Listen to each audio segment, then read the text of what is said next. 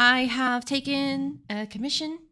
It was mostly on a whim. I don't have them like officially open or anything, but I did used to do them when I was deep in the throes of gotcha hell. But I was asked if I could design a staff for someone's tabletop character, and I figured, why the hell not? Let's give it a shot. The tabletop character doesn't actually have a design yet. So I've had to pull together a lot of like reference images and like design vibes in my head, along with like getting information about the spells that are commonly used and stuff like that.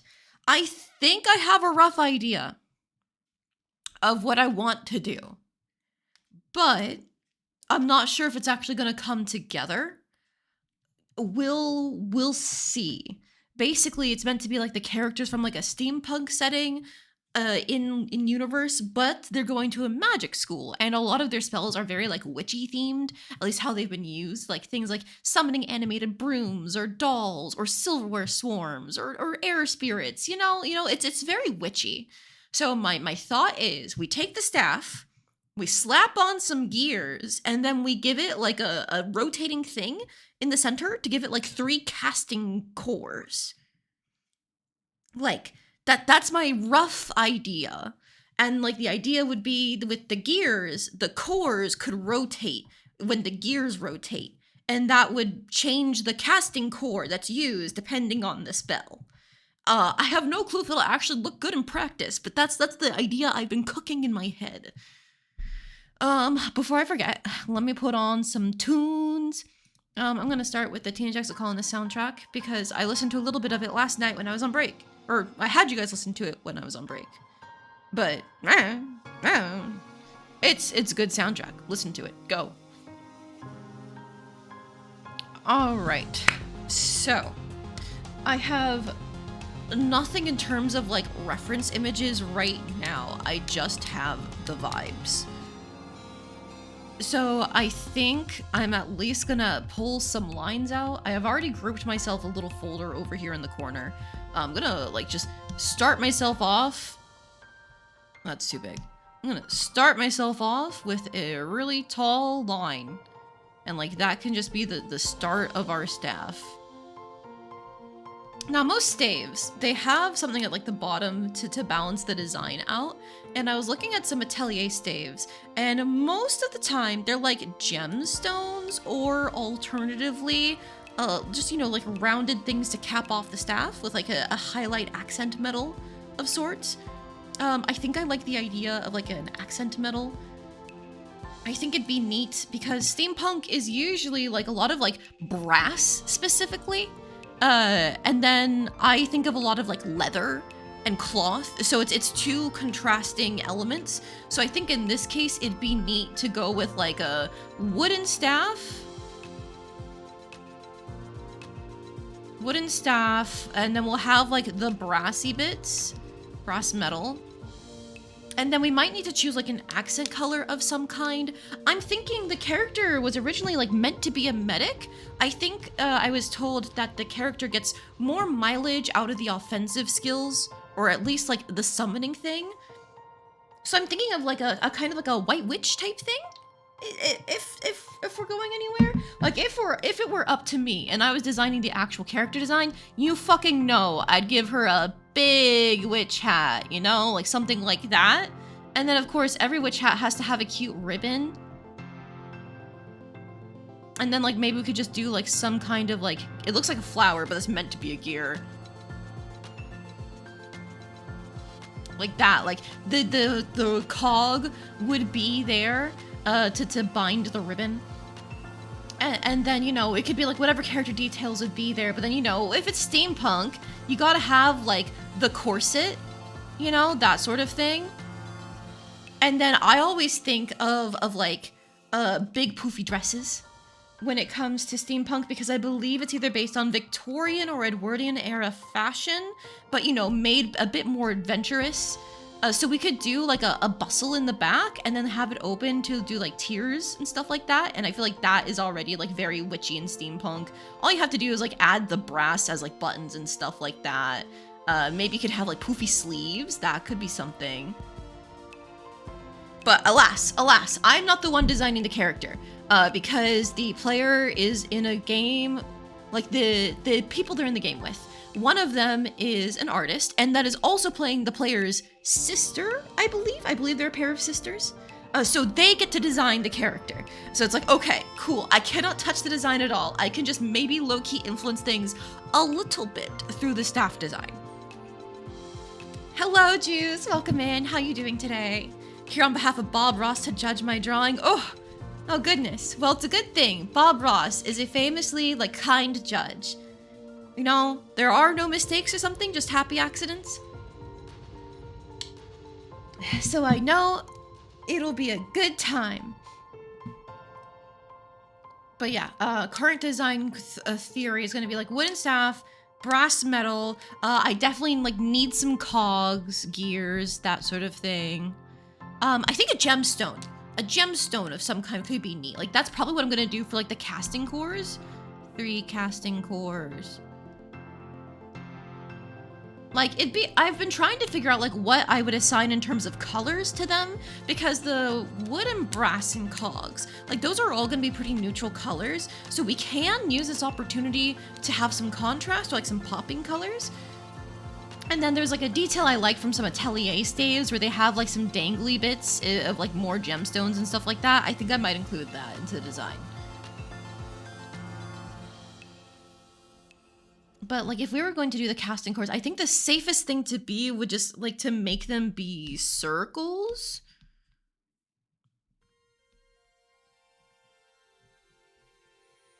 You once did this project where you got to do whatever you wanted with rocks and sticks and glue them on a paper. You did a compass with a centerpiece. Hey, that sounds cool.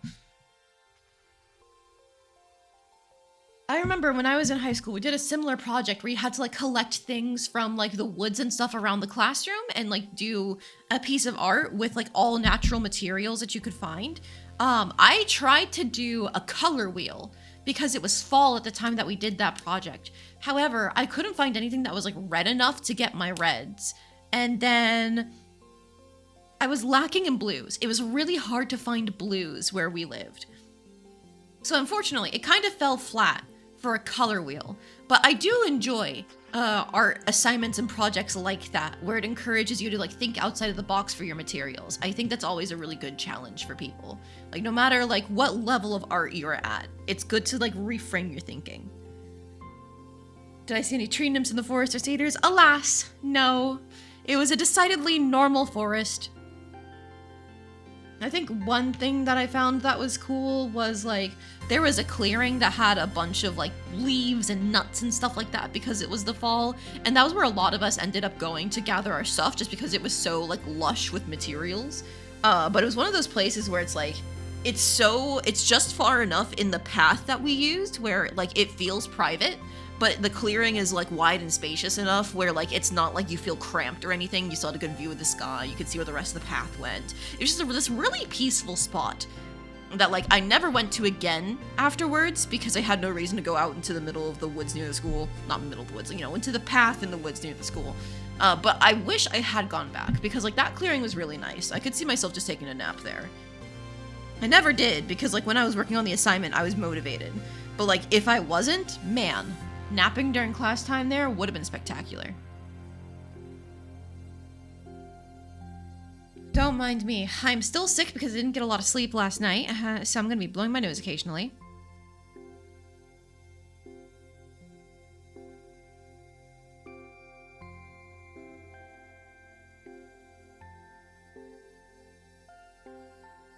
I will say it's not as bad as yesterday. Yesterday I was getting kind of congested while I was reading through some of the visual novels, which sucks because I could hear myself getting all nasally in some situations where I shouldn't have been. Unfortunately, couldn't do anything about it. I was blowing my nose as much as I could. But this time around, I'm not really feeling that nasally congested. It's just that I can still feel the pressure sometimes. Maybe there's a slight congestion noise to when I speak. I think I can still hear that, but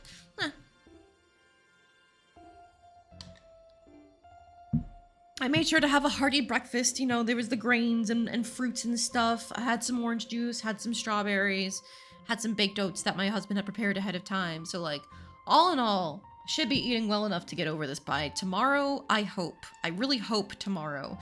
because I have an appointment for vaccines tomorrow because we're going to be traveling in like a week. Oh, that's right. Yeah, this weekend. Shit, this weekend. This upcoming weekend, streams are canceled. I'm going to be out of the country because I'm visiting my friend in Canada. So I unfortunately will not be seeing you guys on the 6th, 7th, or 8th. Well, actually, maybe the 6th. It depends on when we scheduled our flight. I have to double check that. So potentially the 6th, but not the 7th or 8th. And then we get back on, I think, the 15th. So I'm not streaming that next weekend either. It'll be effectively 2 weeks off of streaming, both this weekend and next weekend. But then after that, we'll be back to normal until I move. Oh my goodness, assuming the contract goes through, our closing date is going to be April 10th. So it's like a little over 30 days. So goodness, okay. Yeah, actually, there's gonna be a lot of stream disruptions coming up, huh? Oops. Am I gonna be able to go that long without streaming? I mean, hopefully I'll be having fun over in Canada, you know, with my friend and go seeing new exciting things and trying food out and like seeing all the sights. So I should be having plenty of fun, but I will miss streaming. Streaming is one of like my biggest hobbies right now because in terms of tabletop, I run one game and I'm supposed to be playing in like 3 of them, but one of them is on hiatus until April at the earliest. The other one, I'm going to be missing our Saturday session, actually, because I'm going to be on a flight that whole time. I need to update them that I'm going to miss session. So that's like a month without session as well. And then I'm supposed to be in like 5, actually. My Thursday games, those were 2 of them being run by the same DM. Those are still on indefinite hiatus. And then I did just join a game that is in the Thursday time slot that was normally used by my previous games. And that is supposed to be weekly. We had session 1 last week and it was a wonderful time. I'm really, really hoping that can be consistent. Otherwise, I'm gonna fucking lose it. What I was most excited to do in Canada? Ooh, right now it's something small. I don't usually get to see the cherry blossoms anymore because I live in the New England area. And there just really aren't many cherry blossom trees around here. Like there are some in some public spaces, but they're just not nearly as many as there were in, say, DC, which I often like would visit in cherry blossom season when I lived in the area.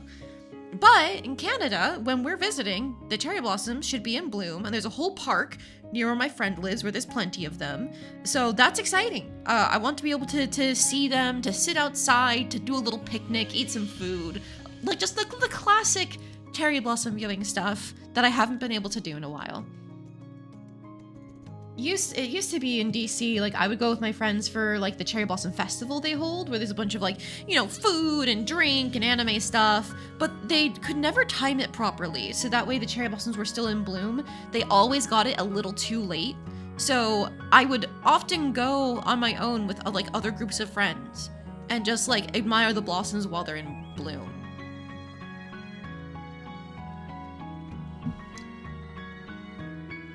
It sounds fun. Like to please take a photo of the cherry blossom trees I can share on Discord. Oh, don't you worry. Don't you worry. I'm gonna try and do the same thing I did before when I went to Ireland and I used my Bulbasaur to take photos of things instead of myself. Yeah, I'm gonna be trying to do that again.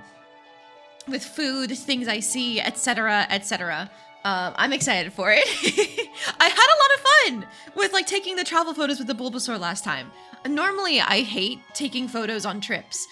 Just because like I don't like posing for them and seeing myself in them and stuff like that. Like I will take photos of the things around me, but the whole like putting myself in them, I just had a really hard time with previously. However, I greatly enjoyed using my Bulbasaur, so I'm probably gonna do that in the future, honestly. It's a lot of fun. All right, I need to get back to work. So here's what my thought is. We have like 3 orbs. These are gonna be like the casting cores. And so the idea is they're gonna be like surrounded, basically. I don't like how that looks, actually. But like there's gotta be like some way they can be like attached to a rotating thing here. Like, what I want is... Okay, I need to rethink this. I need to rethink this. How the fuck do cogs work? It's like a gear shape. It looks something like this. Right? Okay, I'm gonna need reference images. But something like that, right? It's not the best, but it's something along these lines. Is the cog shape. And so the way that gears spin is they like interlock the teeth with like other cogs as they go around. You know?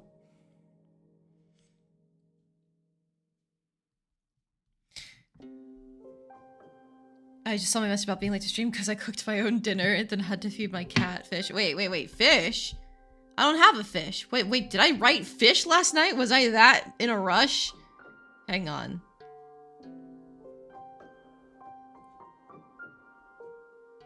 I need to check the Discord. Where is it? Where is it?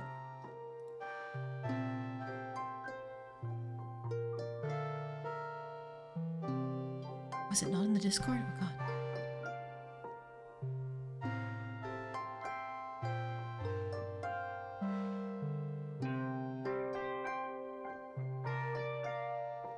Oh, was it the notification?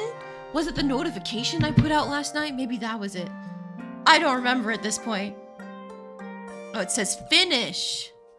I see. Okay, so it wasn't me, it was you. Okay. Sitting here like, when did I mention fish?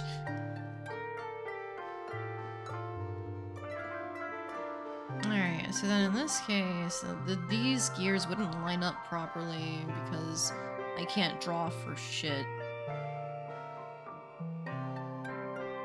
Like, that's kind of how they'd have to work, is like the gears, they would interlock in different ways. That sort of thing, you know? Wow.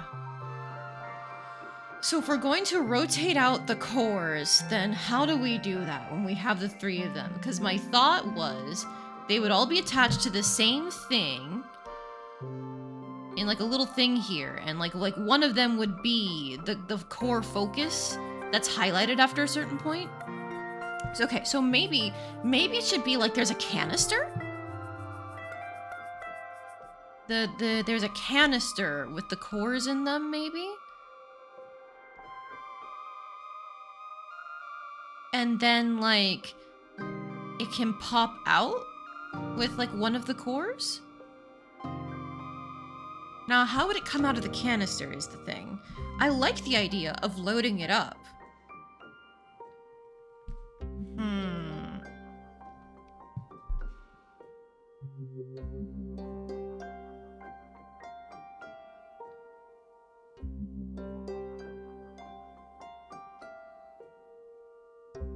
No, I think it would be too unbalanced if I tried to like remove one of them from the thing and have them be like held up above the others.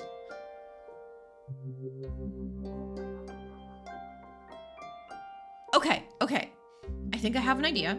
We can keep the canister idea, but we make that the actual like core focus of the staff. Maybe we treat it like a lantern or like an energy battery, something like that. And so like it can have some like vague top thing here.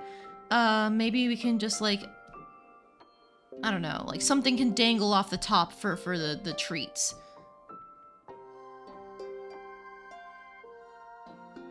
Maybe actually, okay, I need to stop scribbling. We do like this shape, kind of like a lantern light hat thing.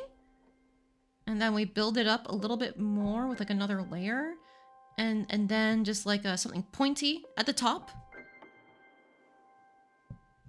And this is also where I could probably be looking at atelier staffs a little bit more closely, because a lot of them do like really ornate decorative bits at the top.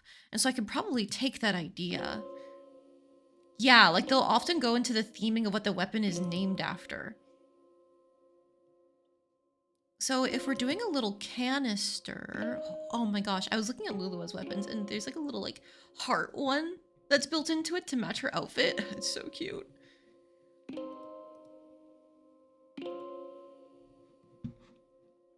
You don't understand why people even try to sneak drugs to the airport anymore. I just saw someone try to smuggle 33 pounds of pot. It's... People will do what they want and what they think they can get away with, etc. You know? It's just one of those things where you can't really stop it. You can just try to, like, account for it. Okay, if I'm gonna go with this lantern idea, I feel like I should get, like, a... ooh, Victorian era lantern.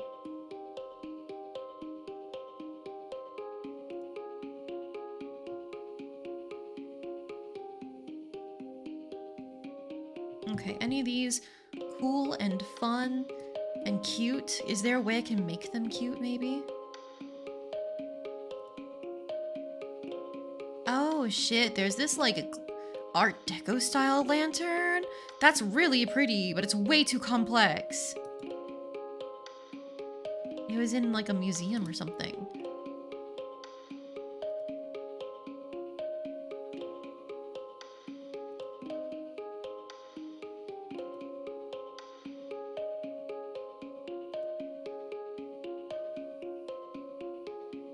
Okay, I might...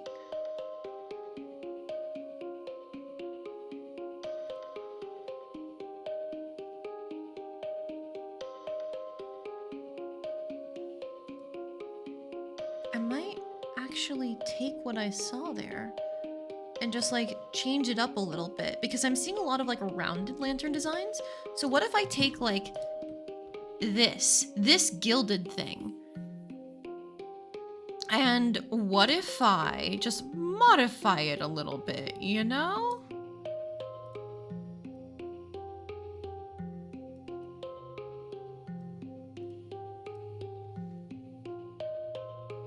We can use that like cage structure to our advantage, I think. Hopefully. Maybe, if I'm smart enough for this.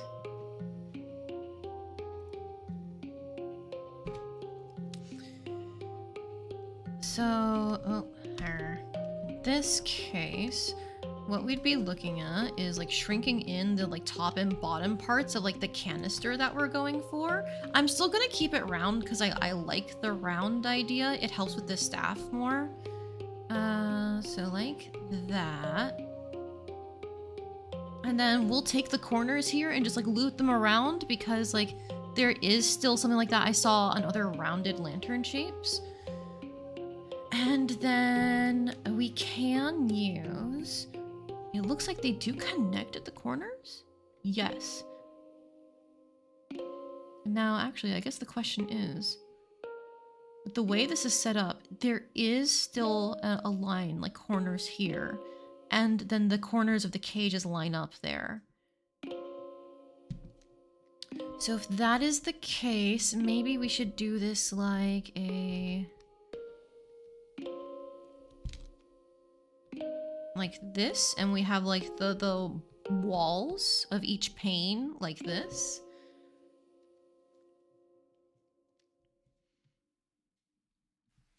And then from there, what we can do is there, like I said, at the tops of a lot of atelier weapons, they do like a thematic thing there. They usually, it's just some amounts of embellishment, so that way it's not just the main focus of the staff with like the core. And so like I can have them like floating around in here as if they were like little moats. And then at the top where this bell would be, is where the core of choice can like float, maybe?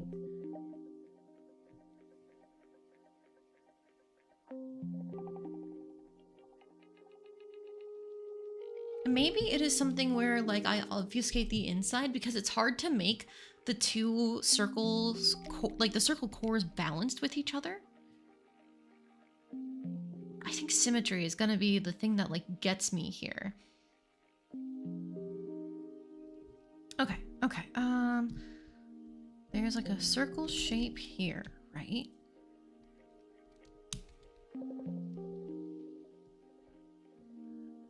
And let's see. I don't think I need the whole cage now that I'm thinking about it more, because that would be used to like hang it. Well, this is going to be attached to a staff. So instead, we can have like the part where the metal would meet like here. I figured it out. I figured it out. Galaxy brain. Galaxy brain. So instead of doing a square or a rounded shape, we have 3 cores for the 3 main spells being cast. We can make this a triangle.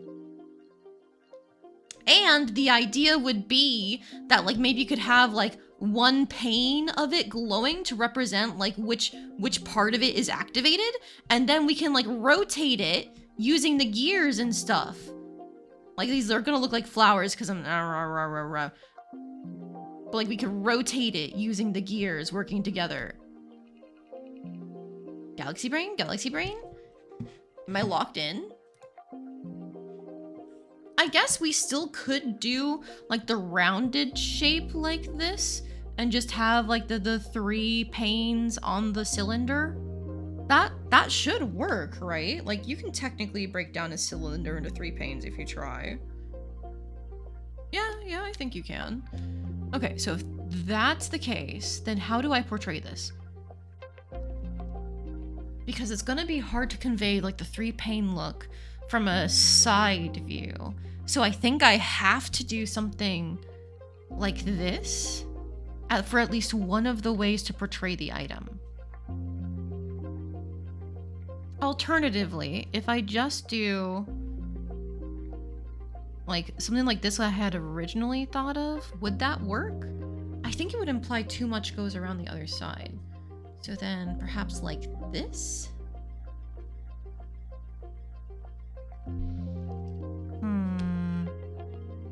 What is the best way to portray this? Because I feel like this is a good idea. I feel like this is a good idea where we can make the whole like canister rotate and along with the spells.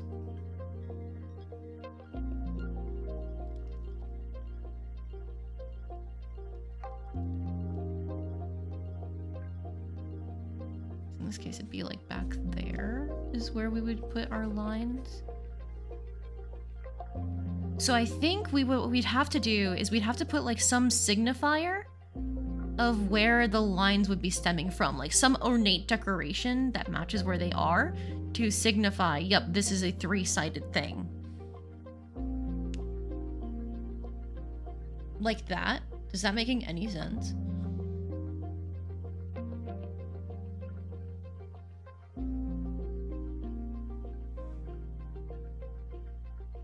And then, like, instead of making the cores on the inside, we can just treat, like, the panes as, like, the decoration, where it has, like, the magic core, like, there on it, stained glass and emblazoned on it.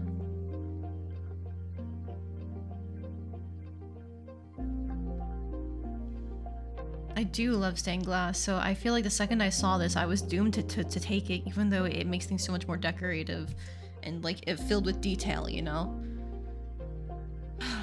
So if I'm doing that, then like how do I want to convey the cores? Because if we're already doing this like rounded cylinder shape, what is something that would potentially look good? And like what we could do is we could have like as a frame of reference, we could just put out a little rectangle of what it would look like uncurved.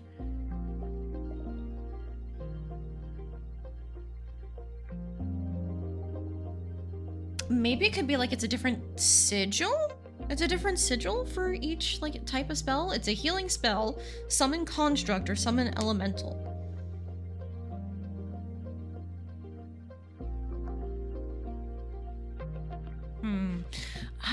There are some atelier weapons where they introduce a little bit more into the iconography. Yeah, like there's a Rorona weapon where there's a bunch of like moons and stars and planets and stuff on it, but otherwise they're pretty symmetrical looks. So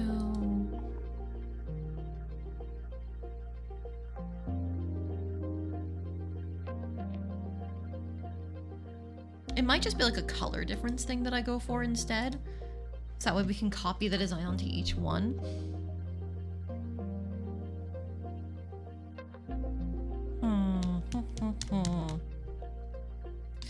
Hello, Nashova. Welcome in. How are you doing today? Thank you very much for the 55 stream streak. My goodness, that's almost 2 months, right? Yeah, 2 months. In a row. God damn. Thank you. You are just in time to see me figure out how to like take witchy stuff and mix it in with Victorian era like steampunk stuff, and I feel like I landed on a decent idea. It's like a 3-pane lantern that can rotate to show you which one is in effect at any given point in time. I'm just trying to figure out like what would be on the glass panes of the lantern, because I think that's how I'm going to convey like the core as opposed to anything else. That's way more than 2 months? Okay, yes. So like what I meant is like by 55, it's like individual days of streaming. That's almost 2 individual months. Like the individual days pull up together to add up to 2 months. But yes, with my schedule, I only stream 3 days a week. So that's way more than 2 months.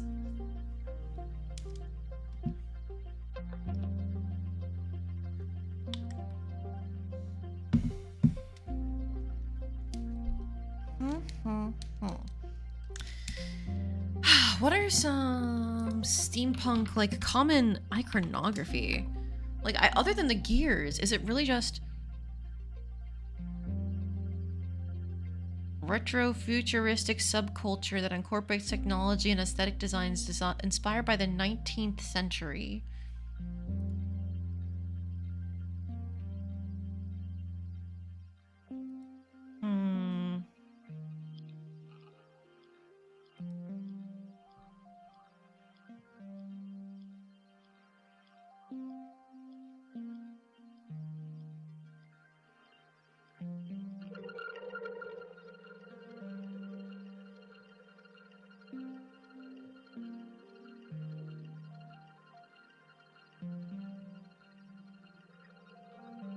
It's not just the gears and cogs. I think it has a lot to do with like the industrial era revolution stuff at that time. That's where a lot of it comes from. Interesting.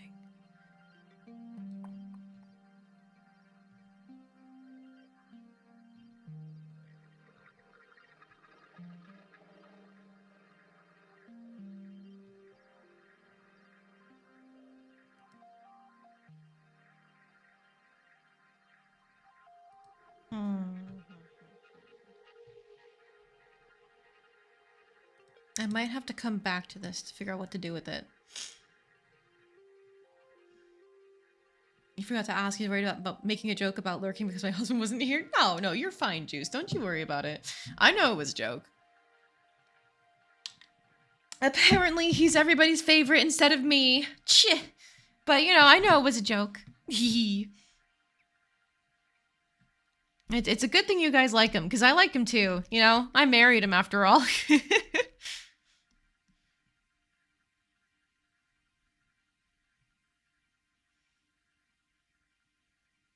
It might just be easier to go with like vaguely geometric shapes than anything else, because the rest of it is going to be so geometric, and it'd be like different colors for like which core is in control. I'm thinking with the browns and the brass that we've already decided on. Let me just shoop. For the wood, I'm thinking like it's not like a dark brown, it's usually like a lighter brown is what I normally see for steampunk stuff. So like this, very close to my line color. And then like this gilded thing, I just want to make it like a little bit like brassier. So like this maybe? Something along those lines. I do need to do, I'm gonna ahead of time set up my normal color correction process, which is just boop boop boop. When you do it like this, you use a color layer and then you put it over everything else. What it ends up doing is just kind of like putting it in grayscale for you in a way that actually is a true grayscale instead of trying to adjust values or anything like that. So then I can hide the layer as I need. And I think I actually like the previous color that I picked because it's more of a contrast, and I think the contrast is going to be necessary to make the design like work. You get worried about overstepping sometimes. You're good, Juice. If you are overstepping, I will say so. I say mean things all the time myself. What? What? Neshoba, I am innocent. I have never ever said a mean thing in my life. Ever. Nobody has any proof of me being mean or threatening people or saying I'm going to harm someone or anything like that. I'm completely innocent. This is slander.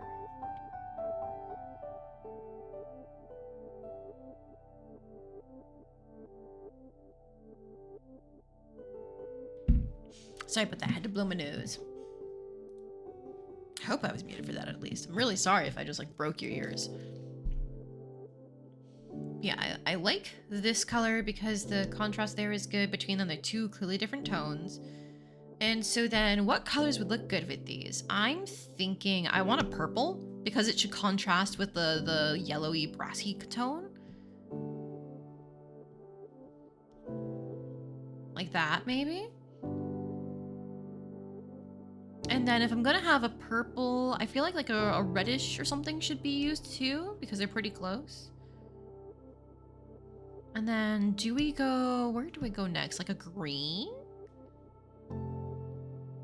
Nah, at least not that shade of green. What if I went like way darker?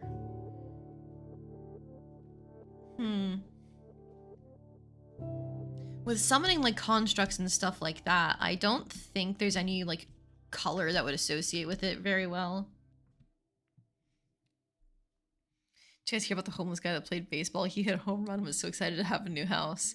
I mean, it's at least not like an ill-natured joke. So many of those jokes is like, well, what do you call something with no legs? You know, that sort of thing. Forgetting the mean orphan joke you told when we first met. Hey, that wasn't me. That wasn't me. I didn't do that, Nishoba. Get it right. Ooh, alternatively, we could stay away from like primary colors and have it be like a pastel type thing.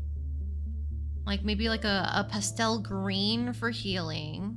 That's kind of minty instead, actually. Pastel would probably be a lot more desaturated. Like that. Something like that. And then we could do like a cream. No, I don't think I like that. What about like maybe like a shadowy purple? No, that's gray. Shadowy, nope. Something like that? No. Lavender, like the background. If I hide the background.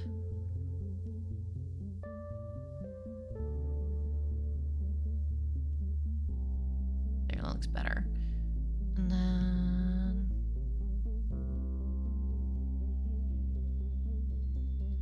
the pastels might be nice because they should be, yeah, they're much brighter than those darker colors. Okay.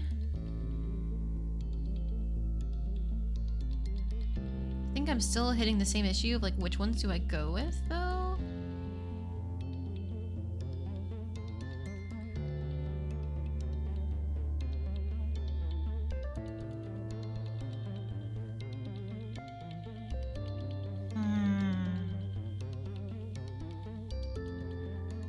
I did say I wanted to go with like a white witch type leaning because healing and then summoning like elementals and constructs and stuff like that, little servants. Like one of the spells is like a summon doll type thing. So the lighter colors might be the way to go. Like we use these as like the accent colors and then we keep the main glass looking kind of like white. Not very stained glass of me, but you know. And then I guess like on each individual panel, we can like flesh out like they should have other colors related to them. Like that maybe. And so we can use that as a color palette for each individual panel on the lantern.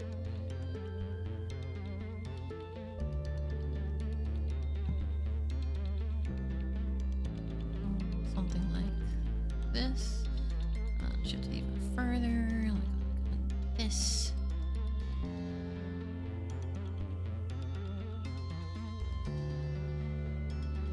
I guess we'll go a little bit to the greener section.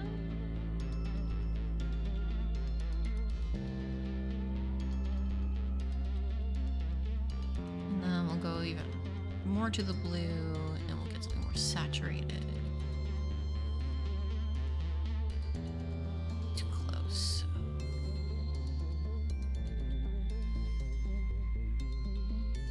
Okay.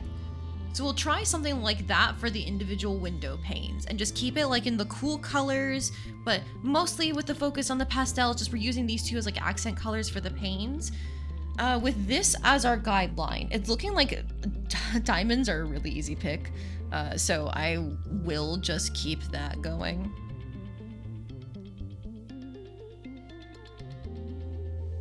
Maybe like we can do like a this type thing where it's like making another box. How do stained glass windows work? I don't fucking know. I just know they look cool.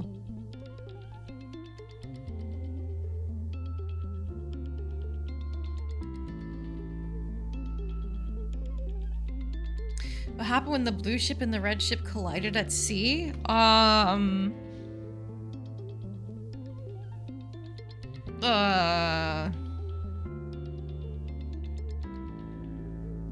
They got marooned?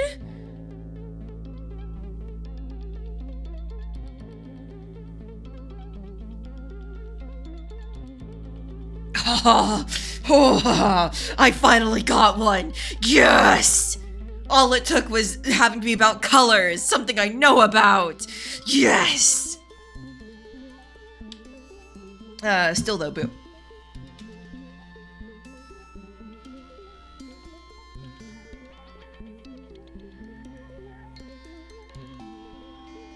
Okay, sorry, just cleaning up my shitty ass sketch here a little bit. If I were to color this right now without adding any other detail, what would be the color I'd use for the glass? Probably like this like really light blue here. Okay, to keep it pretty close to white.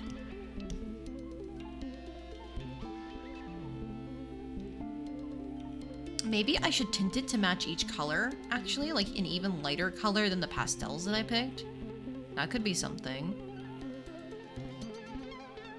If that's the case, this would work for one end. And I can just like copy this a couple times. Ah.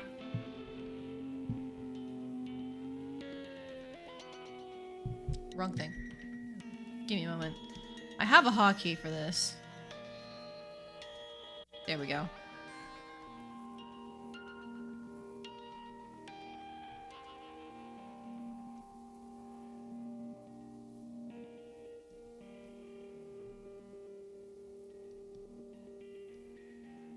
Hang on. You're supposed to paste again, please.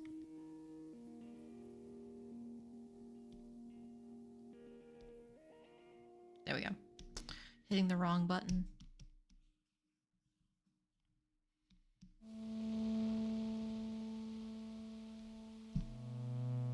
Do you know what the difference between the bird flu and the swine flu is?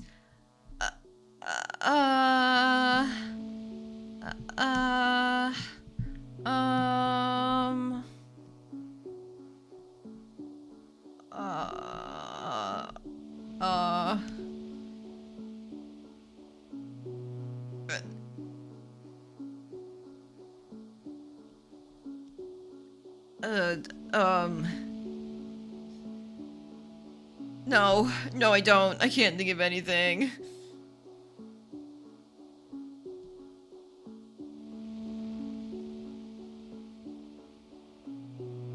One requires tweetment, the other an ointment. Oh, I see.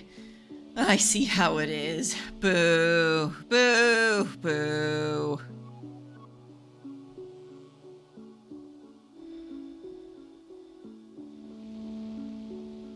I only like them when I can get them. I don't like them otherwise. Yeah. Yeah.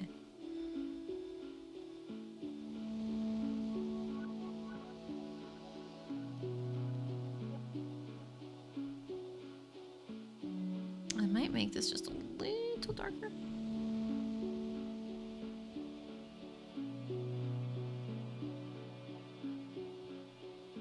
If I do it like this and I get rid of these lines, yeah, I want them to have some amount of, like, you can tell them apart. Okay, and then what if I were to, like, treat these as accents in the corner? Oops, wrong thing.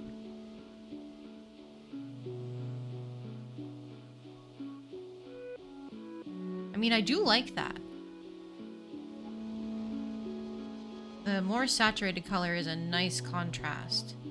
It might even be worth, like, making the more saturated color the one in the middle.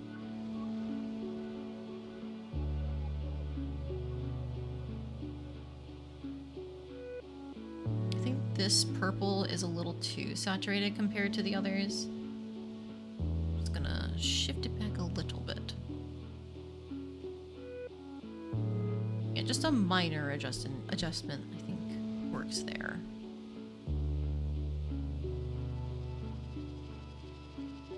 Mom thinks I'm a liar now because I stopped talking and she thinks that means I paused the stream. Told me my mic is too OP.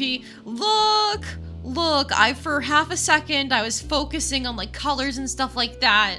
Come on. We do, like, maybe, like, the darker color as, like, the outline there.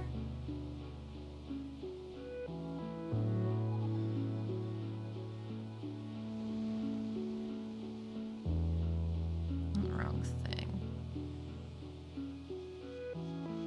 I guess an easier version of this would have just been to, like, color shift the original thing I put down. Like, use the hue saturation adjustment stuff. But, this is more fun. This is me being not a fucking professional. And just, winging it.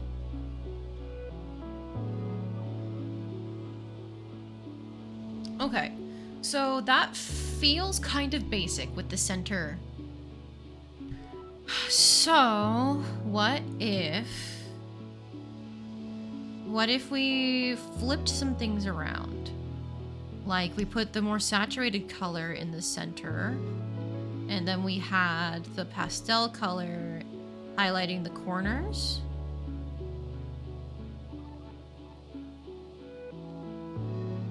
I kind of like that. This, like, goes away from what I originally wanted of the pastels. But I think, like, in my head, it'd be really cool to see the lanterns switch panes.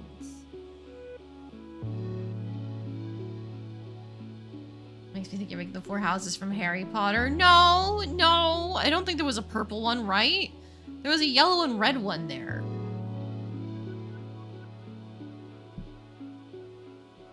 But yeah, I guess the green and the blue are a little damning, huh? They're so dark in contrast. What if I tried to keep things much lighter overall?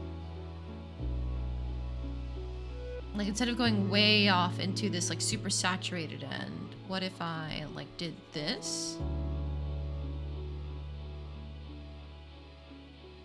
And then I did, like, this.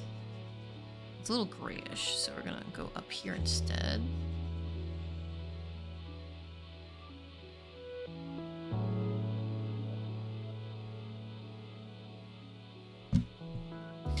That's something, I think. And then maybe, because I don't like just having the lines there to separate the window panes, we could use, like, the pastel as, like, its own divider. With the super light background, like, glass color. If I go back here and I try that out. And then, like, technically this would be an adaptable design too, because you could just, like, add in a color anytime that you wanted to convey, like, other spells of different natures being cast.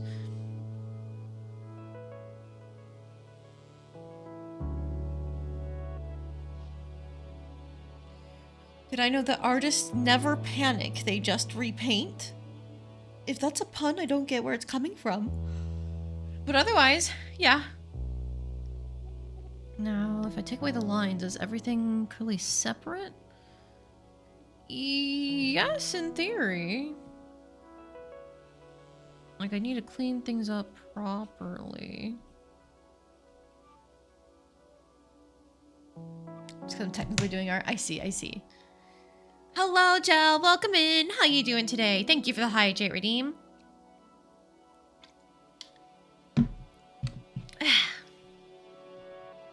I need that because I've been sick, so thank you very much. Hello, it's Jello. Still such a cute greeting. I'm gonna say that every time. I hope you know I'm gonna say that every time because I have no new thoughts in my brain. I just recycle the same ones over and over. You're so tired? Mood! I barely slept last night due to indigestion. What's up on your end? Was it like a bad day at work or what?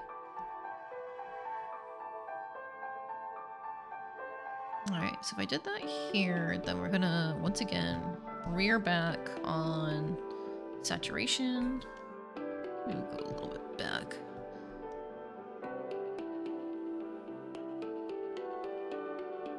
For you, and then back up here. This is a little too green. I have a green already, so I shouldn't let myself be using teal, even though I love teal.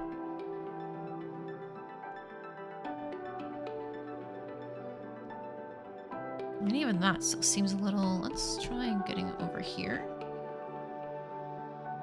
No, because that's too close to the middle color then. Why are you so... They are pretty far apart. But this is also even further apart, so I don't know. Ew, gross. Ugh. Look, man, what do you expect, Jal?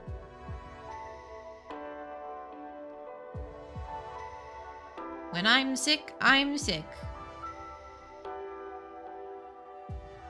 Aren't you ready for the next joke? Remember, lady, you can do anything. Whoa!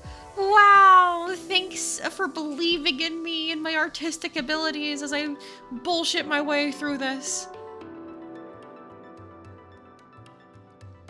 You finally have time to not feel stressed from the past few weeks. You're lazing around. Okay, that's technically good for you then. That you finally get a chance to rest. That's good. Okay, these two colors ended up being very similar. Like, yeah. They're basically the same thing when the grayscale gets put on. Fuck, man. As they are here too.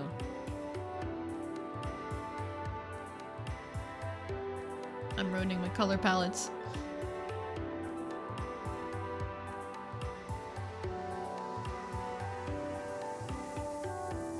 Just, it's not as cohesive and I don't know why. Maybe I need to go even lighter. And you know, maybe this should be a little darker.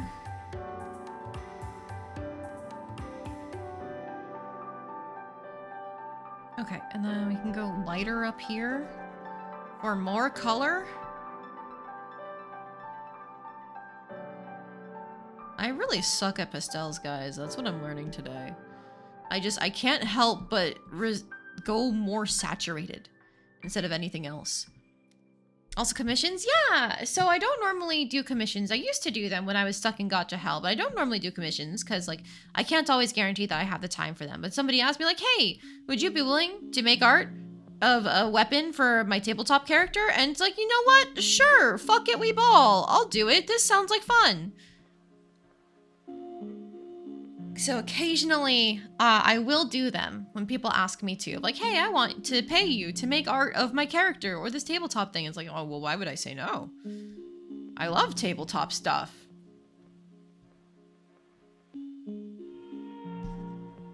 I'm not at a point where, like, I need to have commissions open or anything like that. So that's why I don't normally, like, actually worry about prices and stuff like that in terms of commissions, like having a proper list that I advertise or anything, you know. I just come up with a price on the spot when people ask me. Not the best way to sell my services, but yeah, it's fine. Don't worry about it.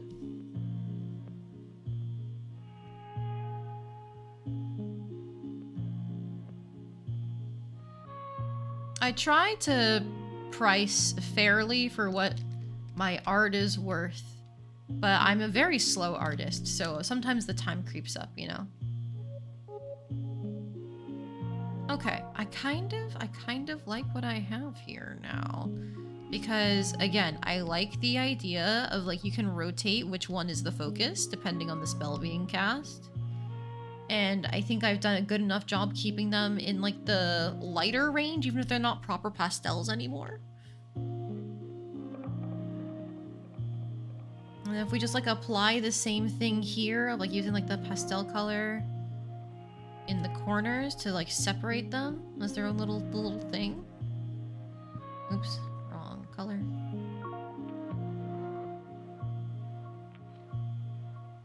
I don't know, I think that works. It reads like a glass pane to me, and I think that's what matters. If you could wear glasses that apply to grayscale to everything and everyone IRL, would you wear them? Oh no, I love to see color IRL. Glasses need to allow only important quest items and things that are in red to be in color.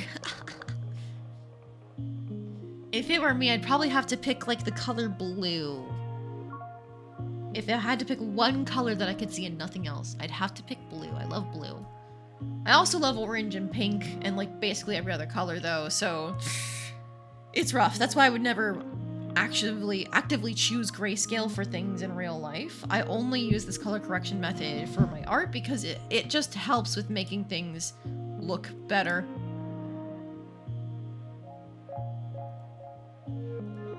Like, this will read a lot better once I get it properly done onto, like, my thing. Okay. So we know that we want to use this brass. I'm just going to real quick, like, how does it look at, like, the top here, and the side here?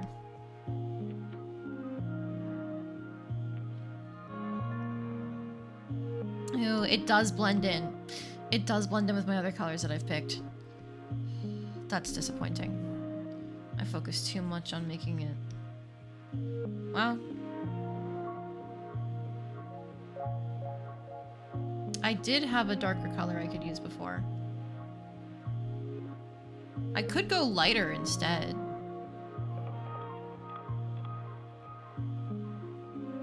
But I feel like the darker, like, brassier color is more what you expect for steampunk. Did you know that screens only produce red, green, and blue and adjust their intensity to make the colors that we see? Yep! I think in some cases they use CMYK, but I don't know in which cases.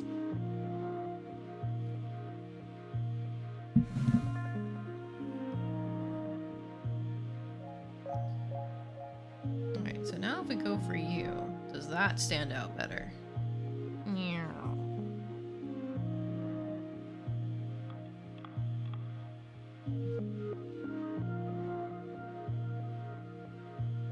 Better. It's not perfect for all of them, obviously, because I didn't do the thing of, like, color shifting, but it's better, so I think I will take it.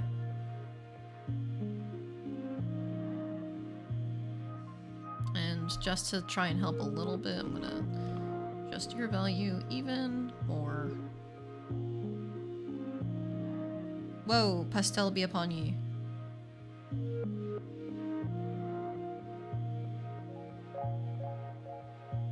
CMYK is used in printers and screen printing. Ah, there we go. That's what it's used for. You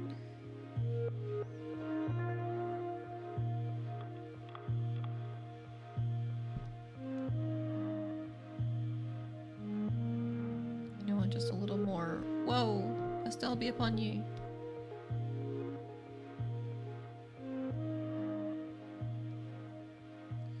Alright, I need to stop fucking with these window panes, but I think we are in a good spot with them.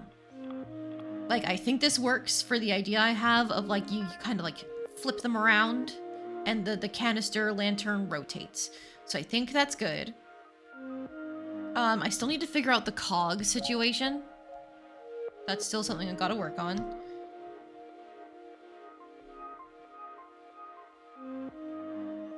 Because I want it to rotate sideways. So that means if it's going to rotate sideways, then the gears have to be sideways, right? But the easiest way to draw a gear is when they're like vertical like this, you know? Rah. Don't worry about it.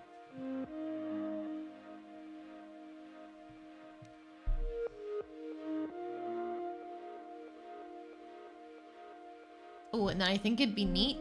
I think it'd be neat if there was like some sort of like a gemstone or like thing up here.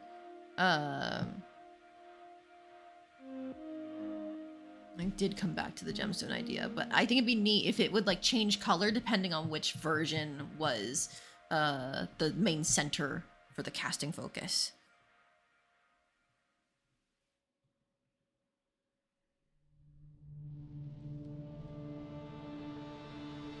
Alright.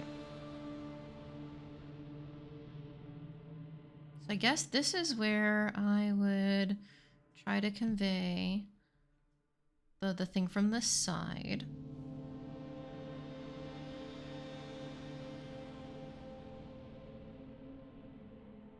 Let's actually get this in.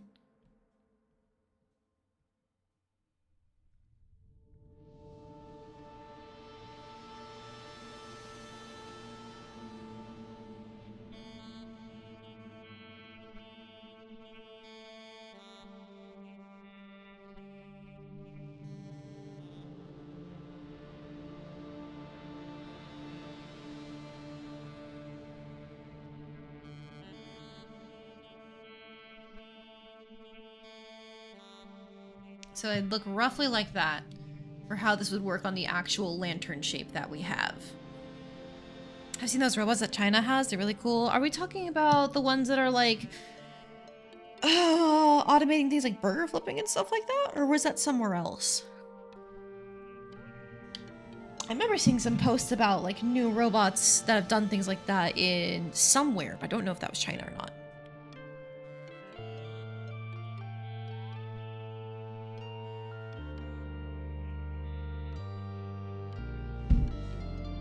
Sorry about that. I had to blow my nose again.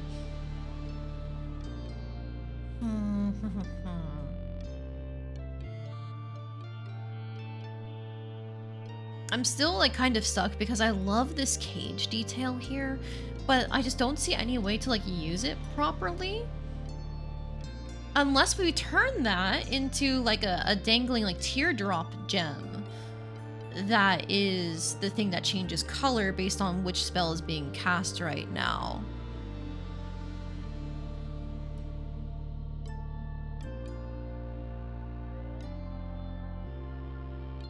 And then we can make it so that way like there's like lines attached to, obviously, where they like sync up in some way. So it makes the little cage. Like that.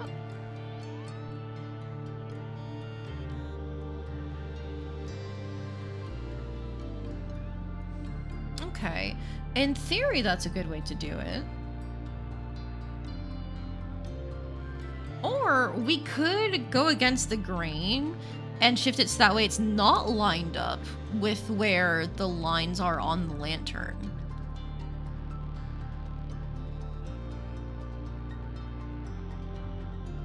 So it's like that instead. Where it's like at the center of each one. Or if we wanted to be cutesy with it, we could do like a crown shape with the wires and just like forego the 3 down there and turn it into like a 6 thing here. Like whoosh, whoosh, whoosh, whoosh, whoosh, whoosh, and whoosh, whoosh, whoosh, whoosh, that kind of thing. It's vaguely pumpkin shaped actually, not crown shaped. I might do that for the witchy vibes.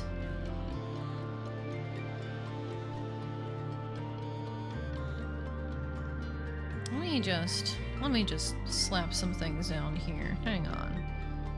Color. And then I'll take you. Put you at the top there. In the middle here.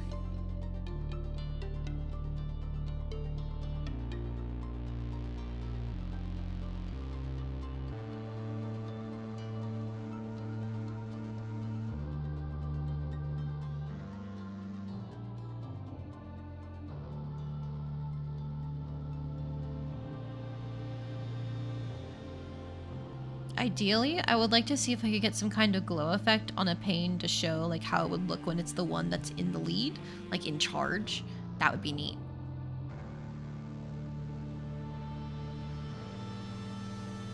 Being used as a casting focus would be the proper terminology there. Don't worry about it. I'm only half focused on what I'm saying right now.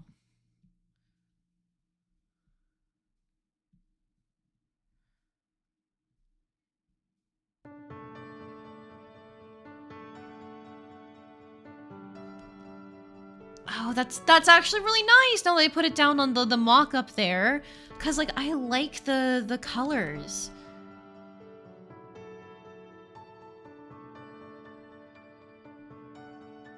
And then like, hang on, if I was just to turn this into like add glow, nah, there's no, that doesn't show anything.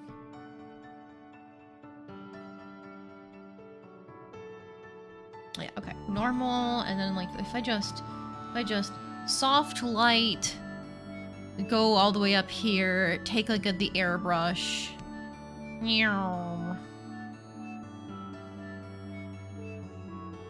I maybe put down that. Yeah, you kind of get the idea of it glowing like that. Okay, okay. Can we use like a warmer light instead of like a purple? Nah, I think it has to be pretty light.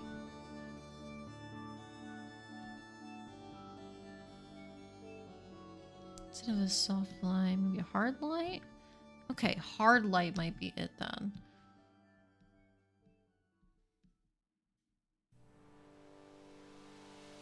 Or alternatively, instead of like trying to get the glow on the outside, we do it like it's coming from the inside.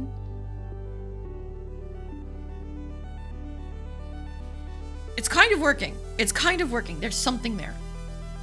I'll have to come back to this idea later to really get like the proper glow that I want. This might be something where it's like, if I could do like a...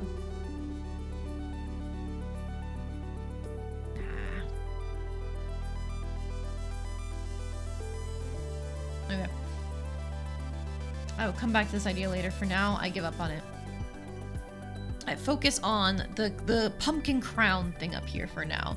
Because I think I like it in theory. I just don't know if I'm going to be able to pull it off, you know? Because it also looks kind of spiderish, but if there's only 6 of them, it should avoid that. And then we have like the gemstone in the middle would match the saturated color of like whatever's the active one at the moment.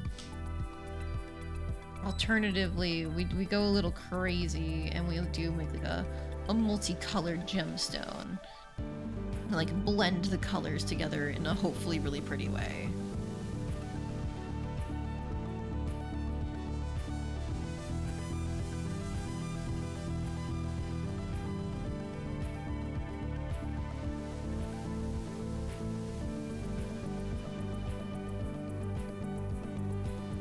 I just go with like blur. That's ugly. Blend. The green and the purple don't mesh well. That's what I thought. It's a little too yellow. Even though it's already so far in the blue. Oh my goodness. Okay. Ah.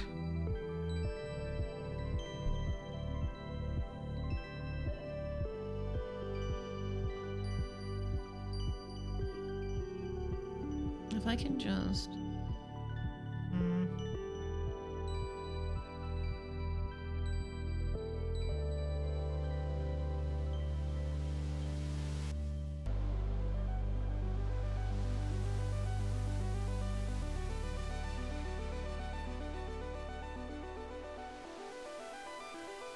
No, I don't like that. I think I will have it color change to whatever is the focus of the casting implement. So for now, we can just use it as like the purple.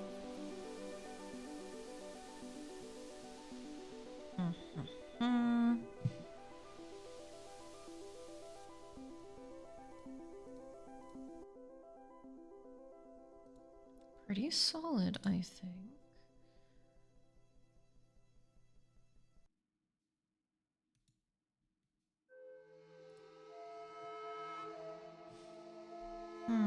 It feels incomplete. Is it that I need more curlicue details like here? Maybe instead of doing like a random spike there, they can all meet in the center? Maybe I should add leaves to go for the pumpkin imagery? There's a lot of different ways I could take this.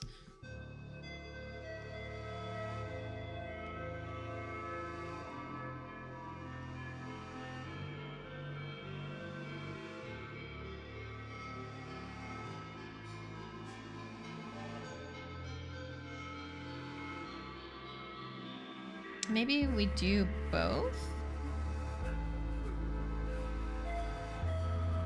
No, I don't. I like the look of them curling up, but what if I did even more curl? What if it was like whoosh?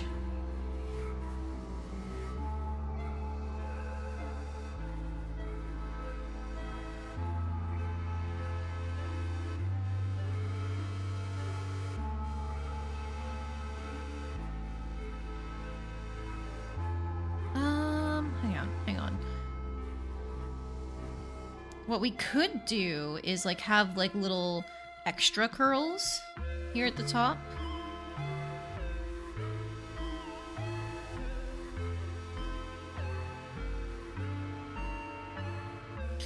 And then they also merge together there.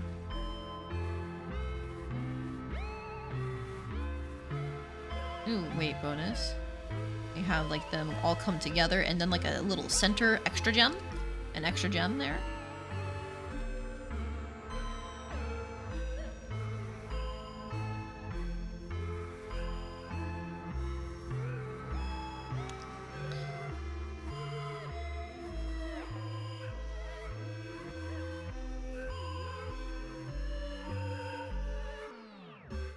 I guess we could get rid of the gem in the middle and then just put the extra gem at the top there and have it be like a more subtle change.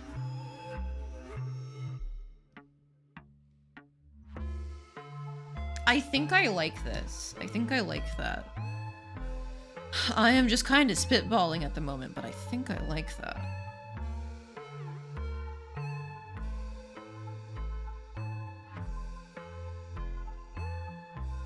This item is cool. I'm doing amazing. Thank you. I was given a bunch of elements, and I'm trying my damnedest to combine them together. I think we've lost the cogs somewhere in the process of making this, and that's the one thing that I think is gonna trip me up. Because if I want it to rotate, like I said before, then I need to figure out how the cogs will interweave together in order to get that rotation going. I don't want to do red and blue together to make a maroon. No, I think I wanted to stick to the cool colors because like it's all meant to be like different spells that are being cast. And it's not like it has to be per spell. I guess it could be like per magic type if it's a school of magic system. I don't quite remember that exactly.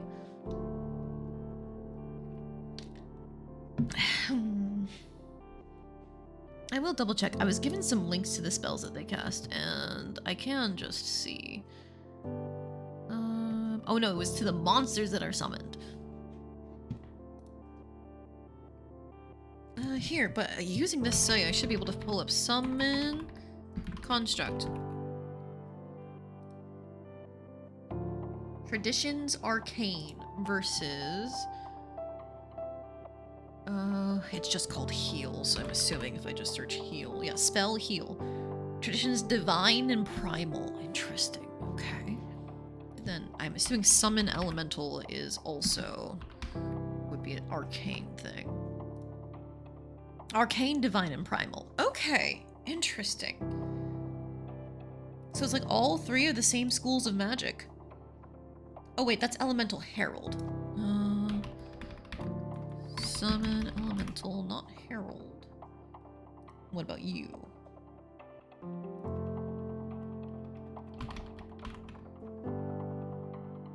There we go. That's arcane and primal. So I could, in theory, have it be like it's the three schools of magic and I just assign a color to each one. I mean, for me, healing has to be green. I always think of green for healing.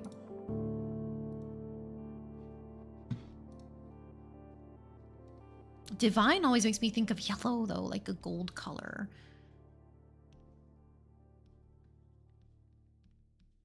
Healing. You cannot read that shit against the purple background.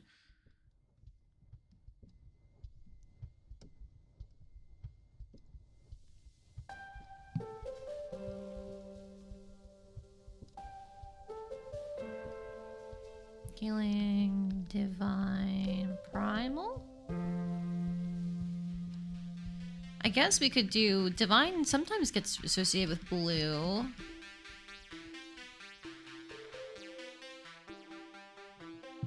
Healing is always green or white? Yeah, exactly. We can turn these into like the schools of magic that are commonly used by this character. And then it can always be a thing where if there's other schools of magic that get dabbled into, you can add more glass panes and like upgrade the staff. Because it is meant to be upgradable in setting.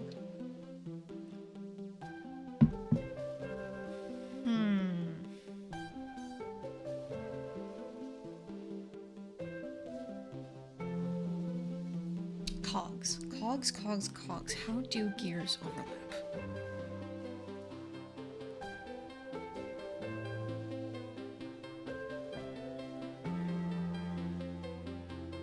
I know they don't necessarily have to be on the same plane. Like, it is possible to have them, like, moving in, not in opposite ways, but, like, not facing the same way? Right?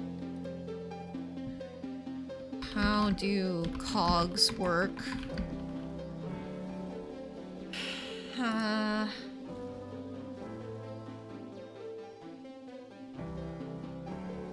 They can have belts too. I forgot about that. Okay.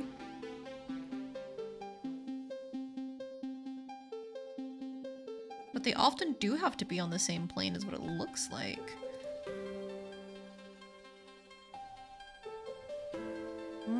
There is a type of gear where they don't have to. It's called a bevel gear.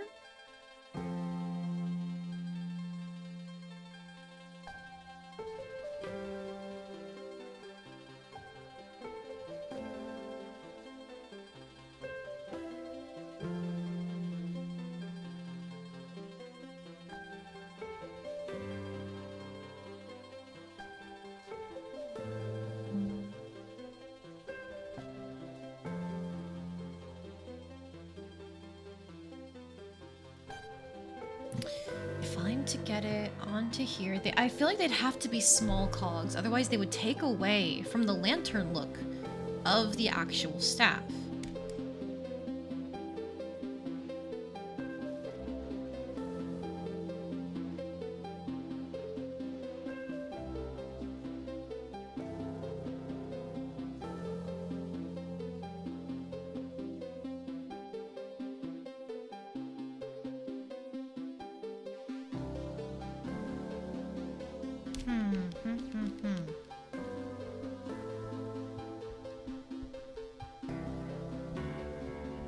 Does it have to necessarily like work out logically? I'm trying to like, because I have these three around the base there, but that would definitely clog this up if I have like the gears like all around the side of it, you know?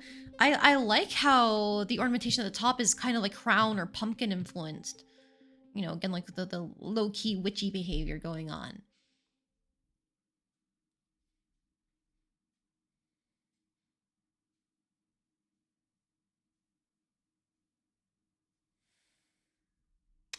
Do I give up on the cogs? I think I give up on the cogs, honestly, because like I've already had it where each section, it has its own third on the device.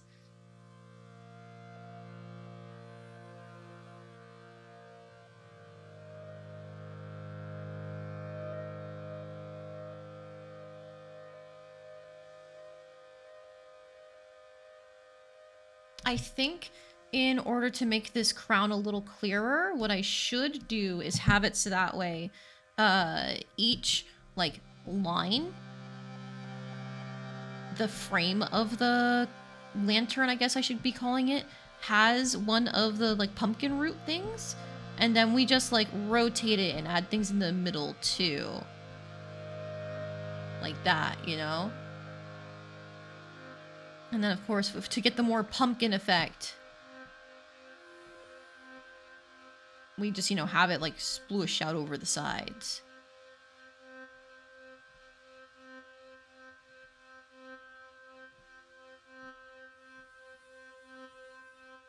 Like that. And we have the little leaves and stuff too. Okay. Yeah. Why not have the whole lantern sit on top of a big gear that is rotated by 190-degree shear, 90-degree gear on the shaft? That might be what we're looking for, Gel. You're so smart, if so. Hang on a moment. Nope. Grabbing that. It's like moving this up a little. And then moving this off to the side too, now that I think about it.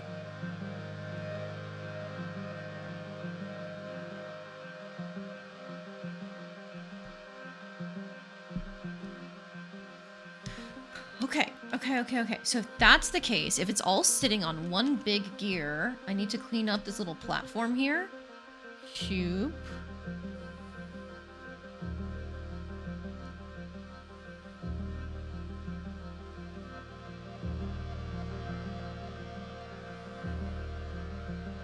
They'd have like the little edge of the lantern there, right? Where they all sit on the like the lining of the metal cage. And then, let me go back to my cogs I was looking at. So they're not quite as chunky as I was drawing them before. A lot of them seem to be, like, the teeth are much thinner. And there are many more teeth as well.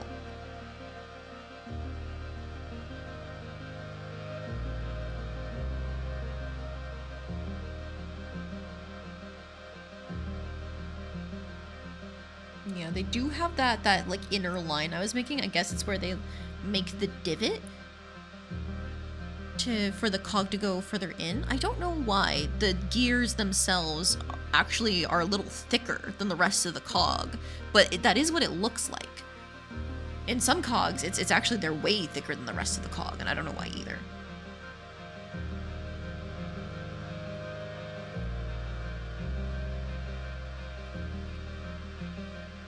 Okay, so if that's the case, then we have... I think I want to go with like a thinner cog for sure, so that way it's not too unbalanced from up here if I go like a giant meaty cog, you know? If that's the case, let's do like that thickness maybe? And then from that's like the inner layer. There should be another layer essentially.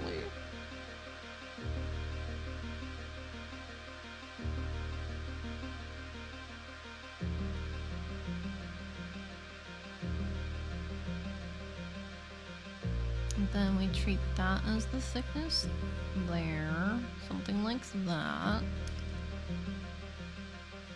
And then we can now build out our spikes. I'm gonna cheat and use this as one of them.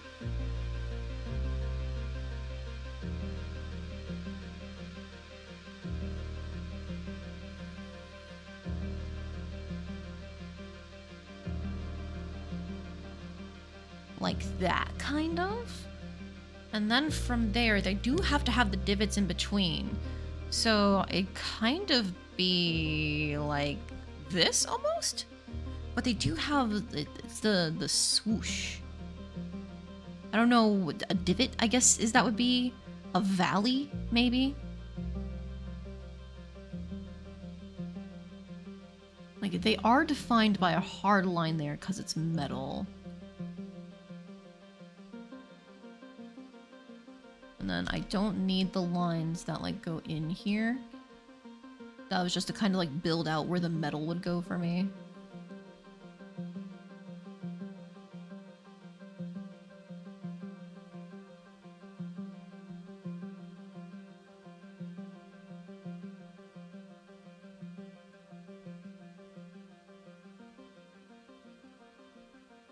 And if I look at, like, one on the side...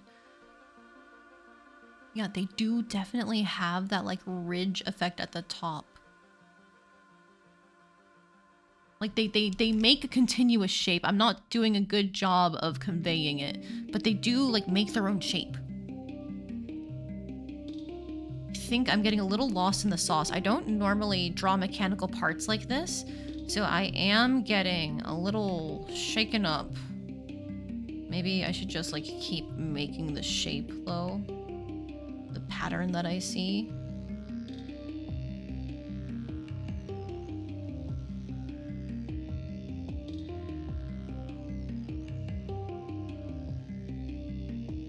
Because then that will go like there roughly.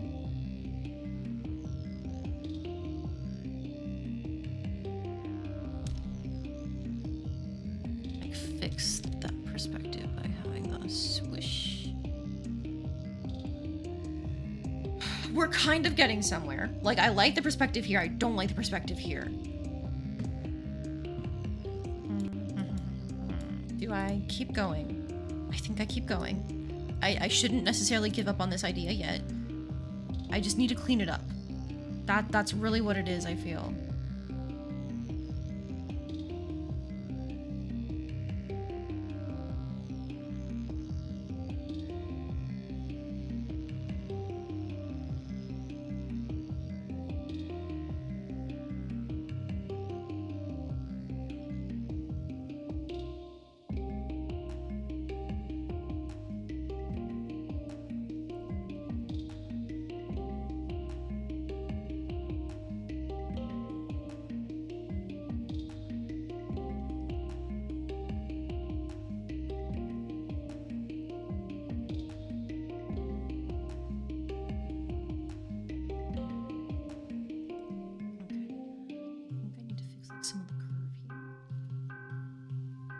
It's not exactly even.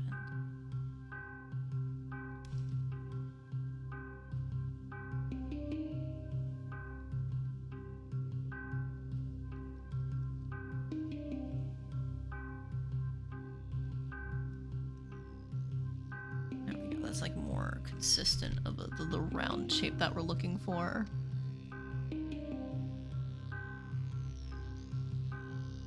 Okay, and then now I can go in and start like redefining the cog spokes. I think that's what they are. Either they're spokes or ridges.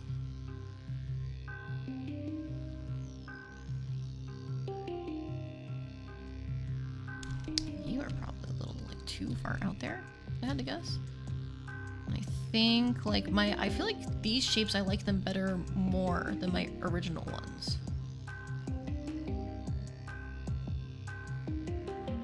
To remember though, like flat edges, flat edges.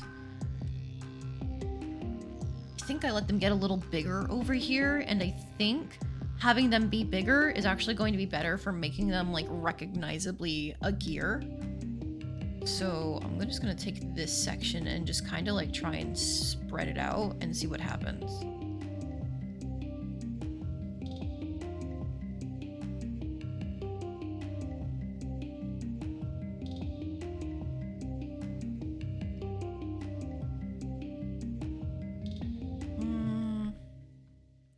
Do one stretch this way like we did before. However, I'm actually going to take these guys and stretch them further than the rest because they were rather close together.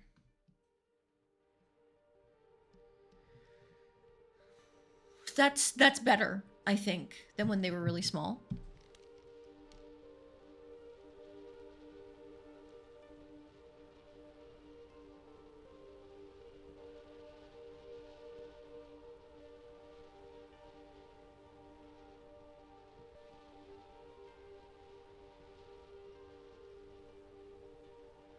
Which means I need to change this angle entirely. I knew there was something off with it. Okay. Still just need to carve out the pattern that we established.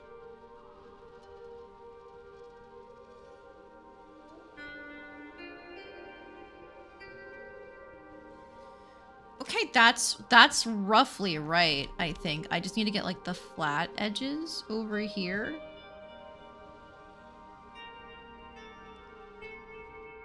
That is the top part of the cog, and now that we have the top part in place, I think now I can let myself like drag the lines down to define the edges of the cog.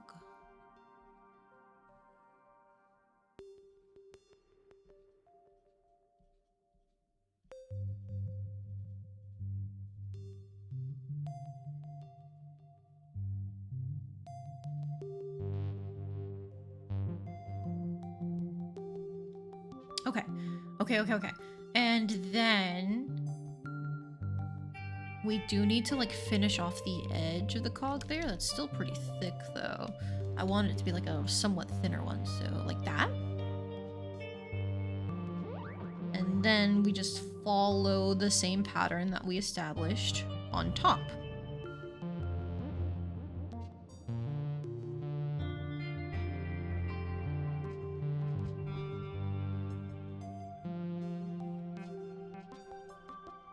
We can actually like make these like a flatter line on the inside because it is meant to be like a hard line.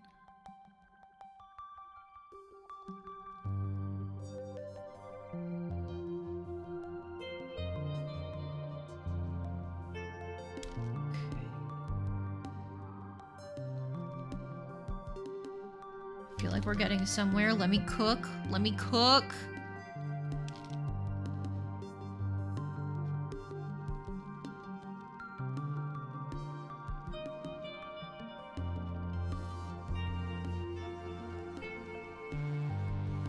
I am having some consistency issue with the cogs in terms of like their thickness. I think I'm just gonna have to accept that. I'm not gonna lie.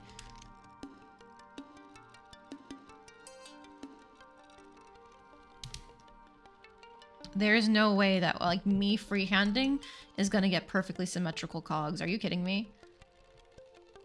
Or cog spokes, cog wheels. However we want to like define this. Make sure they are like attached, like use some lines here, I guess, to try and convey more of like the 3D space that we're working in.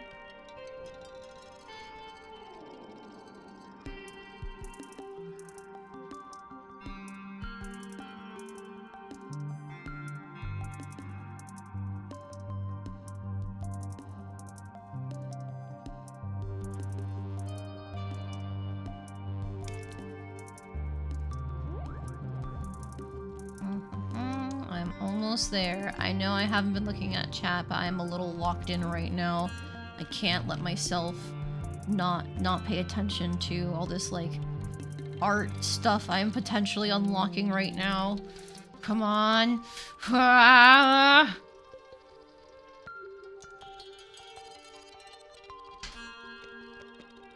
Oh hey, hang on, my husband's home. Never mind, I'm being distracted.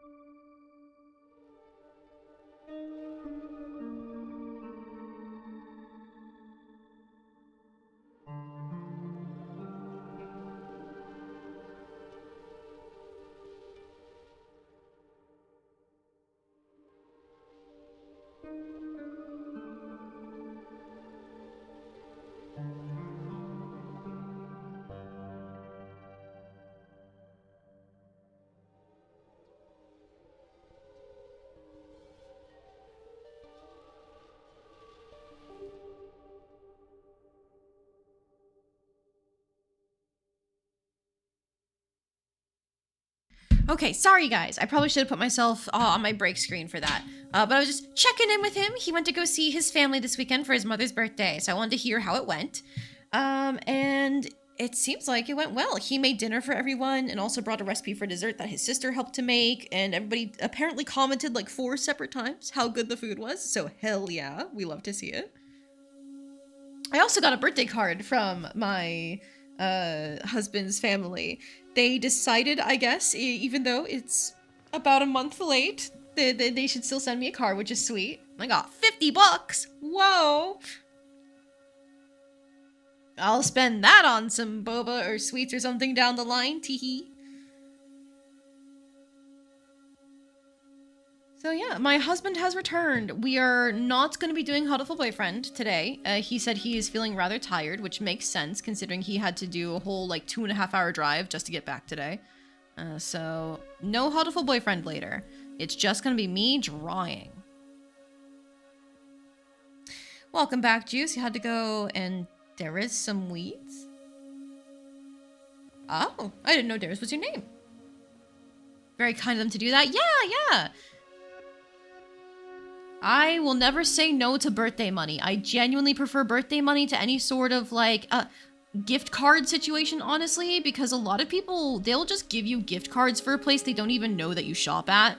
So it's like, okay, well, now I have to go there to shop at this place, but like genuinely, you couldn't have picked a better store. Because a lot of times, gift cards will be as simple as like, I don't know, fucking Target. At least pick a gift card for a place that you know someone shops. We never go to Target. There's like no Targets immediately near us. There's a Walmart. But still, no Targets.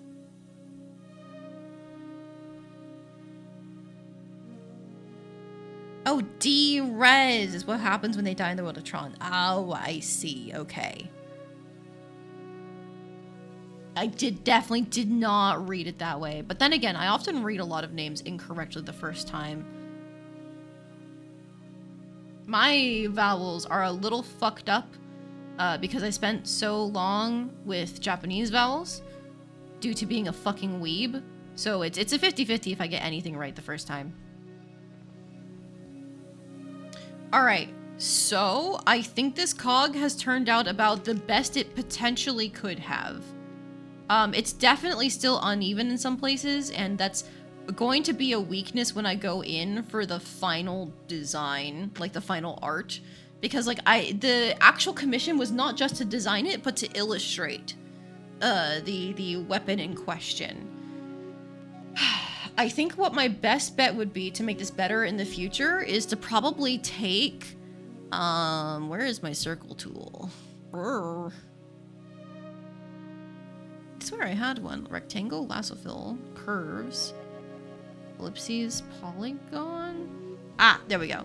So my best bet is probably to take like one of these. And then we just like copy that. And we shift it down. And that will become the basis for our gears. Like we carve this out.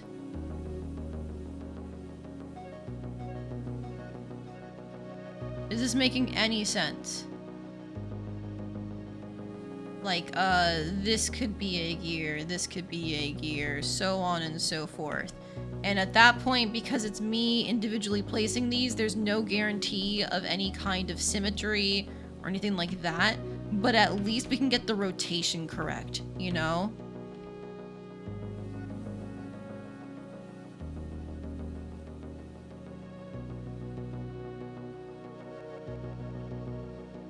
Something along those lines. Because it at least gets this out, like, outer circle. I'd need, like, an inner circle, too, I think is the issue. So I guess if we copy and paste that again, and then, like, keep our aspect ratio the same, and we just shrink it down.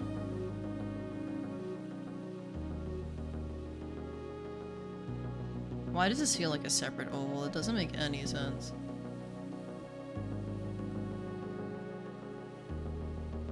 So it's definitely not working the way I want it to.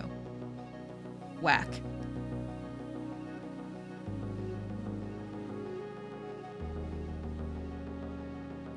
Okay, what if we do something like this, where we just shoop, shoop, whoop.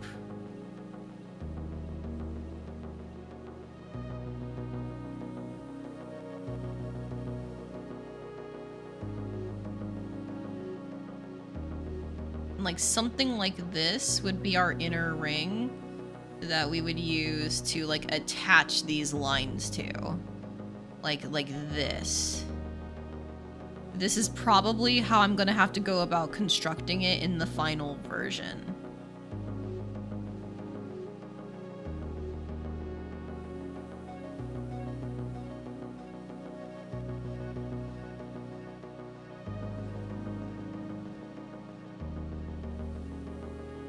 Because if I do that now, just combine these layers down.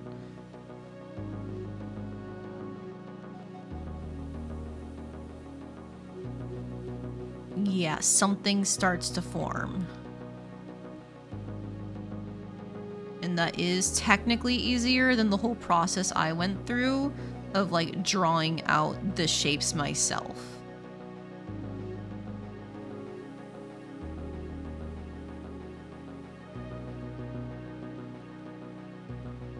At that point, it's just...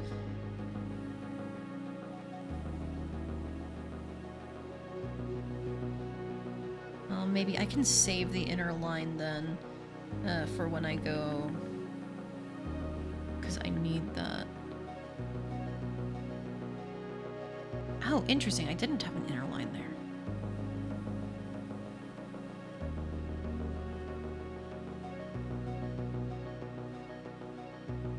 Do I need like 3 tiers of lines for one fucking cylinder? I guess I do. Okay. Good thing I tested this out ahead of time.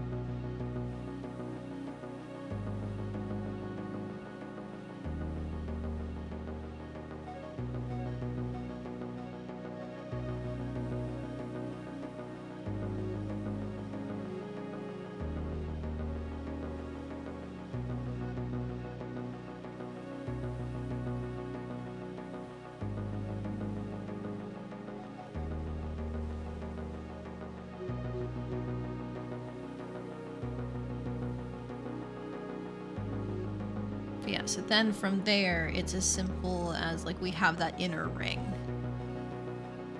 Okay, at least I figured out how to draw that cog. That's gonna be much easier than the way I just did it. But I have what I need for my reference of like the rough sketch that I'm gonna be working on, so that's something.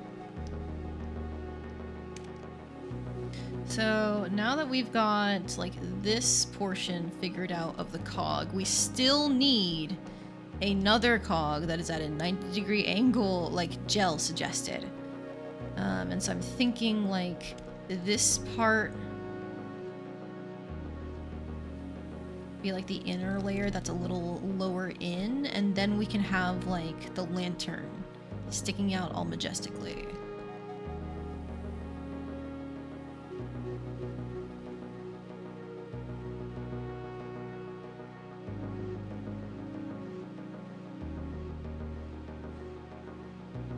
Something like that. Cool. Cool. Okay. And then 90 degrees, gear angle.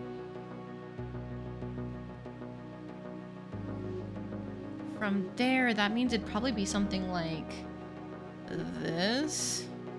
We have to have the proper like rotating thing in the center as opposed to like the part that's attached to the staff.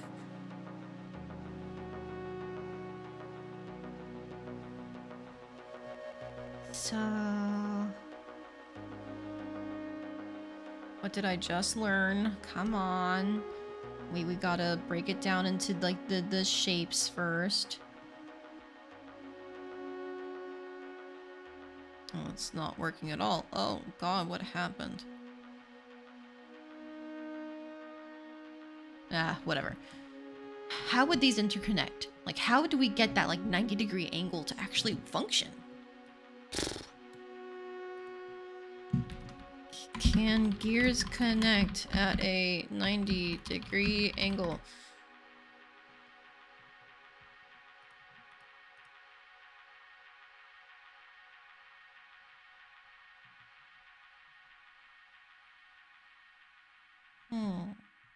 There is such a thing as a worm gear.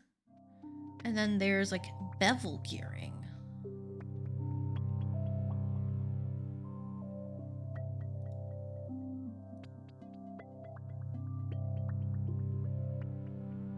Spiral bevel gearing.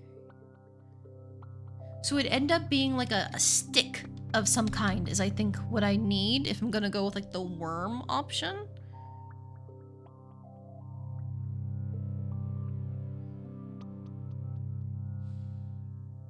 So then I guess we could go like as a longer thing on the staff. There is like a spiral thing here. We have the cog here, and then it does like the spinny thing here. And then like maybe like it attaches to something and like we can do like some sort of special design. Like that? Ugh, this is why I never draw steampunk. Fucking hate how gears work.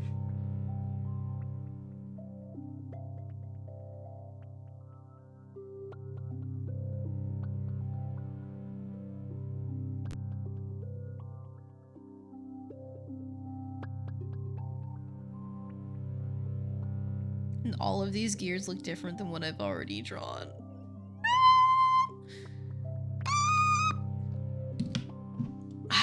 Okay.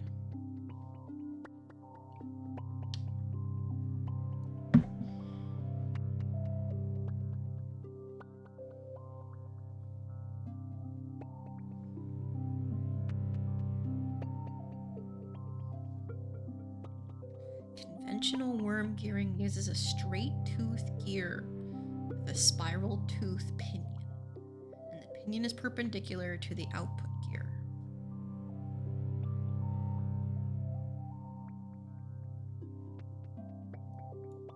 Fuck, man, I hate machines. You're lurking, Nick. Sounds good. Enjoy your lurk. I'm just gonna be here screaming about steampunk bullshit while I design the staff.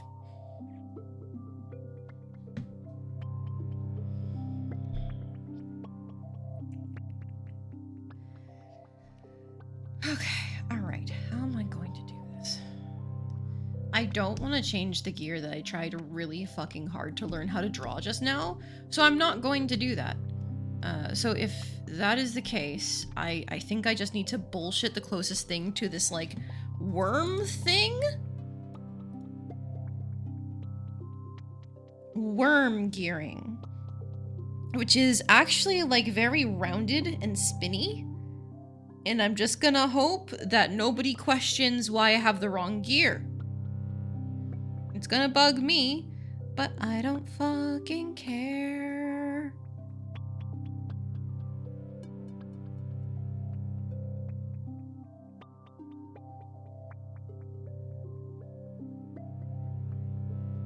So that means it'll be like another cylinder here that like attaches lower down on the staff.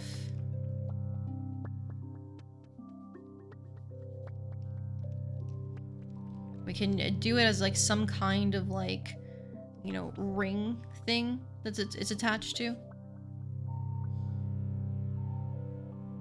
And then from there,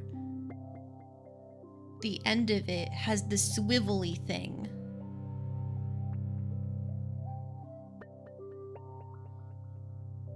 How the fuck do I draw that? How the fuck do I draw that? It's just kind of a swirl.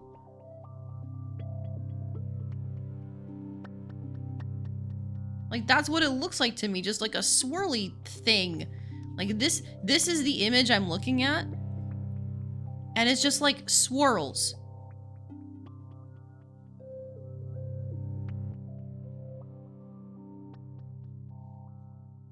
I don't even know if that looks right.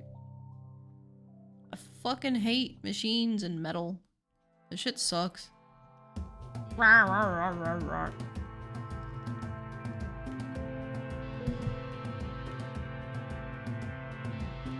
Like that's the part that I'm looking at right now, and that's what it looks like to me.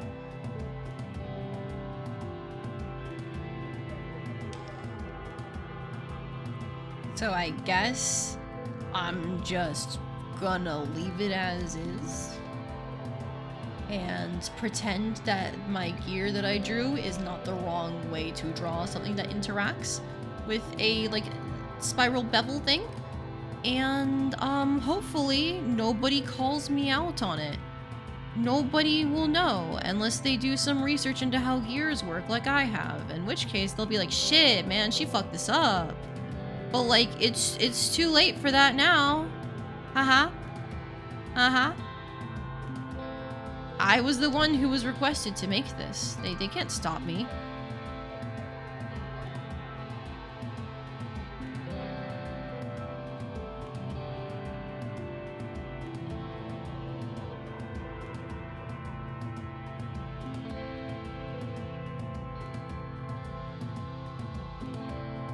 It doesn't look as bad as I thought it would. Honestly, now that I zoom out. It looks awful from up close, but now that I zoom out, it's not that bad.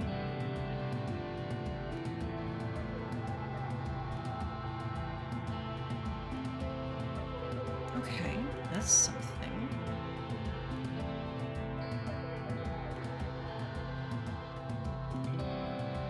Now that does mean this staff is so fucking top heavy. Most staves have like a counterbalance at the very end of it, and I don't know what I want to put there.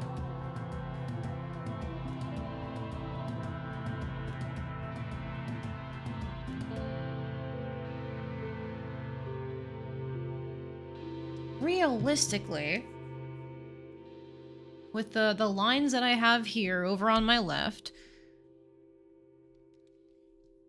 I think I'd want to put like the lantern to be about like this large, and the gear there, and then we got our like pumpkin crown gilded thing at the top. So just moving this down.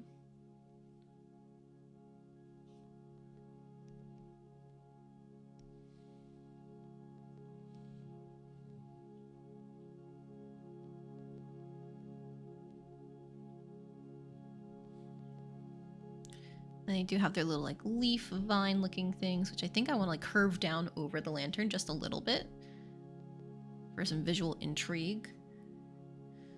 And then gear.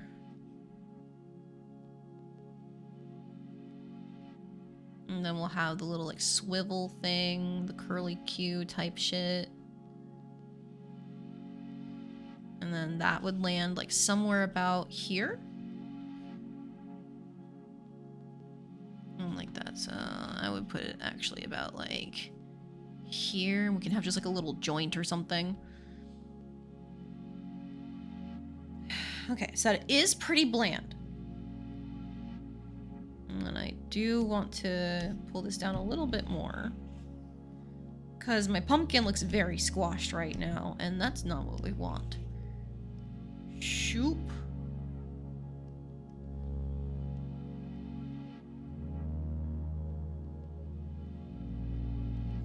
Oh, hang on, gotta sneeze.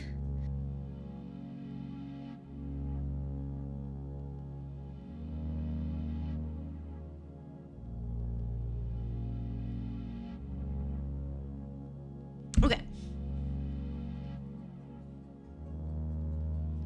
Okay, and then remembering what I was saying before about like I want to line up the curves of the pumpkin thing with where the three triangular division parts on the cylinder are. So it'd be like one here, and then one over here, and then one right here. And then we'd have another one going like over here on the side and over here on the side, and then like one in the back too.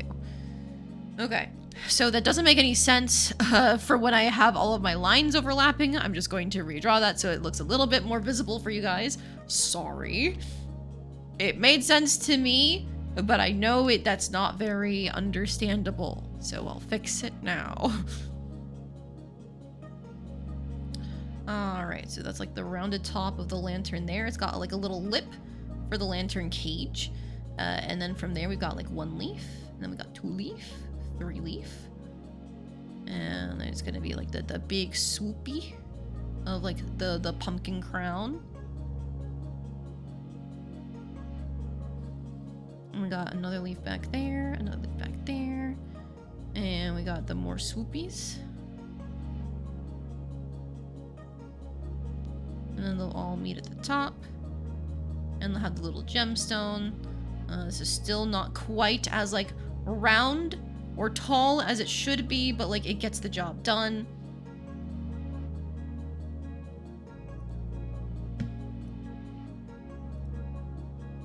Let's see. So then what do I want my counterweight to be? Shoop. Shoop. Shoop. Hehehe.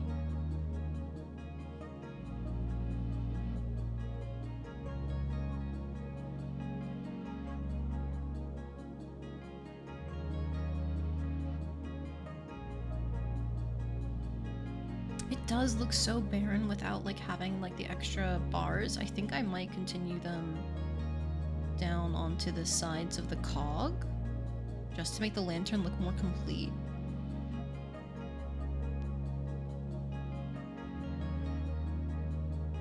We'll consider that.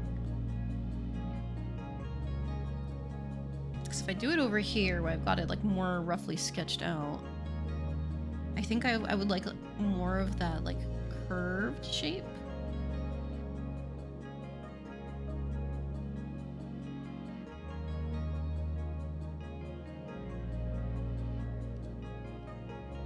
If only I could like rotate these things that I already drew. Give me just a moment. It'd actually be one here because that lines up with where we had that first line.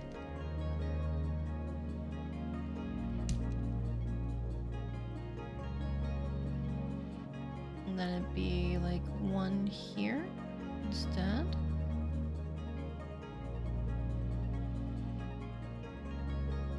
And they should line up with where like they would be on the bottom side here. So my thought would be... See, the issue is they would cover up some of the diamond and like the pattern work that I did there, and I don't like that. I don't want to cover that up. But it looks so incomplete without like the extra cage there for the lantern.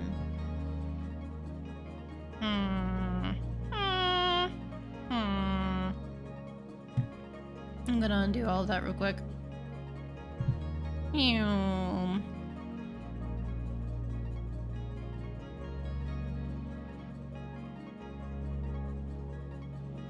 We'll come back to that idea. I still need to do what I was gonna do and then figure out like the counterbalance type thing. I think I also do want like another like thing of brass underneath. To kind of like match that there. And then I think I can get away with just leaving the rest of this as like plain wood until we get to like this bottom area here. Maybe we can like copy the design so for a little bit of symmetry, like we have just a section of the brass here and here, even though there's no need to have the second one there. Because there's no like metal rod to attach on, it just, I think it looks better if it's even like that. Symmetry is often the name of the game when it comes to weapons. Because then, if it's not symmetrical, it's gonna be weighted improperly and it's gonna be really inconvenient to use. We could just do an inverse of like the brass pumpkin crown thing. And just have like another gem at the bottom.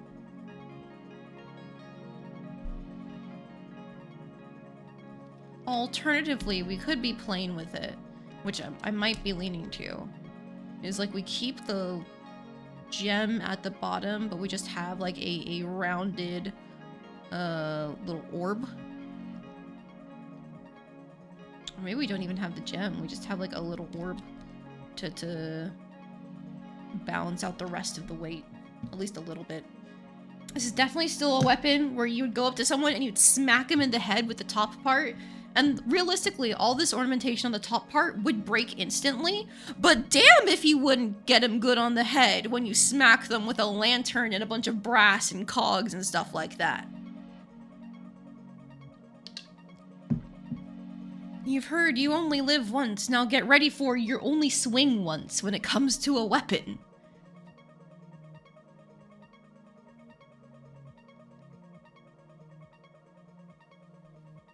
I think that might be it. That's my rough draft. That's my rough right there. I can turn this into the final thing that I need for this commission, because the commission itself was like, essentially, in tabletop games you have handouts that you use to convey to people, hey, here's your magic item that you just got, here's what it looks like, here are the rules for it, here are the qualifications for it. All of that gets put onto a single sheet. And when you say what it looks like, there will usually be a text description, but there will usually, in modern tabletop, be an image to accompany it to give people an idea of what your cool, shiny new thing looks like if it is an important enough item. Not every magic item gets an illustration, obviously, because there are a lot of magic items in tabletop, but the big, shiny, cool ones get an illustration. And that's what the commission was for, is for the illustration specifically of the magic item that is going to be used by the character as a weapon. I apologize so much in advance to the artist who's going to have to design the character based on the bullshit that I came up with today, knowing nothing about like the lore of the setting other than the character is from a steampunk place and is going to a magic school and summons a lot of things, and to me sounds very witchy. They can deal with the fallout, not me.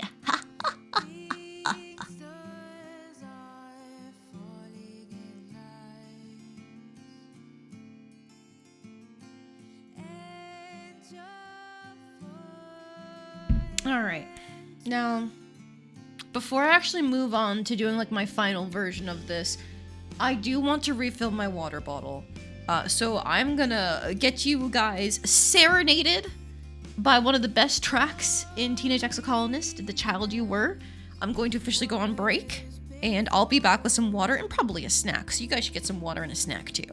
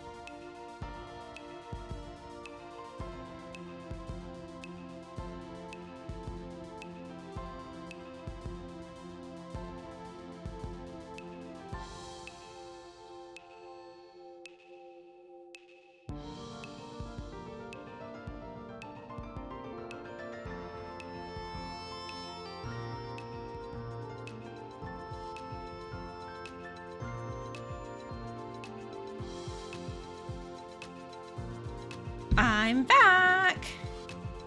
Sorry that took so long. I am realizing now that the ex-colonist stuff has looped. So I'm gonna find another OST to listen to. Let's go with... What do I have access to? Touhou Mystia's Izakaya is a classic. That is something.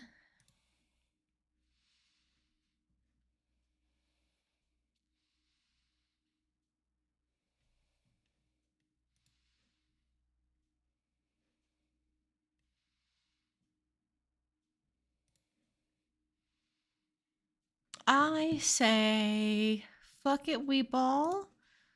Let's go Misty's Izakaya. I could alternatively do, what is it that I got the soundtrack for previously? I do have Little Goody Two Shoes, that is always fun. But nah, Izakaya time.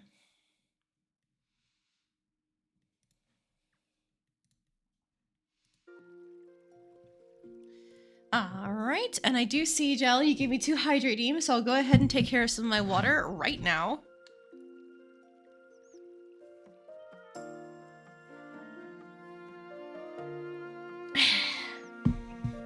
I also have myself some grapes as a snack, so that'll be fun. All right, with my rough draft ready, as I said before, I think it's time for me to move into trying to do the final. That's fucking terrifying.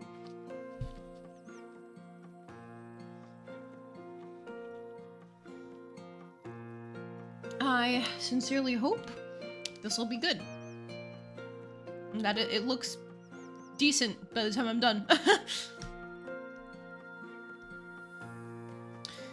Alright, I think right now I should probably turn on a symmetry ruler. That'll be the best thing for keeping me as symmetrical as possible. Which tool is this? Frame border ruler.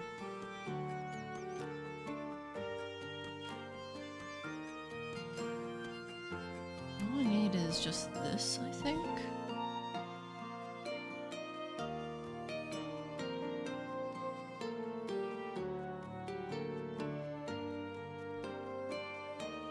Oh, sorry, I need a straight line tool. I guess I should actually consider, like, what should I do for, like, the variation in the staff? Like, because I could do, like, a bigger chunk of handle in the middle, for example. I think, like, some amount of, like, getting thicker as it goes is probably a decent idea. But I'd want it to be very gradual and subtle.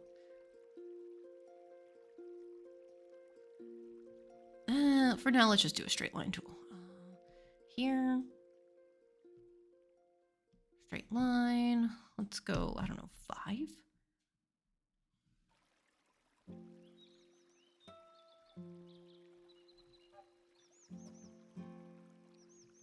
Those lines are still kind of thick for my tastes. So I think I'm gonna do like a 3.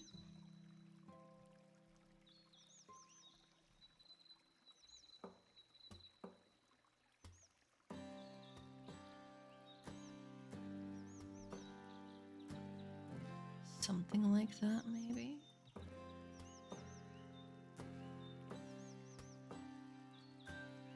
My symmetry ruler definitely isn't symmetrical. Hang on. Hang on. Window. No, is it view? Yes, grid. Okay, let's see if we can use the grid to help us.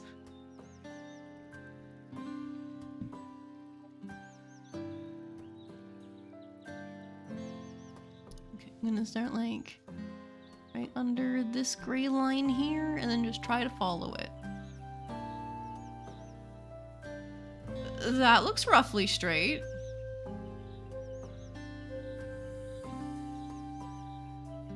Yeah, that's pretty good. Okay. Thank you, grid. Goodbye, grid. Okay. casually shift everything over just a little bit.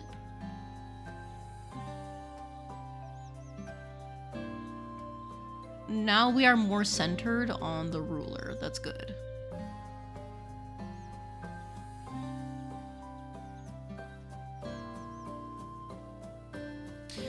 Okay, so now...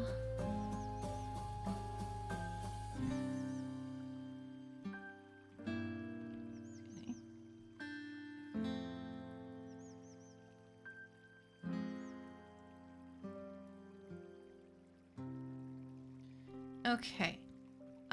So then what I can probably do is something like that. Should probably use the pen tool for line consistency.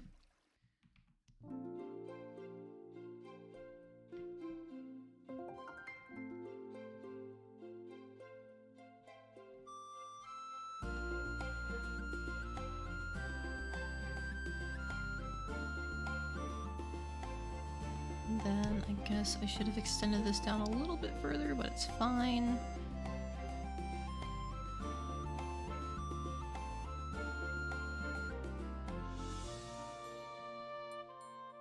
Okay, okay. And then if I use the polygon tool like this, it's just gonna, yeah.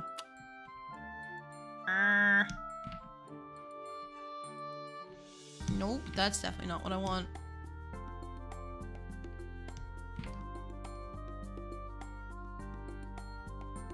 It's way too big.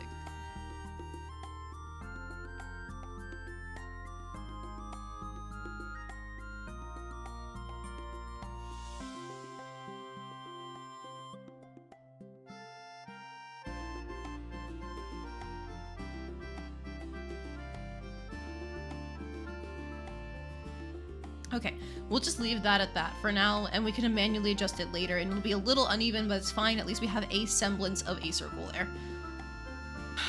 Okay. This part I cannot do while I have the symmetry ruler on. So then that means it's time for a fuck ton of ellipses to get this lantern section correct. I really hope this turns out well. Oh god.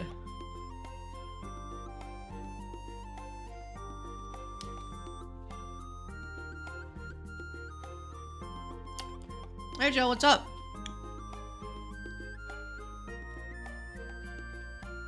More hydrates? You got it.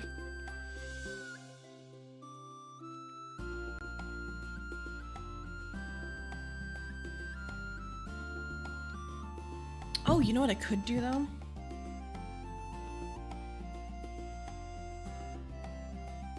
I said a fuck ton of ellipses. Oh, you're right. I did.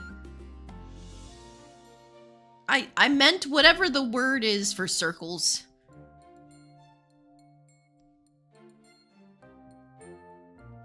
Oh, you know what? I don't actually... Do I need the symmetry tool for this then? I don't know if I do.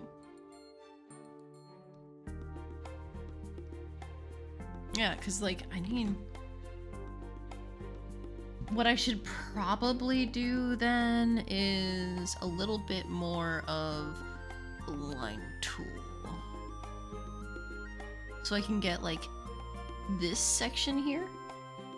That's something.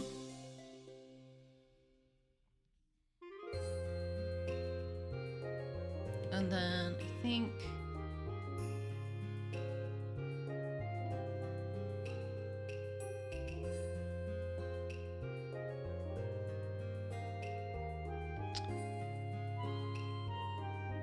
like that, roughly.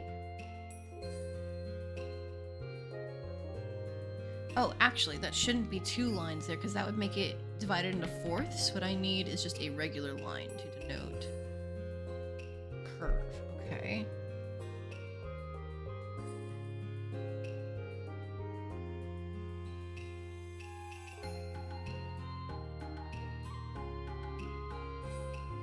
And then from there, I suppose I can do like a curve line here.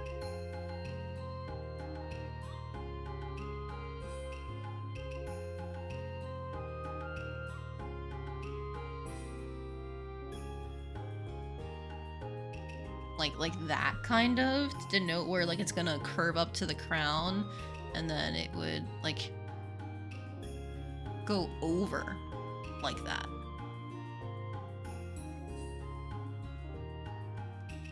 And then I just need another curved line.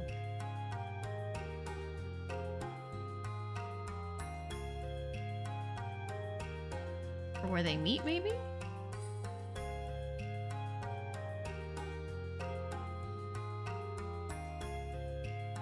I think that's the best I can do for the construction of this. No, actually no, that's incorrect. Because if I'm doing one of these already, then I can do another of these. And just whew. Alright, so that's already a little too.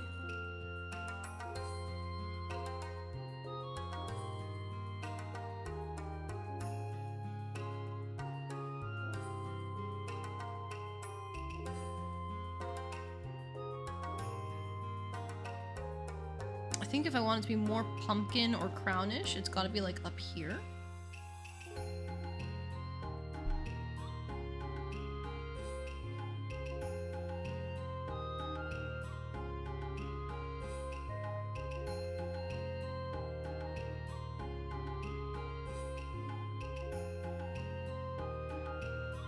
That means I need to rework this one in the middle.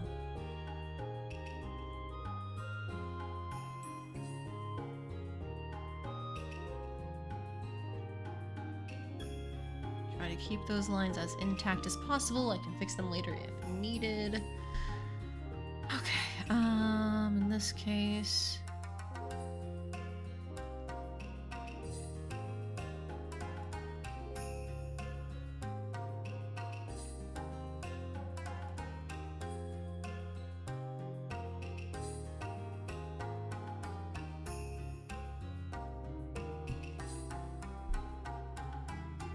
I probably should have done it so that like the second line here was merging in under this point at the top to show that it's in a 3D space. I'll go back and fix that. Okay. Alright, so they all meet together at this point, right? And then we need like the outside point to be like roughly here. So...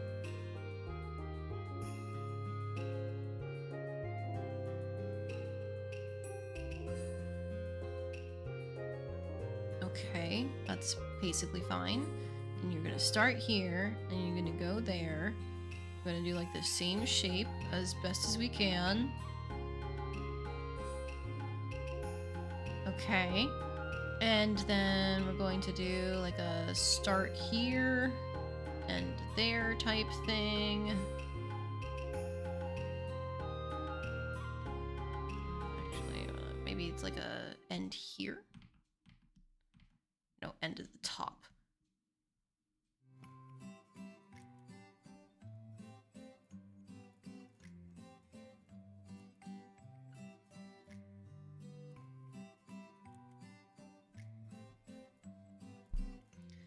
Okay, so that works there.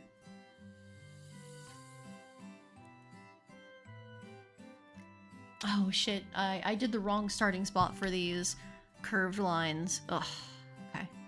That's fine. I forgot they should be not necessarily coming off the side like that. Because what I want is to try and convey like the roundness as a 3D space.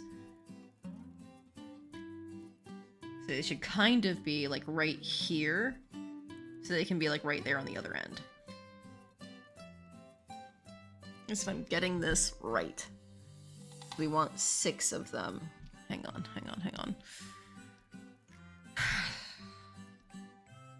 Shoop, shoop, whoop. Shoop, whoop, whoop. Yes. That's how it should work. So it should not be here, it should be here in the middle instead. Okay. I swear I know how to work in a 3D space, guys. Ugh.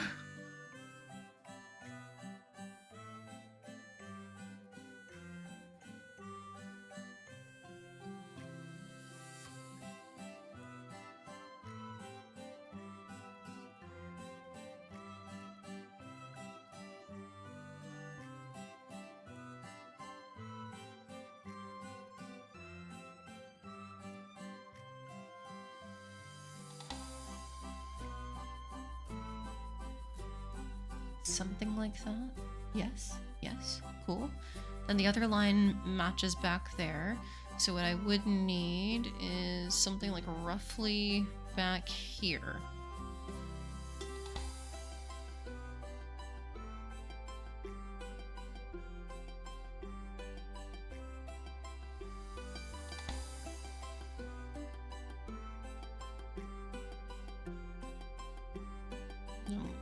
You to the top here.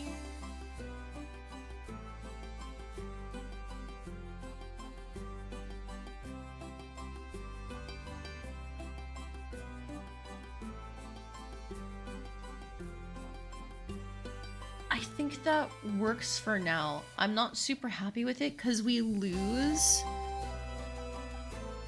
the two things on the ends that really like sold the crown shape.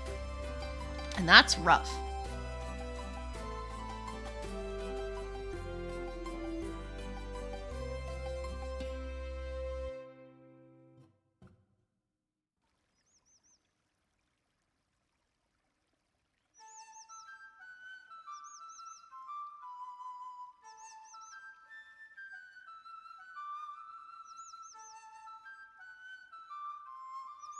I'm thinking of rotating it back to how I had it up here instead of following the lines on the lantern.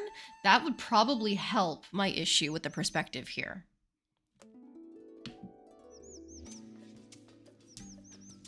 I will get that pumpkin roundness that I'm searching for.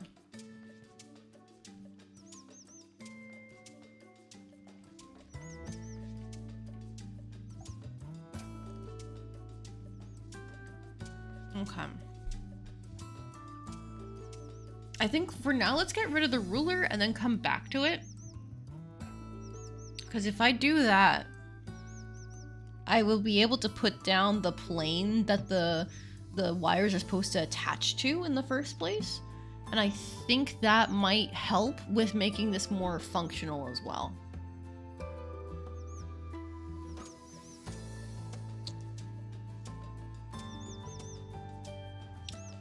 I've also noticed, I think I stretched the lantern some. I've definitely made it thinner. Do I like it thinner or do I want it shorter?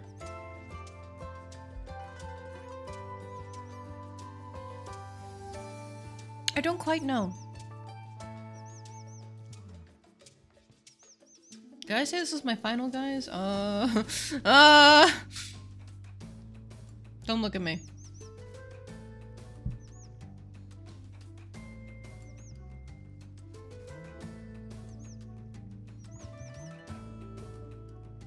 Okay, yeah, I have decided let's get rid of the ruler for now. Where are you? How do I get rid of you? Like, delete ruler. Thanks. Okay. It's time for our ellipses. Sorry, polygons, I guess, but like the rounded version. We're gonna do this on a different layer because I don't trust it doing it on my base layer that I have right now. I want to keep this staff. Like the 5 seconds that I have made of it, I want to keep it. Okay. So, for my ellipses here.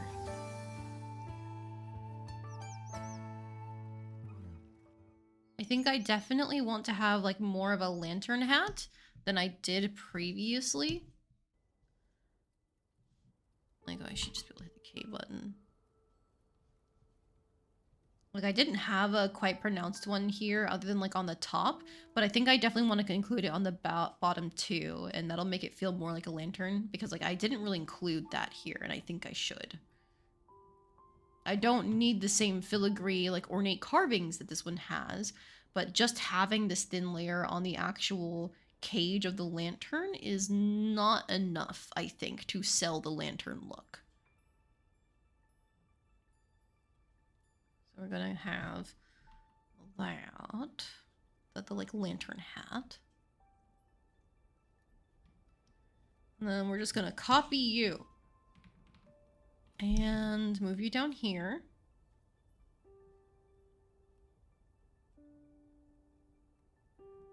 That is the base of our lantern. Actually, I should undo, and then if I hit K and I just use my arrow keys, I don't even have to worry about centering it. It will be even with itself. If the original placement was off, it's gonna suck ass, but like, whatever, it's fine. I think the original placement was off.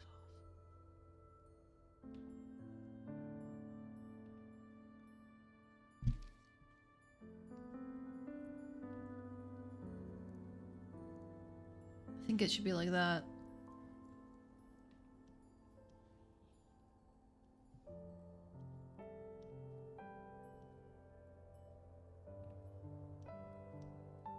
Hopefully that's good enough.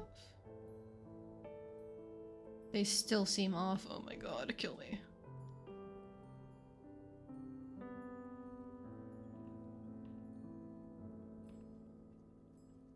That's not right.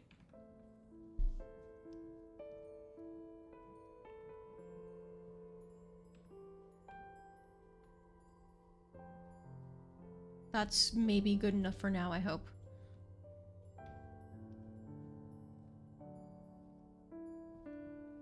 Okay. So if that is the case, I do not want to have this line go all the way down here. I want to have it end a little earlier up. So I'm going to duplicate my oval again.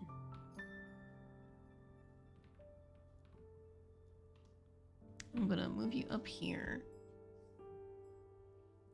And then this time I will see if we can keep the aspect ratio.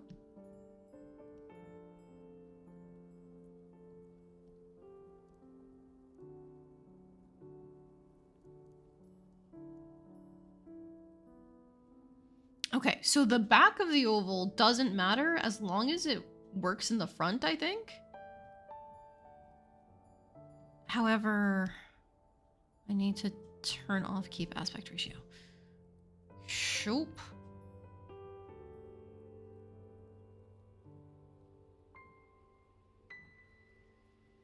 That looks about right in terms of like what I want for having the lip.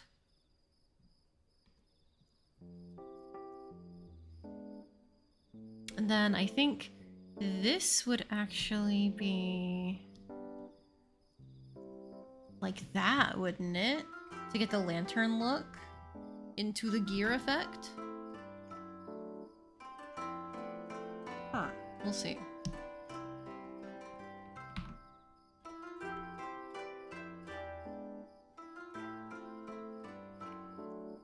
I think that's where I'll put it, as ending on this side too.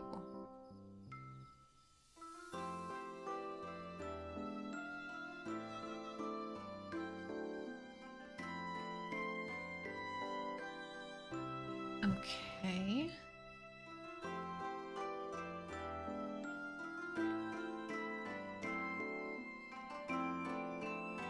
Guidelines, the actual staff. I don't think I trust myself merging these two layers yet. I want to keep them separate for my own safety to make this as like fixable as possible.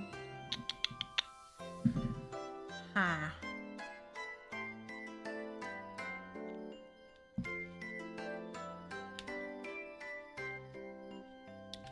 I will have to go and thicken these lines up later too, but that's something I can cross that bridge when I get there.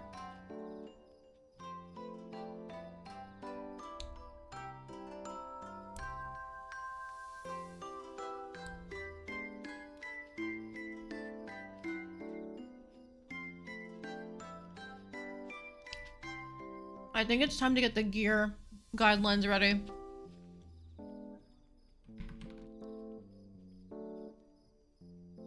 So that is meant to be like the lip of the lantern.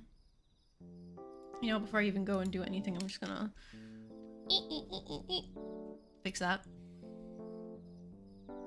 So yeah, this is meant to be the lip of the lantern that would not go out to the sides. It would actually be a little slanted.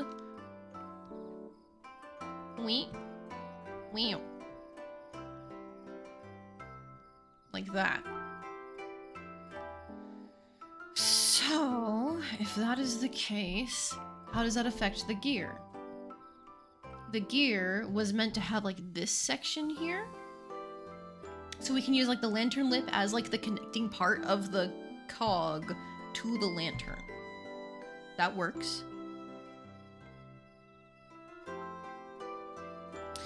So then, if that is the case, the gear would start...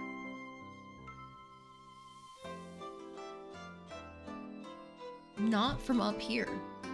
No, because it's meant to go down, not up.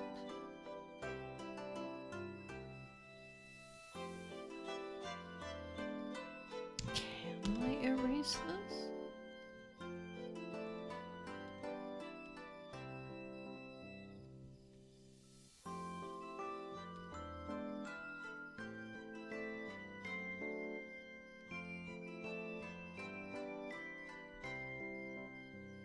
I think I can.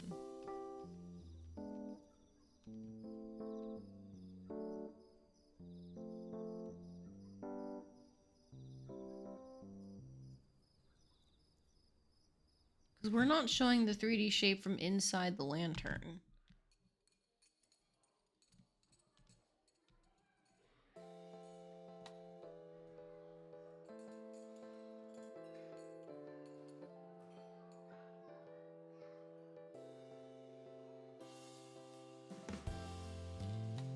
Then again, how do I convey this moving up here? Perhaps I actually need to show the inside of the circle, so I need to go back a little bit and grab one of these guys. You.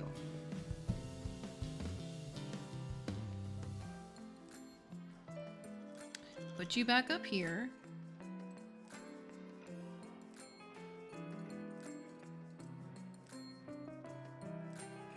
That looks about right. Okay, and so my thought is, what I can do is I can use like this line with the circle to convey how it's like put splayed up the top line here.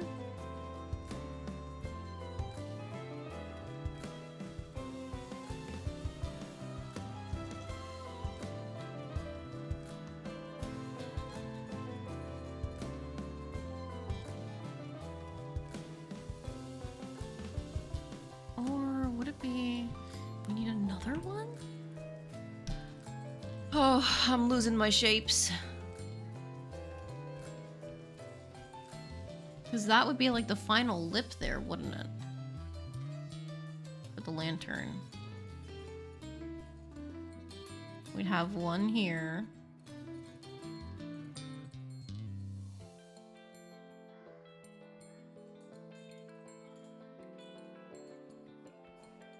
And then we'd have another up here. And that's the bare basic structure of the cage itself. Which means now I actually need to move this oval up. One that's here. Because I had it going a little too far.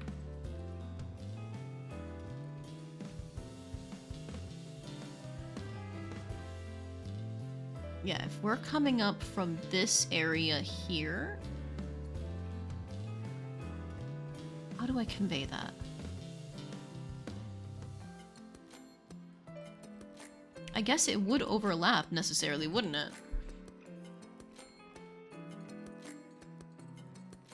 And this might be a circumstance where I have to like squish this.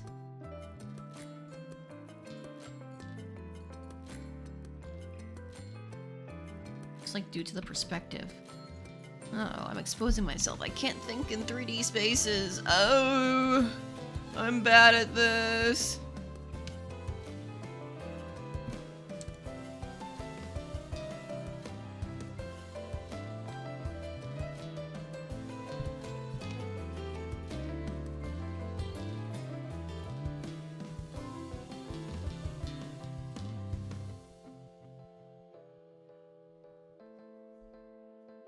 I'm trying to get it like roughly equal to what's down here.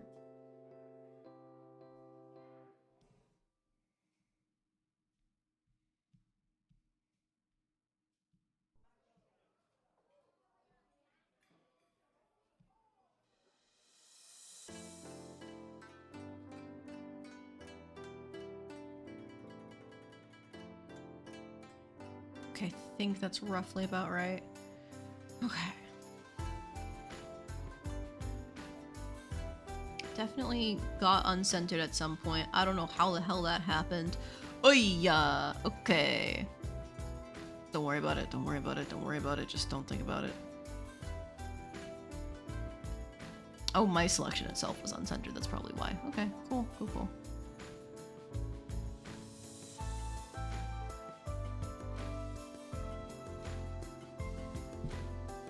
Okay. And then from here, what we'd be doing is like this, actually. For the lantern lip. Little hat.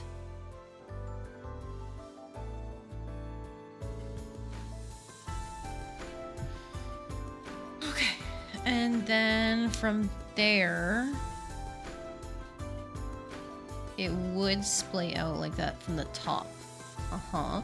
So what we can do is you can get rid of the guiding lines here.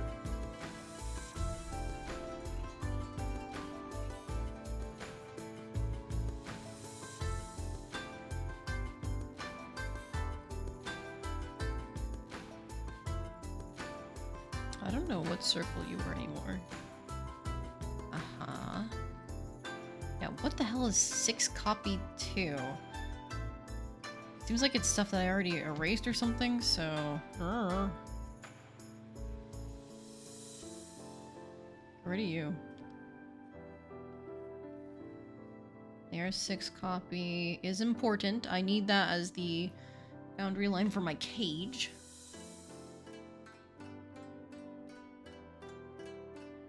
Same thing for here, except for the fact...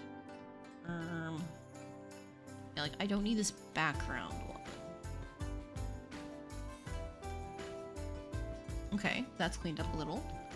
And then same thing with... Wait. Do I need this bottom one here? I don't think I do, because the top is where the lip comes from and you wouldn't see the bottom of it from this side. Okay. Yeah.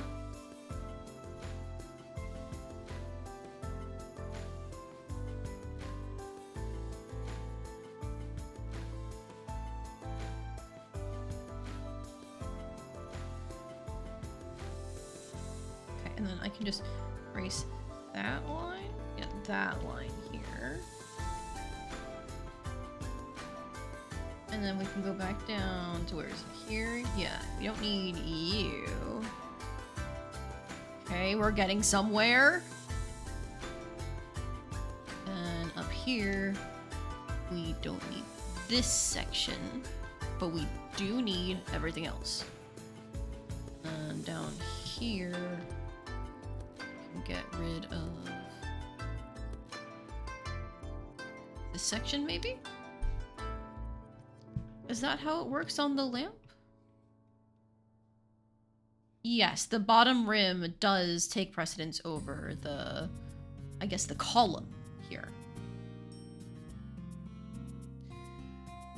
Okay. And now with this rim figured out, that is where we will attach our pumpkin strands to. Okay. We're moving some. Moving somewhere, I guess. Getting somewhere.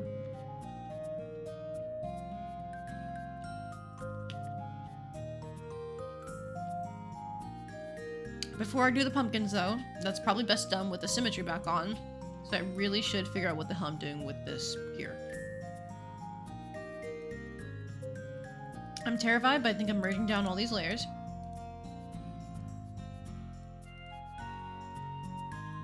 Thank you for the Hydrate Redeem Gel.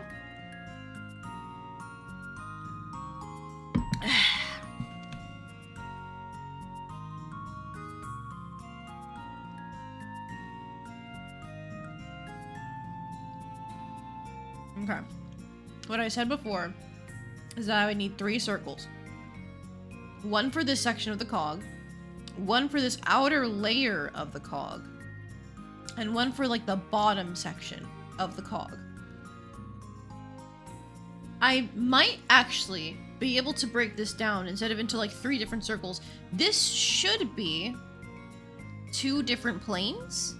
Like, how do I explain this? This circle and, like, this circle for the bottom of the cog, like, they're on the same thing. They're attached to each other. Wow, this circle for, like, the outside of the cog is attached to this circle for, like, the inner side of the cog when we do the divots. So if I turn this into 2 circles, does that work? Or I guess 2 pancakes? 2 really thick cylinders, but very short cylinders, flat like pancakes. We'll find out, because I'm gonna try that. It's gonna be awful, but I'm gonna try that. On a new layer, though. I don't trust myself as far as I can throw myself, and I can't throw myself at all. I'm too heavy for that.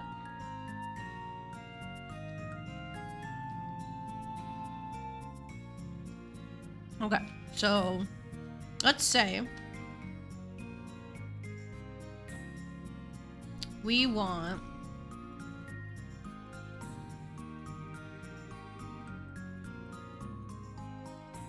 copy, paste.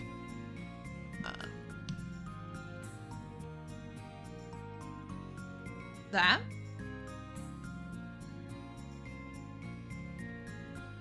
And what will that be? That will be, I guess, the, like, outer section of the gear.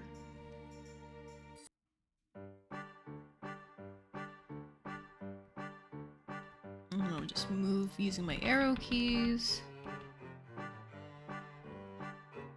Okay. Now I paste again. And so what we need next is the inner circle. So we're gonna have to shrink this down.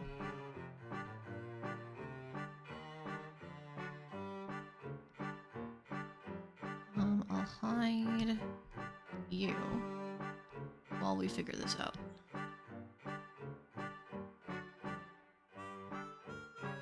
And another hydrate redeem, you got it.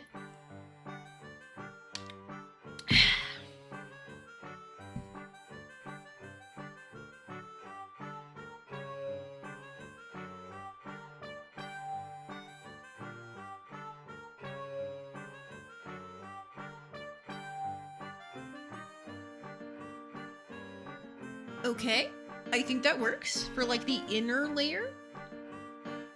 So we copy that, and we paste that, and then we arrow key it up. And then we hide you and nope, you. Playing with circles feels like a nightmare. It is. I'm probably doing this completely incorrectly. I am probably doing this so horrendously wrong for trying to construct this gear. But, like, this is the one way I can think of to make it symmetrical in a way that looks good.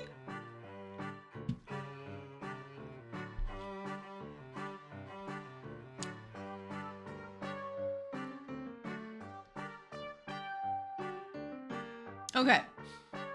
So now, in theory, this will be how our gear works. Because the way that this is, I guess let's just put this on a new layer too. So my thought is, the reason why I've set this up is because, like, this can be like the outer section of the gear, but then it can go in here and then bam, now we know where, like, each outer and inner section is. And we can actually, shoot. We need a line here, because this is a 3D space, you know? So that means when we're cutting this out, like a big pizza, we can now tell roughly where things should be ending.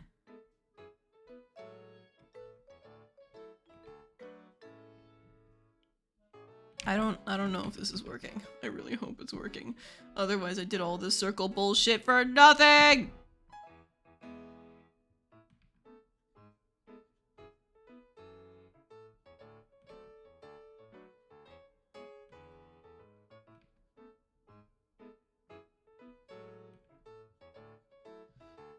Like, it's kind of working. I'm sure if I just hide my guiding lines... I need the bottoms. I need the bottoms to sell it. See? Gear! It's a gear. It's a gear. I just need like the little lines here to like to sell the rotation. Yeah. Yeah. It makes sense to no one but me. I know. I'm sorry, guys. I'm really bad at this. I don't know what to tell you. I think to be safe, I'm just gonna grab you. I've noticed there's like a little bit of extra space on the sides. I'm just gonna meow. Meow.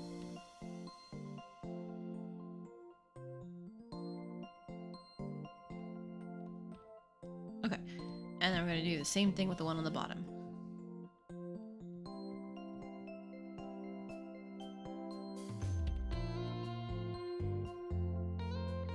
Is it perfectly symmetrical anymore? No, but it's hopefully good enough, or else I'm gonna cry.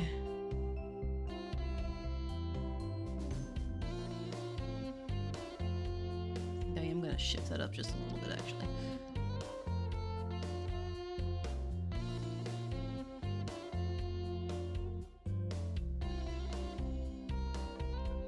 Okay. Okay. I know this looks ridiculous. Here, I'll turn these into like...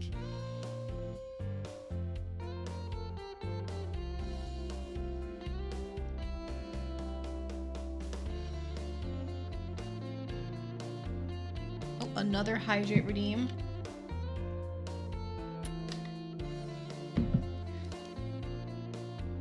Keeping myself hydrated this whole time. Thank you.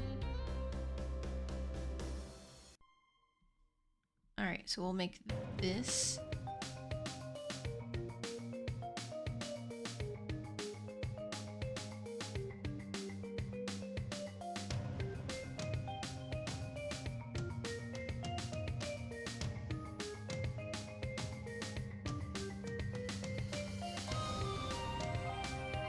I wonder if I could use the symmetry tool on this to just, like, get it to work on both sides, but I don't know, man.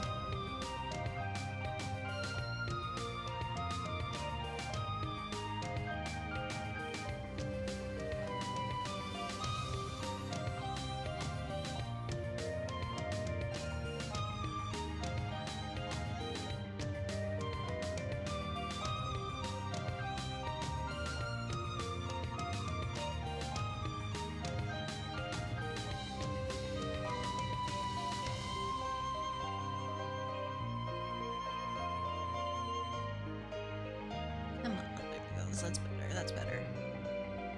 I was struggling with that line for a bit. Ugh.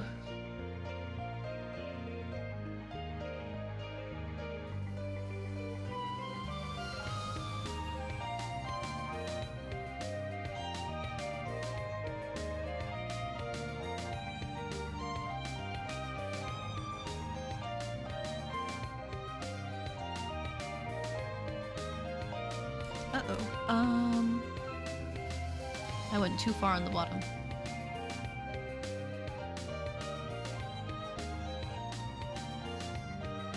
There we go.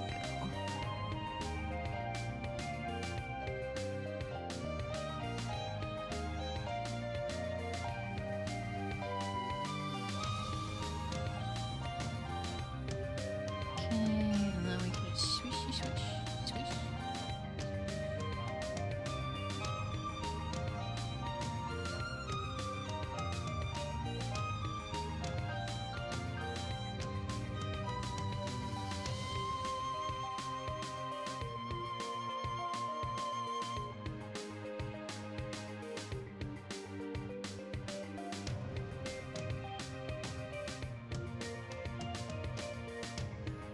I would convey that as like, as it's basically a straight line, but I still want to have like the inner thing here.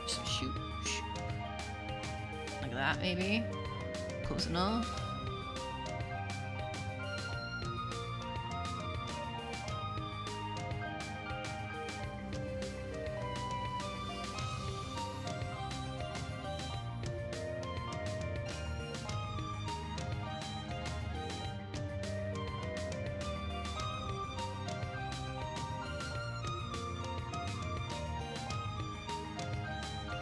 Maybe if I was using the straight line tool for this would be easier, but don't worry about it. I am locked the fuck in. No one can stop me.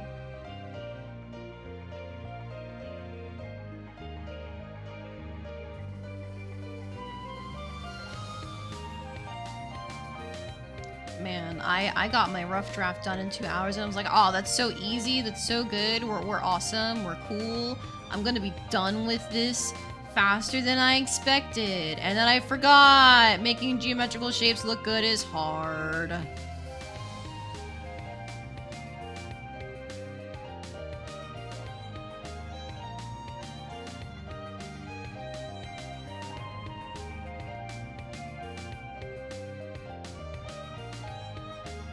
Spaces between the cogwheels aren't exactly even either, but it's fine.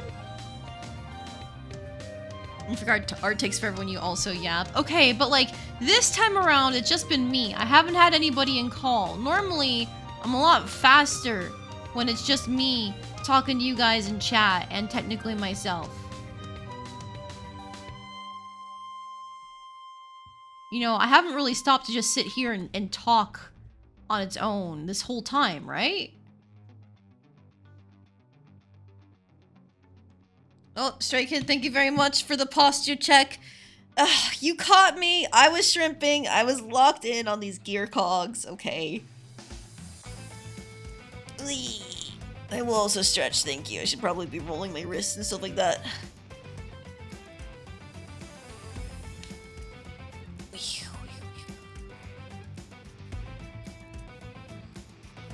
Alright, thank you very much for that. I needed that. And also, Gel, thank you for the Hydrate Redeem.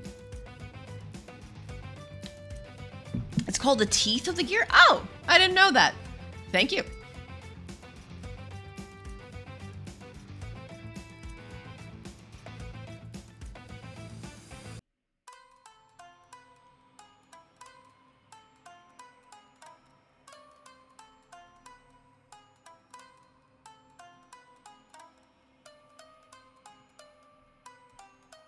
You can tell how extremely little I know about mechanical things in general when I've been calling them spokes this whole time. Like a fucking wheel, as opposed to teeth.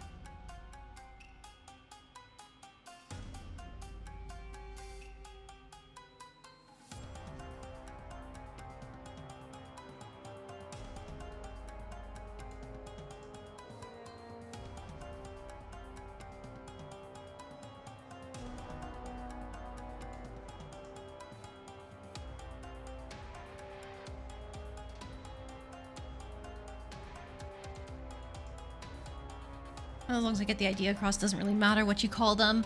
I mean, I like using the proper terminology for things if I can.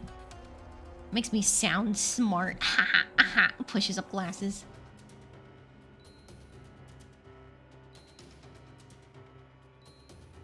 That looks wrong. Why does that look wrong? That's why it looks wrong, because that is not it. This is meant to be. The hard line goes here.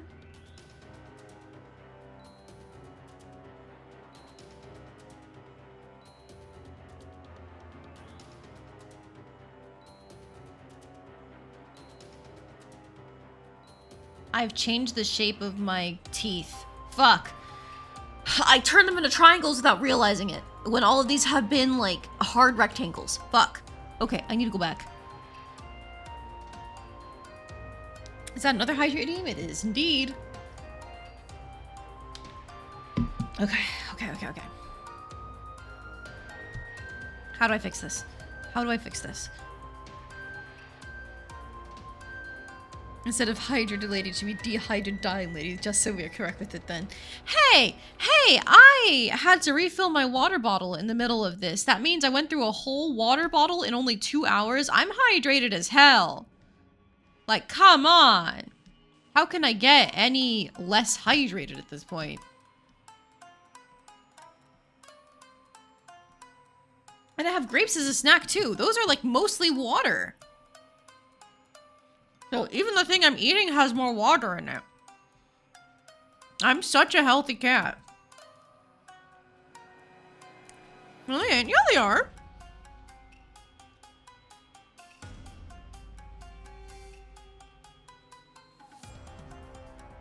Most fruits are mostly water, aren't they?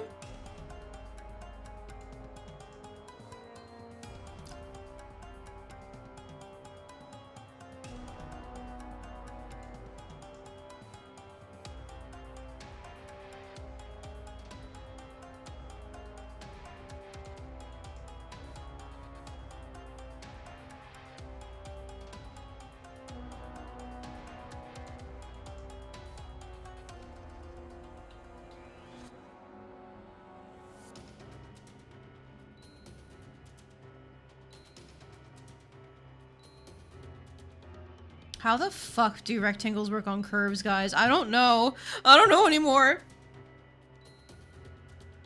Only 80% needs to be 90% or above. Really? That feels like that is an arbitrary cutoff. 80% of something is still most of something.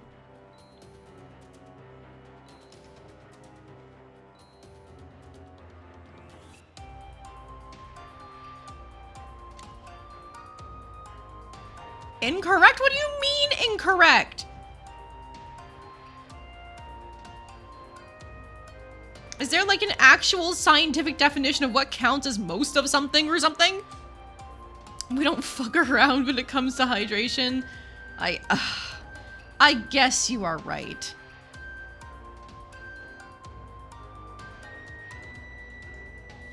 Okay, but still, like, we can say most of our body is water, even though that's only about 80%, isn't it?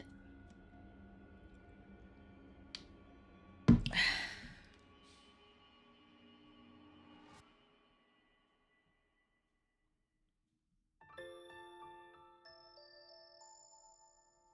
think if I hide my wheel guidelines, yeah, it's these two spokes in particular are kicking my ass. I need to fix them. Okay, but everything else in the front here looks pretty good, I think. Like, it's still definitely not perfectly even, but that's just impossible for me. I don't know how professionals get it that way. It's fine. I'm not a professional. They paid for my art. The front looks super good. Oh, thank you. I'm trying so hard.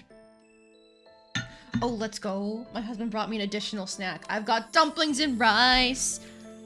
Oh, that smells delicious. I feel like the spokes in the back, as soon as I figure out the spokes on the sides, they should all fall into place.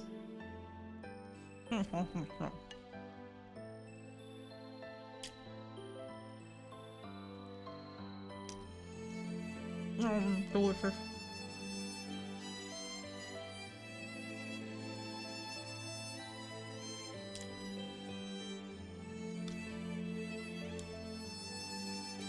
Pro tip to anybody who loves dumplings but doesn't have like any good dumpling places near you. Frozen dumplings are actually super good. Like, they're never gonna compare to the real thing. But if you get the right brand, it's still enough to get the cravings out of the way.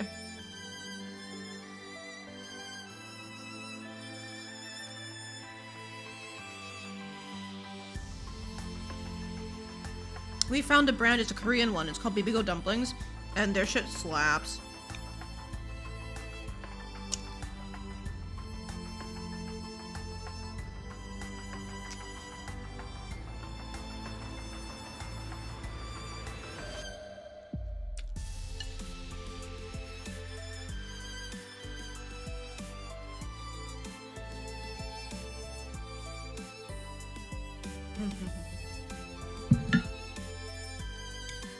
Okay. I just devoured, like, a bunch of rice. And you know what? Fuck it, 2 dumplings.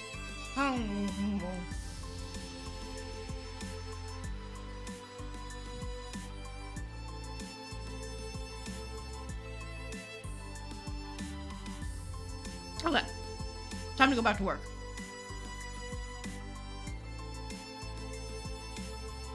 Gel, you're so correct that I will not see the back gears or back spokes, teeth. But I need to make sure it is still like well enough where you can get like this back area here, these diagonals.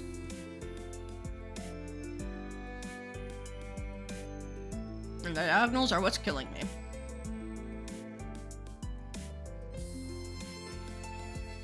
Okay.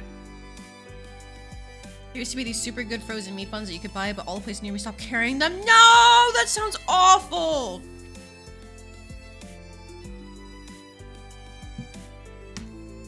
For a long time, I just couldn't have dumplings or dim sum of any kind because, like, the Chinese places near me kind of suck ass. And, like, the one place that Actually, I don't know if I've had a Chinese place near me that I actually fully liked. I think just, like, I was willing to settle. But recently, we visited my sibling up in Maine because that's where they're going to college. And it's the Lunar New Year, so, like, fuck it, we ball. Let's have some Chinese. And that was delicious. Oh my god. Real Chinese food slaps.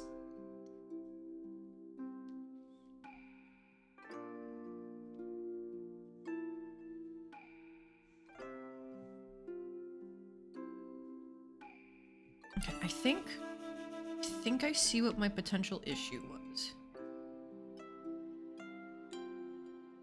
Go in and erase that. Go in and erase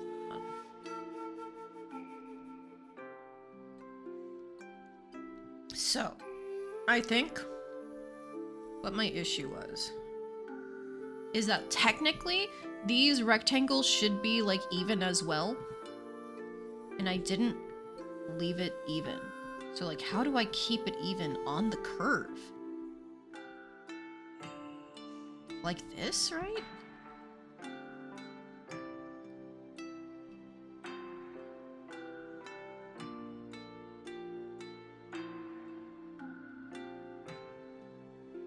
Or should it be more like... Oh, the ratio.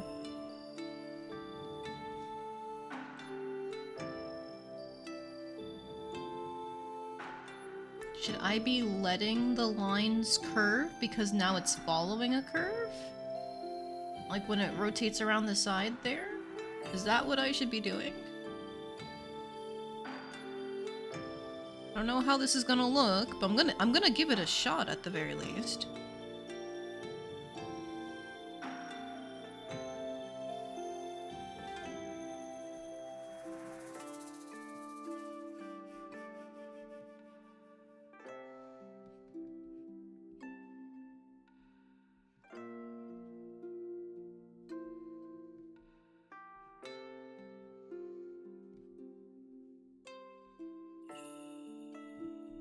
I don't think that works. That just looks like a... yeah. That's awful. It might be a problem with the way I'm using my ellipses. Like, just from how I sized them. Maybe there's still a little too much, like, extra space at the end. Like here, there's too much dead air.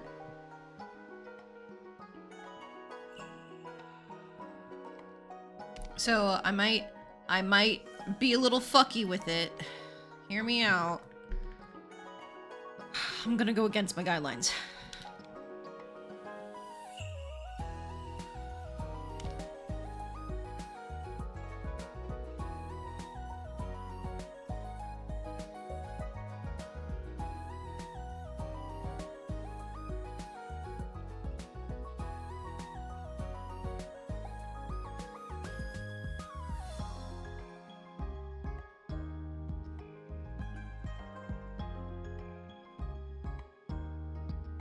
That's still too long, I can tell.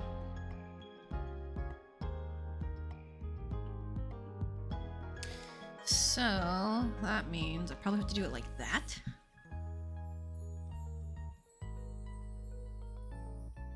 And then I try to like copy the circle here.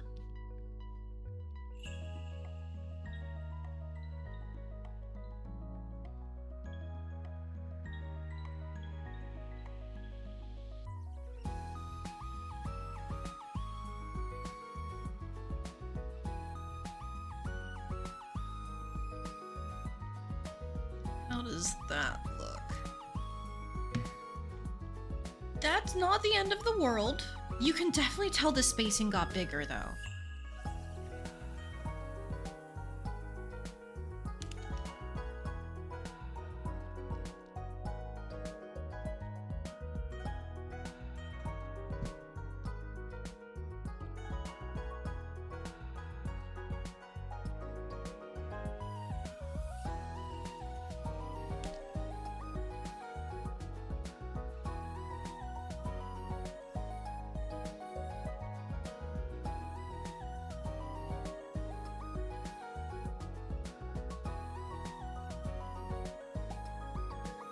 I think that looks better.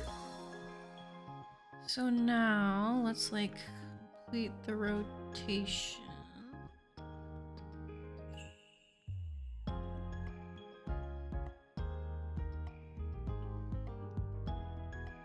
Things. That's roughly fine.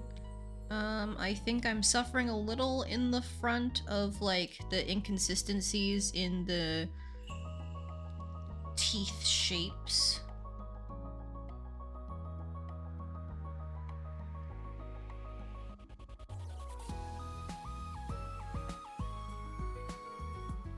Like, that doesn't look like a proper box there from just how I set up my lines. So if I just shoop, wheelp, wheelp, there you go.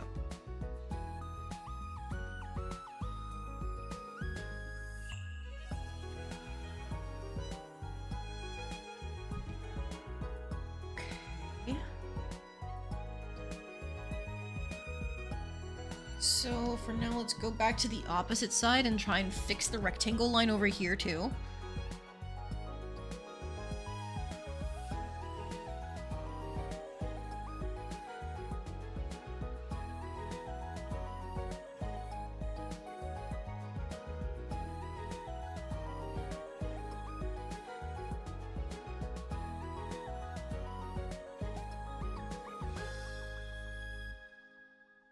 Is it that this is also too long? Hang on, moving on to the next Mrs. Izakaya soundtrack, because we just looped back to the beginning. Time for soundtrack 2! Yes, that is too long, I think. It was the same issue that we had over here. So I need to ignore my guidelines a little bit and like extend out this section here, I think.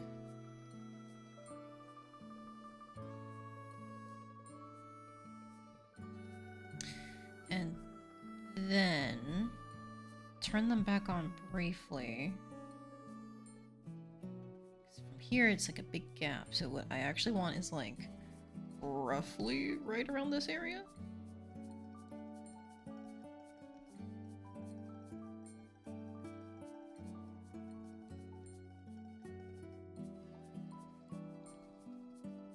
It's a little too thin.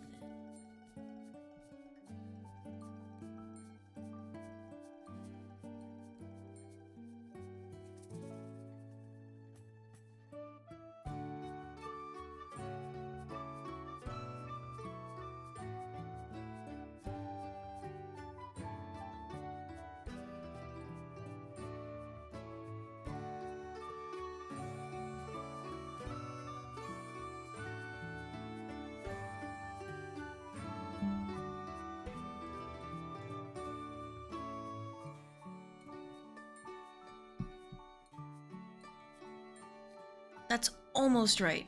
That's almost right.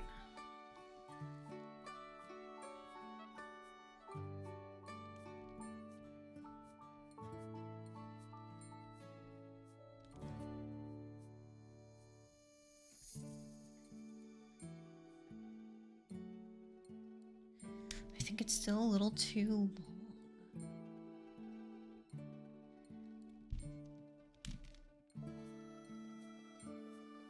Hello, Juice. I assume you had to burb. Cog looks so realistic. Thank you. I'm trying really hard on it. It's been like almost an hour, I think, of me drawing a fucking cog.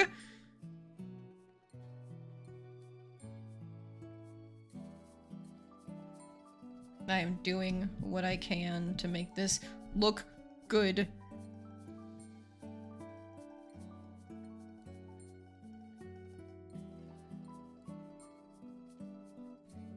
Well, thank you for the Hydrate Redeem Gel.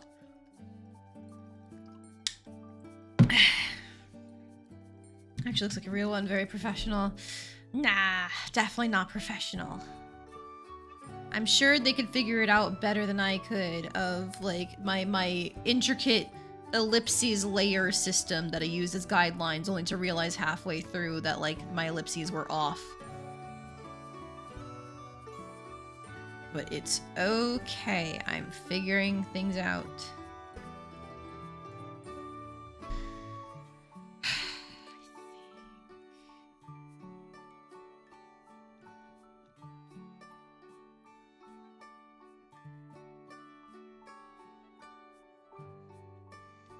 It might be that I need to like pull this in a little on the curve.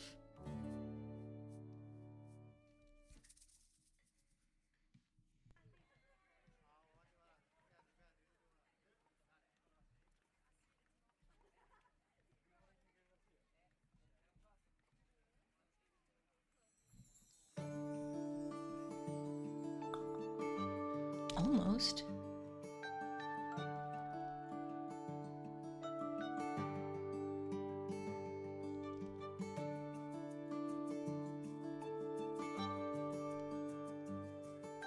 Makes you think in the ending scene of that one Transformers movie when Bumblebee drops a bunch of cogs and wedding rings for Sam. Oh god. You know, honestly, I feel like this is something that would be easier to handle as like a 3D CGI thing, because you could just like, I know they have tools where you can like make your plane and then you stretch it down. Ugh, that would be so fucking nice right now.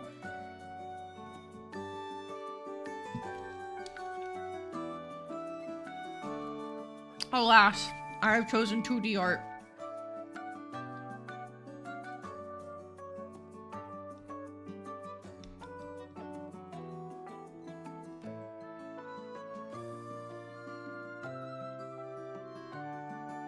Aren't there 3D models in Clip Tool Studio? I think they're only of people, aren't they? Material pose, material 3D. You got body type, head, panorama, like scenes, characters. Small object does have household objects. I guess I could go searching for things to use.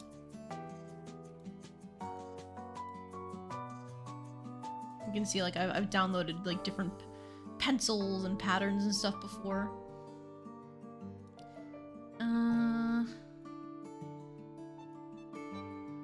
Images of already existing things, like the zipper there is nice.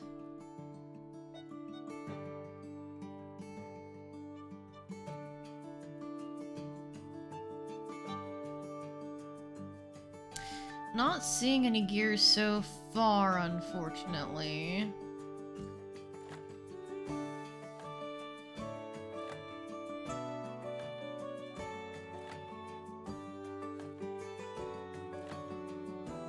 And a lot of these are basically like pre-rendered. It's just one of those things where it's like I wouldn't want to use it in a commission.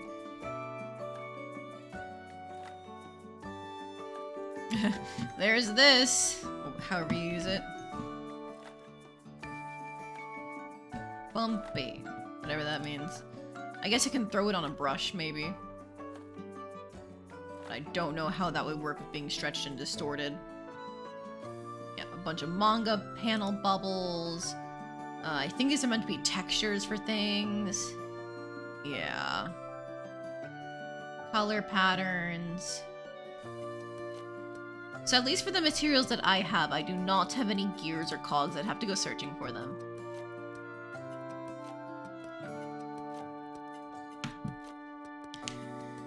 Doing pretty good without, but I can find you one if you want. No. I got this far on my own.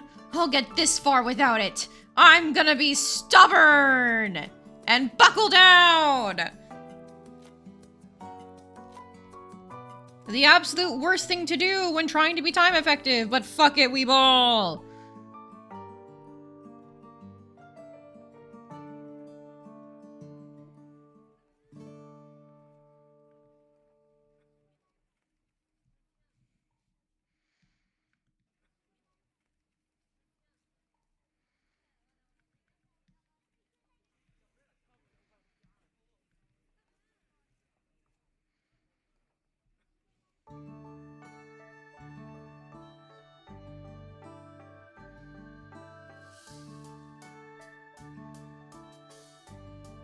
Okay, maybe those are good enough. I say as I, right after I said I'm being stubborn. Maybe this is good enough where I can, like, put it around the thing.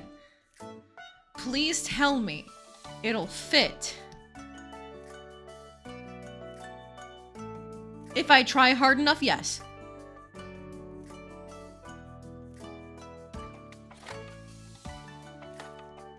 So, what we want is... I want it a little bigger, honestly, I think.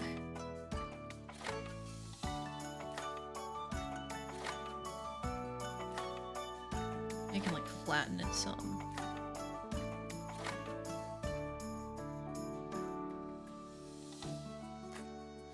I think that's roughly the right size.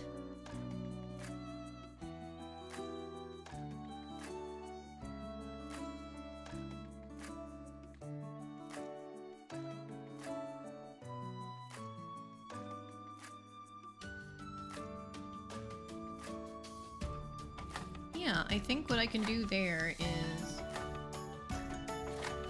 I can just, like, smooth out this curve here.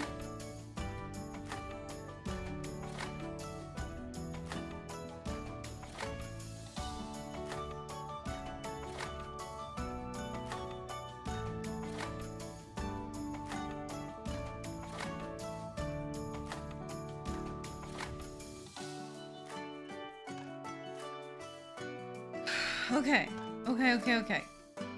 So now I can just get rid of my cursed gear guidelines. No more layers upon layers of ellipses.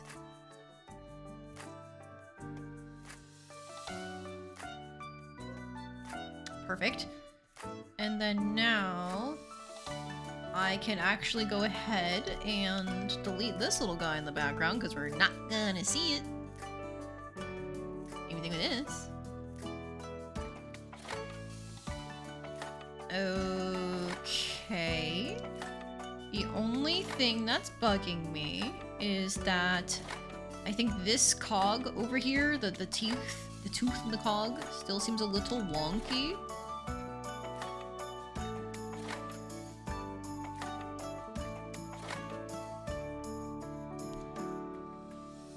But we're almost there. I can feel it. I've almost accomplished this.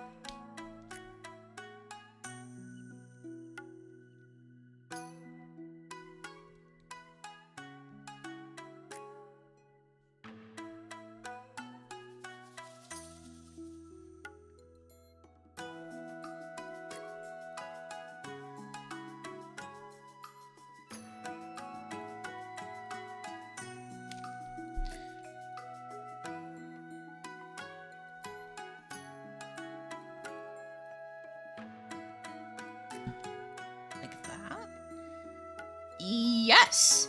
Yes. I think we did it. Like, at 100% zoom, it's not the prettiest. But I think we did it. Most people aren't going to be looking at this at 100% zoom. They're just going to be looking like, oh yeah, a pretty magic item handout. Okay, you know?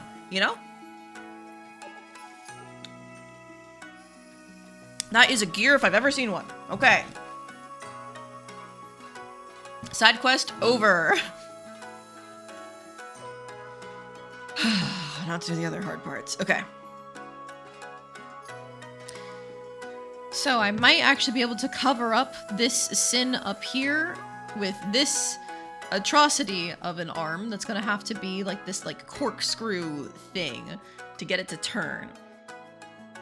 And then I feel like what I should be doing is like maybe adding like a little button or something to press, so that way you can like make it swivel and turn the gear, and that's how the lantern rotates.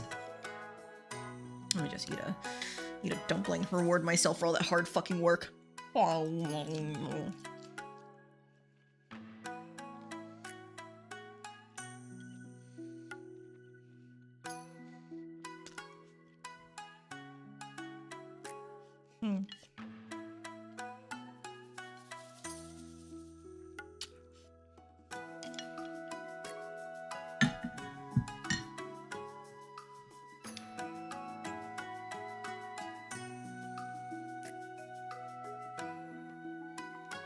Ah, delicious.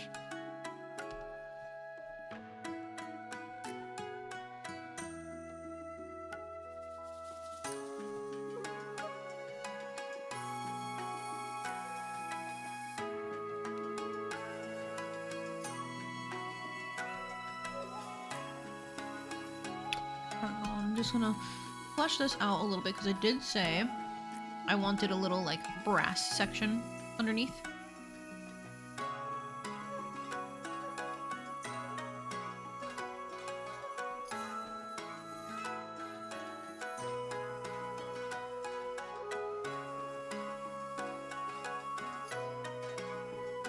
Okay.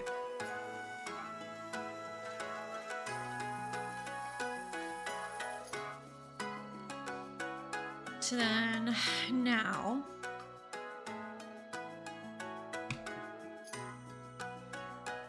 It's not weird for a metal rod to be round and then get flattened at the end, right? Because I'm thinking it can be one of those, like, square joints that like are like nailed in, and then it'll extend out into like the rounded shape to attach onto here.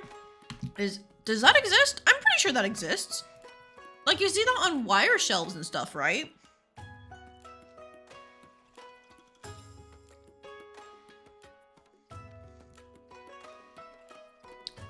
I'm sure metal can be worked like that. I think that's what I'm gonna do.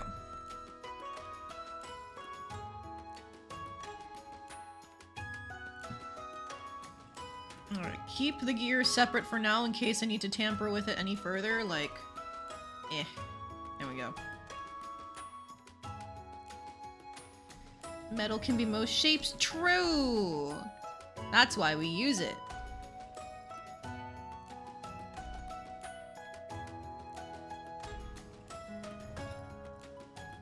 Can literally be a liquid. True! Why am I doubting myself? I only have good ideas. Please don't talk about my ellipses chamber.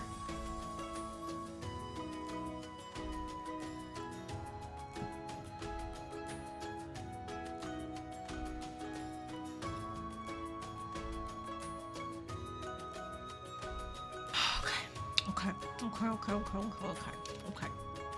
Just gonna do that back here so it kind of like roughly matches what's on the other side. And then I do want to fix up this little section here. I don't like how that looks.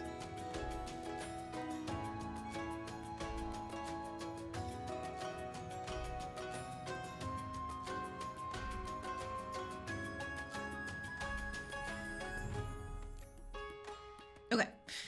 Alright, so now onto the thing. Another new layer, because I don't trust myself.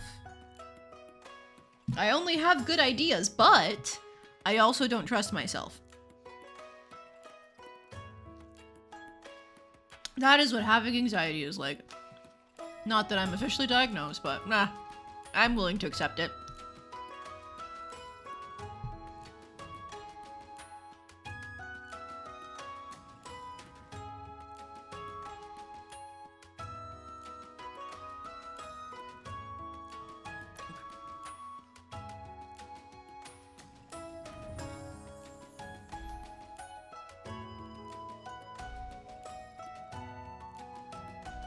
Surely I don't need to pull out the ellipses tool just for one little screw.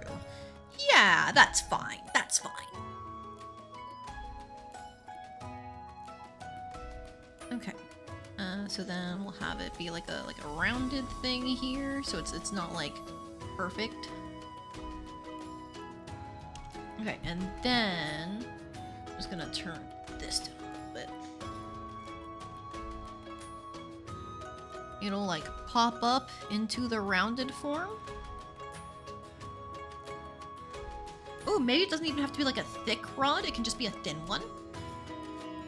Like it's thicker down here because it was flattened and thinned out. But then we can turn this into a line tool moment.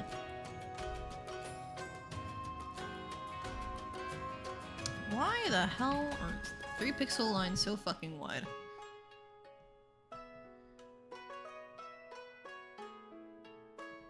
It was the setting I had it on, that's why.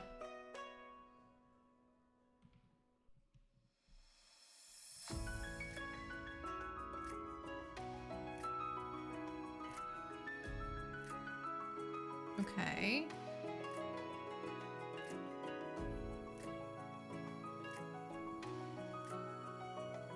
Then I can kind of just like add that indent like there.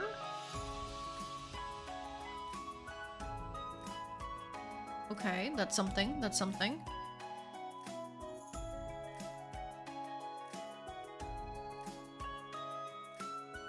Okay, and now for the moment we've all been waiting for. This fucking screw thingamabob. I already forgot the name of it despite looking it up earlier, but it's fine. Don't worry about it. The idea is it'll fit between the cogs somewhere. I'm thinking this one, but I don't know how realistic that is with it being attached to the staff itself. It might have to go like the far back. Why am I using my pencil tool? That's bad. I've been using the pen tool this whole time, for consistency's sake. Where's my reference image?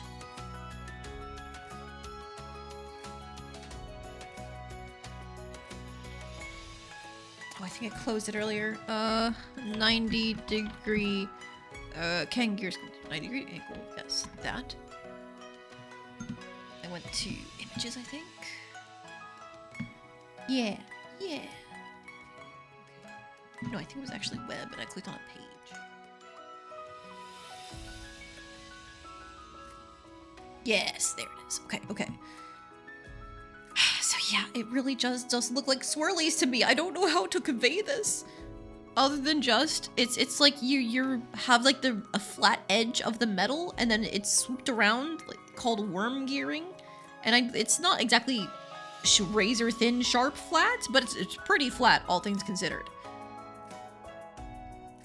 So I guess, I could just start curling things.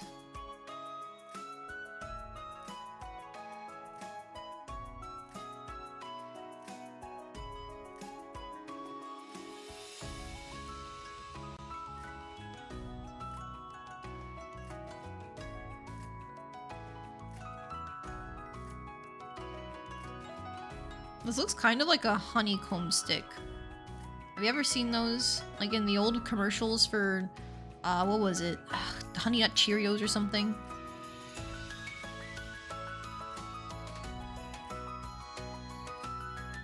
And it's gotta be even, so I need to like, figure this out a little bit.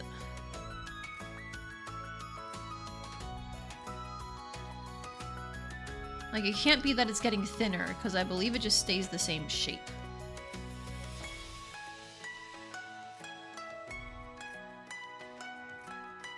And then, yeah, it does seem like there is like a point where it like wraps in and ends. You can like use that like line here to denote like the edges maybe? That doesn't look right the more I do it. Okay. It's fine.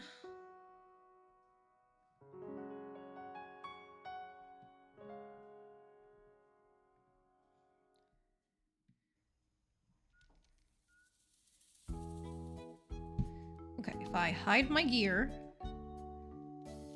that's probably fine, right? It should probably be longer.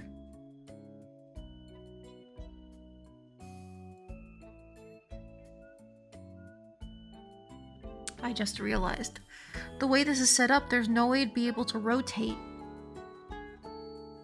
There's no way to be able to rotate because the line would just be stuck here. The pole would just be stuck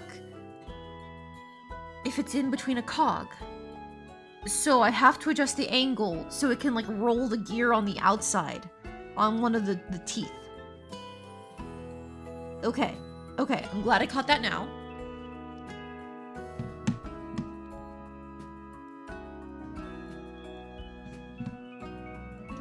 The whim gear shouldn't go that direction if I want to be accurate. Wait, what do you mean it shouldn't go that direction? There's a proper way for it to rotate?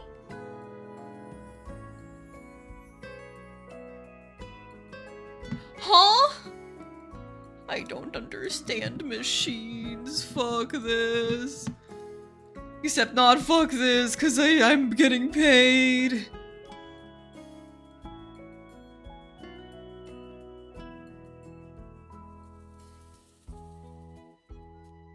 Check DMs. Okay.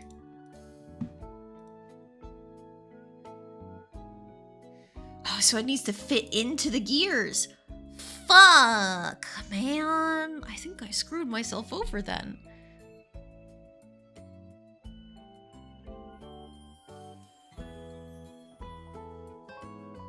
Because these gears are way too big for what I had in mind.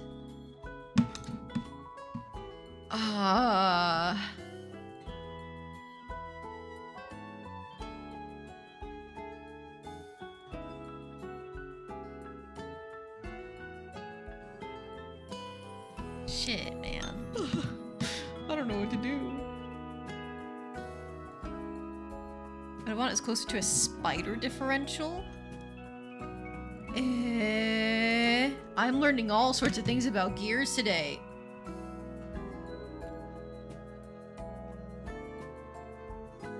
Hey. I'm glad you know something about this gel, because I certainly don't.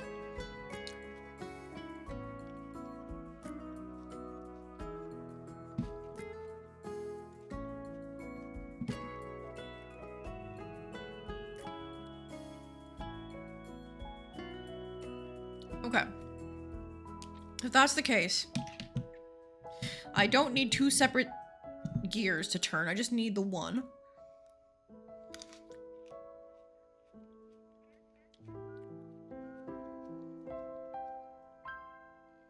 Okay.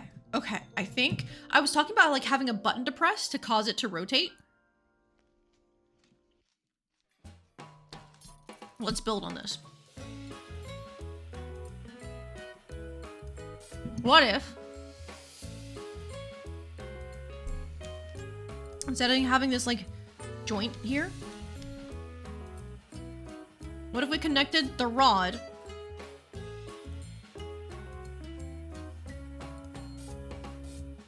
to a cog, like in what I see here in this like spider differential thing, and she could spin this cog.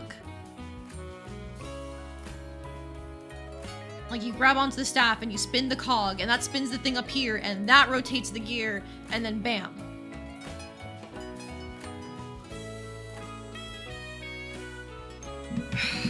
In my head, it's so close to working. Okay, so what I think this should look like instead, we're gonna move this.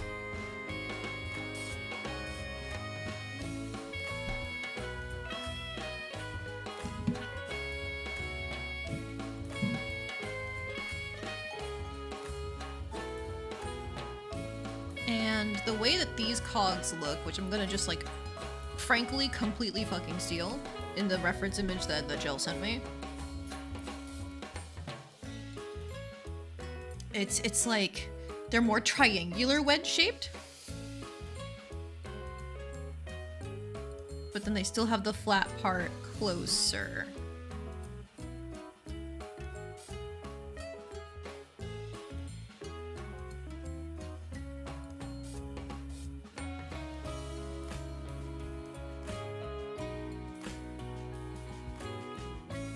At a certain point, you're not really supposed to be able to see the other side of it. So let's use that to our advantage. Like, maybe I just copy the same angle here that I see and wish for the best. So it'd be like a swoosh, swoosh kind of. And then we can say it like locks in on the other side. Like there's a little like thing there, the other part of the rod, right?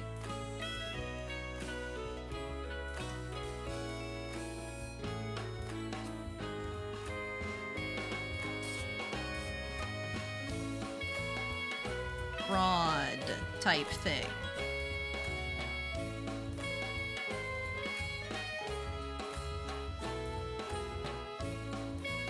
And then from there, we've got the first circle that it's like stuck into, and then there's like the cog wedges coming off of it.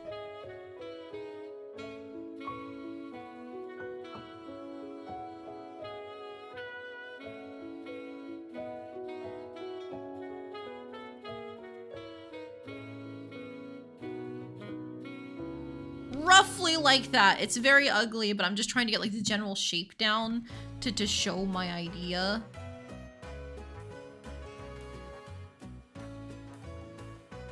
Like that. Okay. And so then with that can be the thing that she like spins in order to get this to rotate. And then there will be another one of these gears. Like a second one ×2 combo. Up here.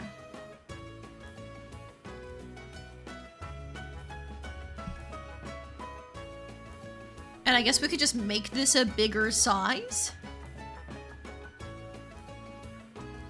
Okay, and then that means this pole would have to come off of like the attached gear like I see in this differential. Like they have like a nut or bolt or something there, but if I could just bam, slap that there. And then make this like 20 times larger.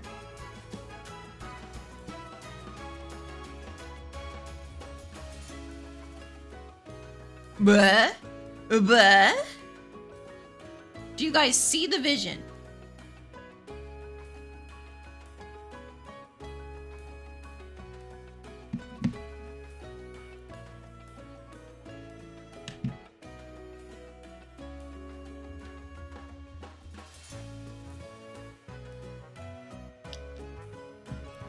Make it like an ice cream scoop gear and just have a giant dash trigger. There are a billion gear configurations.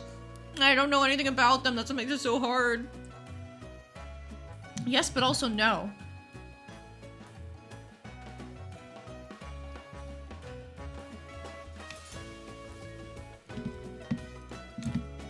I mean, now that you mentioned the whole ice cream scoop thing, I feel like compelled to check it out. Was my answer staring me in the face this whole time? Ice cream scoop.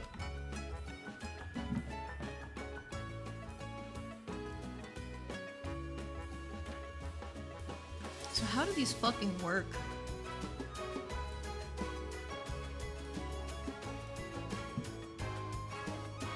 You got the thing that you squeeze. And it seems like it shifts the bar somehow, but how does that work?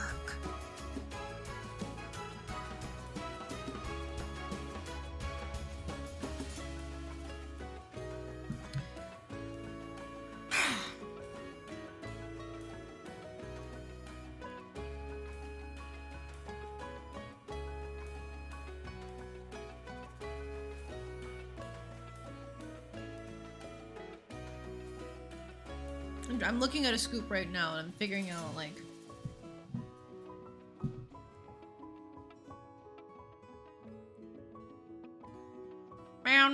was gonna get this done in such a fast time.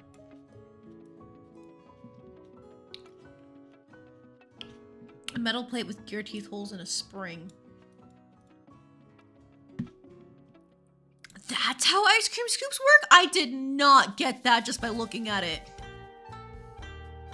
Like, I could see the little gear, and I could see the little holes, but I didn't see the spring anywhere.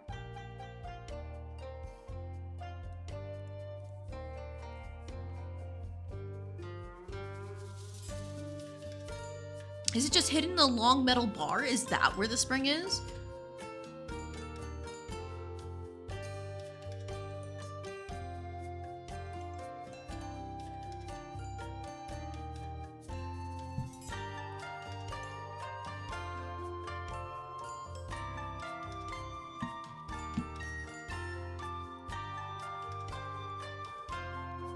Spring is inside. Ah, okay. So then do I scrap this differential idea then?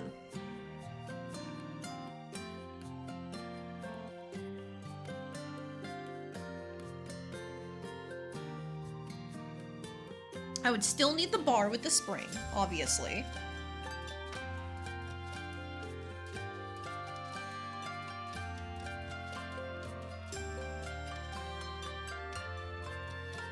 I think I really fucked myself by just taking the default cogwheel shape and not taking into account any sort of construction for it. But I've already committed way too hard to this. There's no way I'm going back.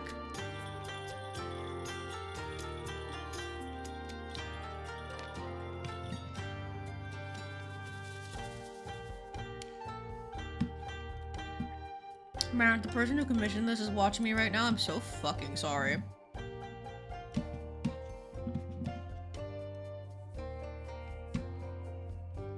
Look, they chose me because they like me. Not because I'm a professional.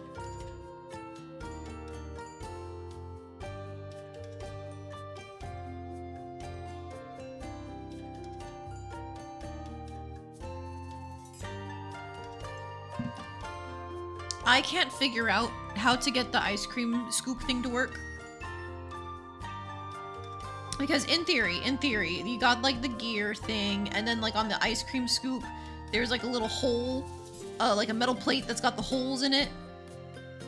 And when you squeeze, there's like a tube attached, which I think has the spring inside, and that causes the thing to do the swoosh in the scoop. It's a really bad illustration, but I think I understand how it works. But I don't see how I can get that to interact with my gear up here, and that's the problem. This gear up here that I chose arbitrarily because it looks like a gear shape and nothing else is ruining my day, but I refuse to get rid of it.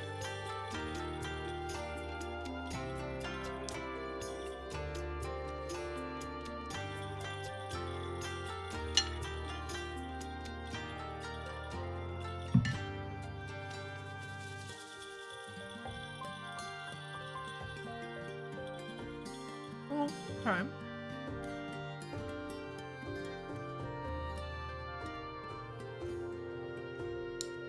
I don't think it needs a return mechanism, because like at least with the differential that I saw set up, it seemed like it was meant to just keep spinning. And that's actually kind of exactly what I want, because the idea is that it's not like it returns back to a base. It's just like it flicks it to the right one, so you could like press the button as many times as you need to just keep flicking it, the lantern chamber, until it's on the right one that you're looking for. You know?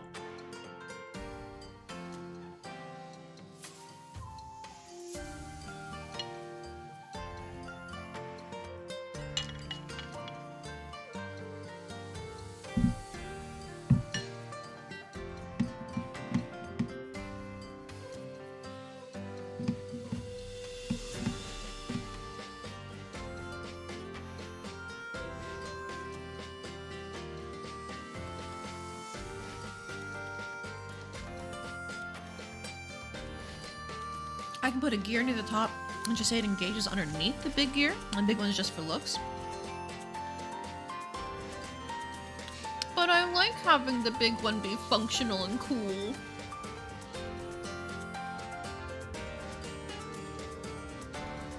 This is why you'll never catch me making a steampunk setting ever. Too much figuring out how machines work. I'm already really bad at conceptualizing 3D spaces, so this is my nightmare.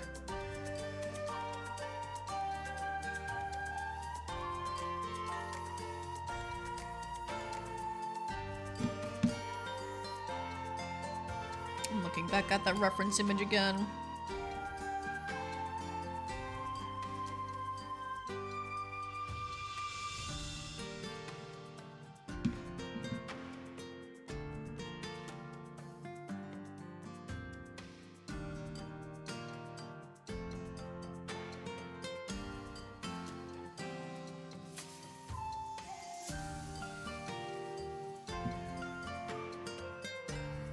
I think I'm just gonna go for it. I'm just gonna go for it.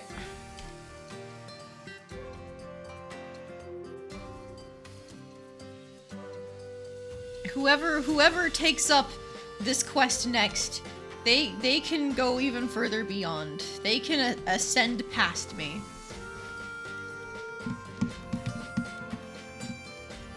I've established a base, let's say. And whoever the artist is that's making the actual character design, if they want to fix anything, they can fix it.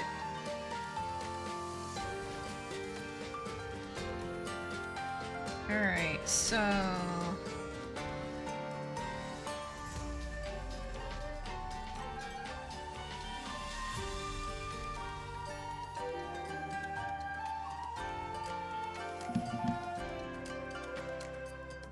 I need it to mesh in somehow. So I guess let's just like purposefully have a couple of them. Oh, where did my my color apparently changed at some point. Maybe when I was mashing buttons. Hang on, let me just go ahead and blow my nose. Haven't had to do that in a while. See, I was staying so hydrated.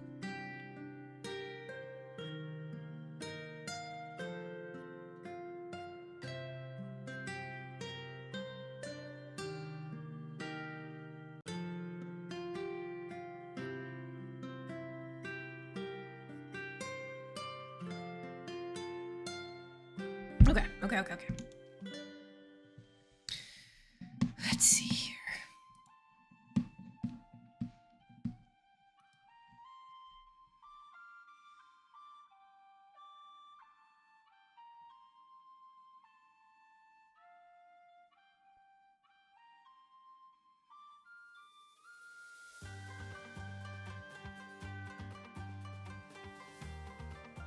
Wait. I just thought of something, Jill. You might actually be on the right track. Because I had already built in a little thing here underneath the cog to be like, ah, yeah, it matches the little like brass plating down here I'm gonna have. But if I use that as another spoke, if I use that as a spoke for my differential in some way, somehow, some form,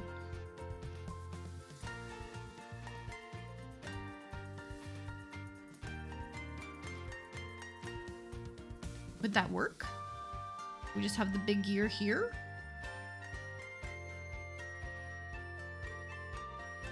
Should it be like some contraption like this?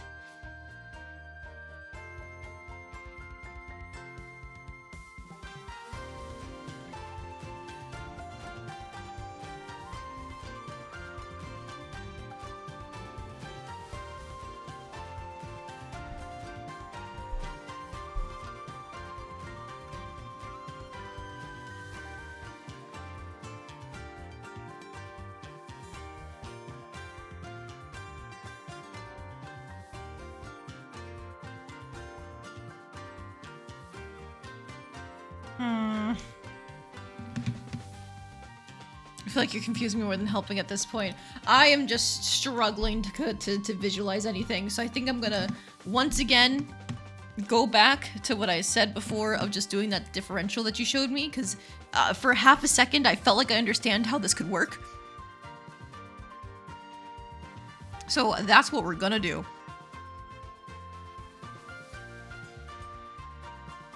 This is now a sketch layer is what I'm deciding.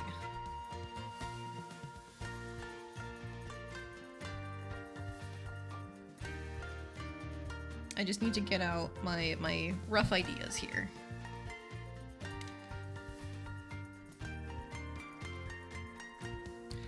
Alright, so we've got our I don't know what you even call this, spoke thing going through this metal plate.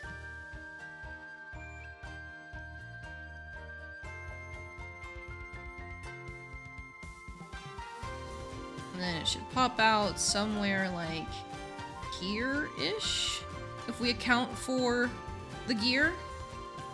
Let's just go with this for now. Or actually, it'd probably be something like this. It's a metal spoke. There we go. And then I'm just gonna do a kind of like circle shape, ellipses shape, I guess, for the cog. And then now we can do the teeth.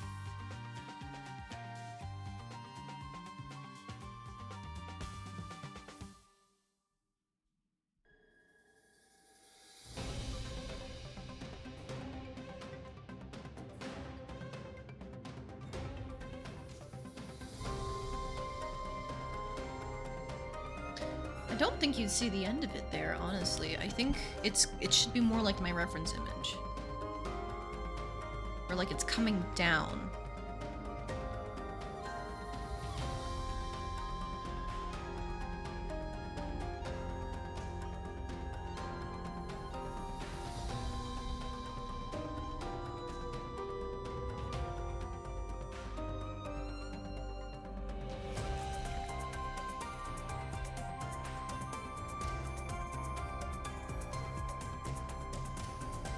Something along those lines. That's roughly how it'll look for now.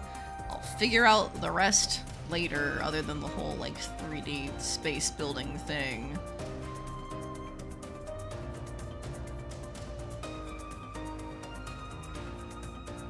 Yeah, see, I got it. Gear enough sits there.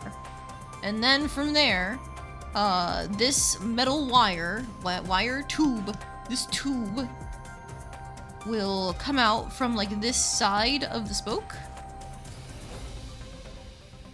Like from this top part here.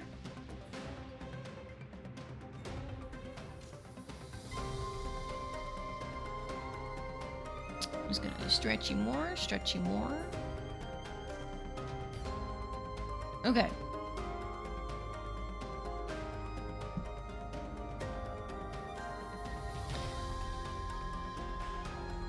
Honestly, I could probably fix the angle of this down here. So it should be more like this, I believe. Yep, that looks a lot better. The slant was not helping me at all. So that means I can take this and just shift the thing around a little bit. Shoot, nope.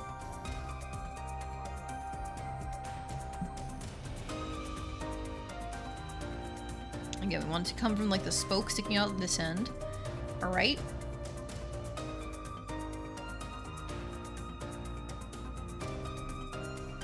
Then we're just gonna have another spoke. Okay, okay. It's fine. Don't worry about it. Don't worry about it.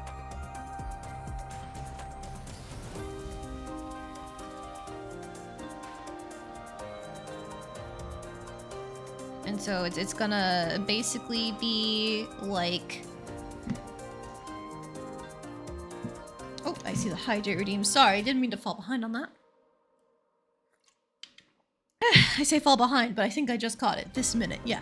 Okay.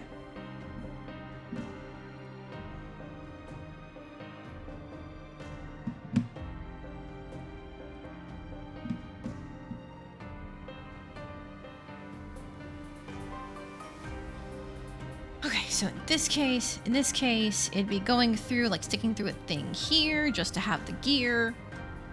And honestly, I can probably just copy this down here like I did before.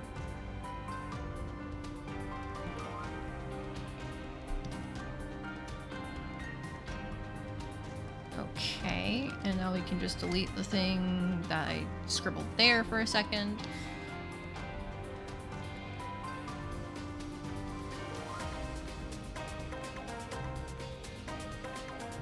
Okay, and then I think I actually am gonna do the thing of talking about like running the spoke through the bottom of the gear. Because I did say I had like a brass platform thing I wanted to be there.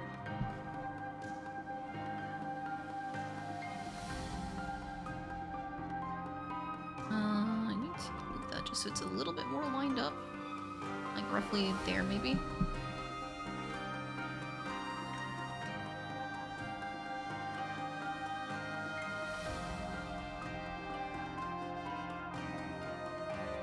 Okay, it's something.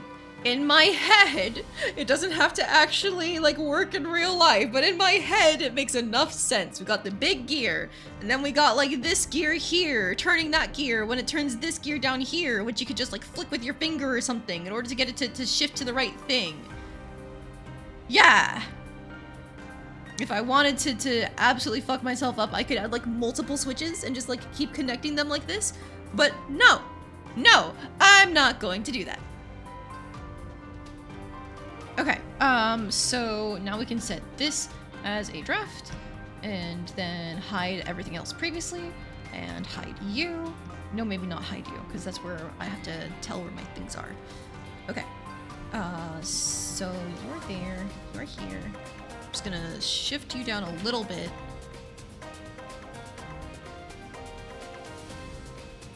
There we go, that's like roughly right in the center of the little spoke thing there.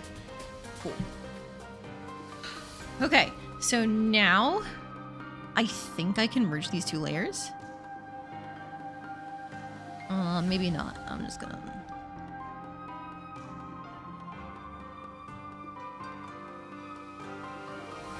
Based on how that gear is set up there, this is roughly, I think, where the spoke should be. Okay. Perfect. So now I can turn this into a sketch thing. And then combine them both. Oops, but if they're combined, they go back to being considered 100 opacity. So combine them both. Now drop it down. Okay, and now we can use this as our line layer. And so I'm just going to real quick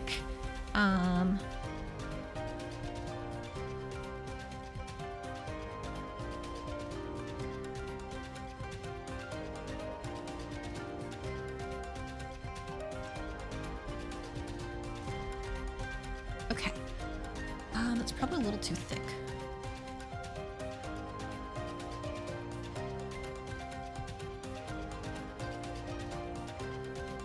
I'm using the line tool like this because I'm just trying to like see where it might poke out at the end.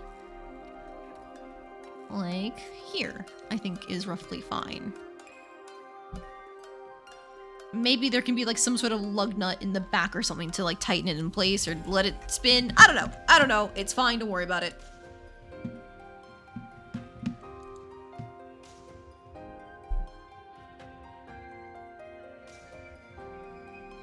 Okay, and then more importantly,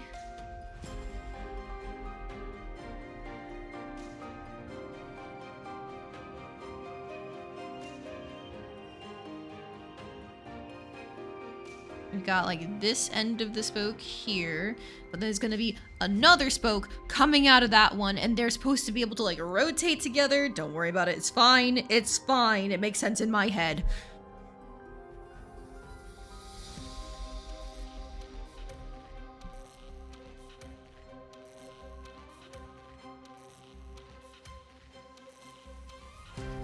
Should go like roughly there.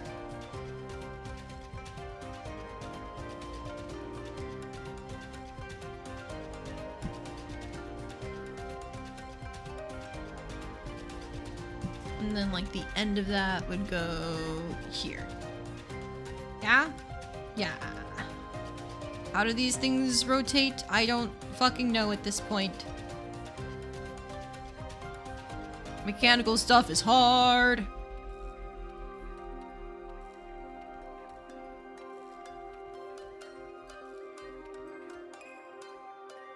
Next time, I guess, when I go to do something steampunky, I will just like study how gears work. Because that is clearly a foundation that you need for anything steampunk related.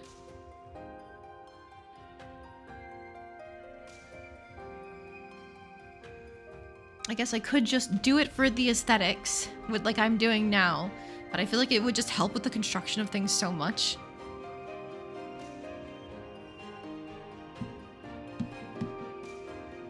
How does the bottom gear turn the top gear? All right, so my thought is, hear me out, is like you turn this gear and like it rotates the little pole that it's in, and then that pole rotates, and so like this gear rotates and then that gear rotates. Does that make any sense?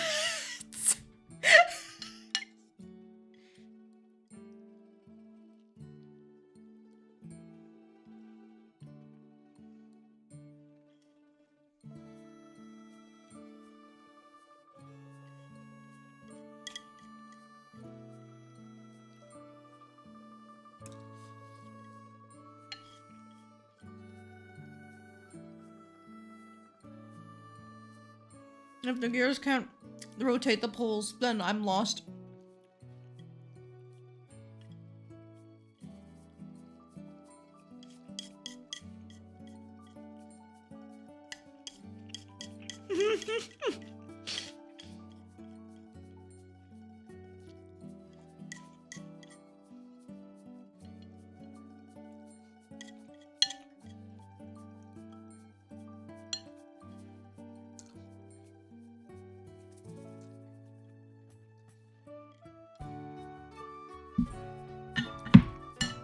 I don't understand, but that's okay.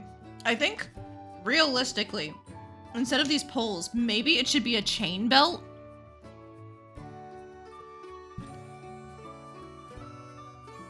Like when this gear rotates, it also rotates the one up here.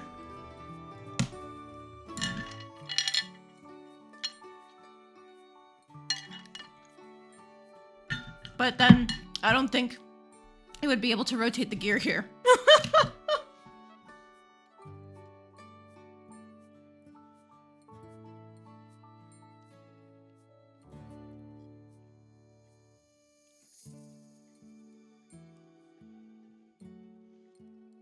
I could just give up on everything I've done so far and go back to my worm gear thing and just like have it be incompatible, because everything else I've come up with is incompatible. I would layer the gears at that point. Yeah.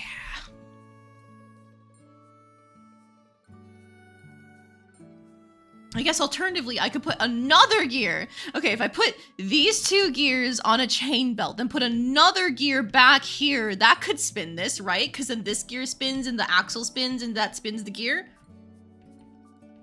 Right?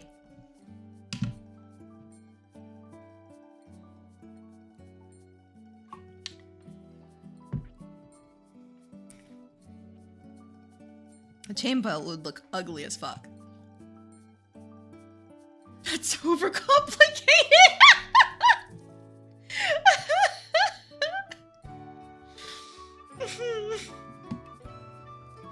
Alright, I figured out a way for it to work. I kind of want to go back to my worm gear that wouldn't work right, but at least it'd be simple enough to draw.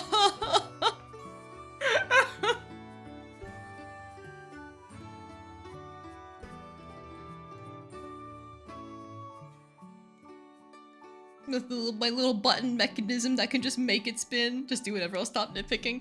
No, it's a good point. It's a good point. If this is gonna be like somebody's like character thing, then like you'd want it to work.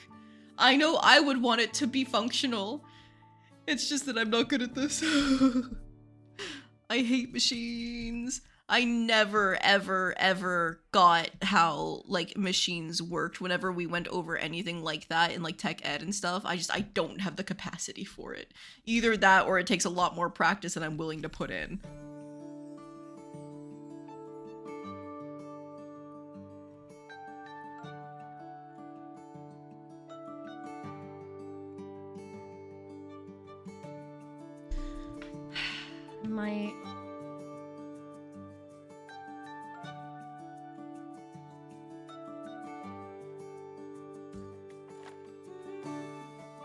think I'm gonna get rid of all of that workshopping and just go back to my little worm gear thing that's incompatible, but at least it's easier to draw. And whoever takes up this task next, they will be better than me for figuring out how the gears work. If they don't figure that out, then honestly, you know what? Good for you.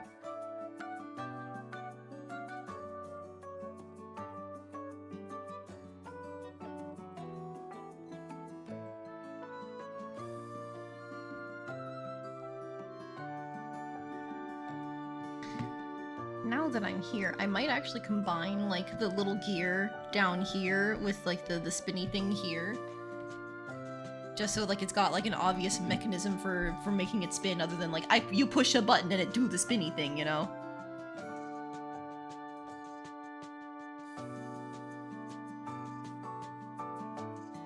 I guess like I could say like there's like internal wiring. If I do the button route though, if I do the button route and I say there's internal wiring, then I could just have it be like the stick here is like a lever that just pushes it along the little gear. And it just resets itself.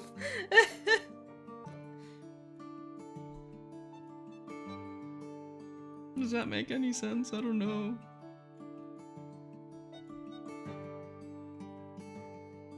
Do it like a revolver? Did we come up with the same idea at the same time, Jel?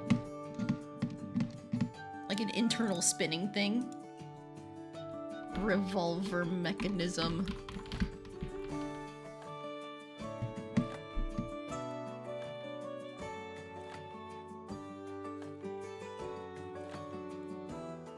So it's got a spring and then like a little tab.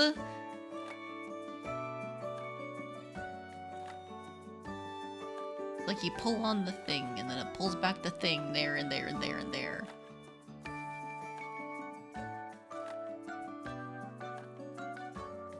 Last TM on this because you're nitpicking too much. Thank you, Jel! I appreciate your help. I see, it's got like a whole belt type thing.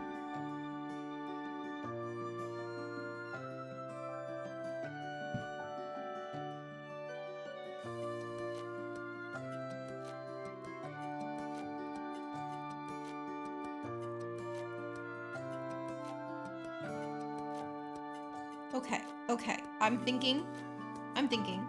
I go back to my stick idea, my little spoke here. And we have it so that way, like, the gear spinning stuff that I was trying to set up is just to make it, like, do a little ching as it swipes the gear to the side. Like you would in a revolver. Oh, your previous DM was about my conveyor belt thing. Yes, okay.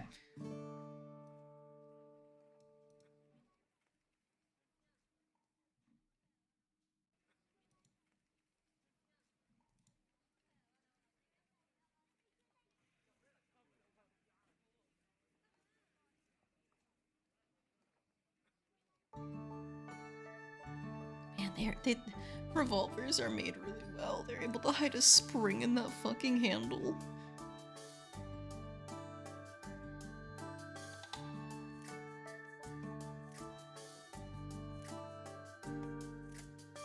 How do I simplify this down? How do I make this work? I can hide the spring in the little stick that I have.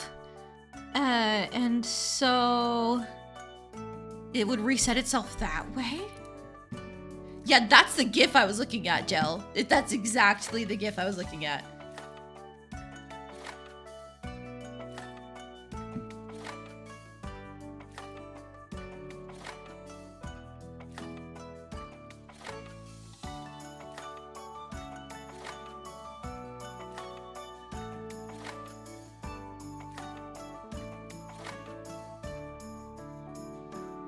Got a big switch that rotates and gets set back in place. So, in theory, if I was to copy the gun switch that's doing this,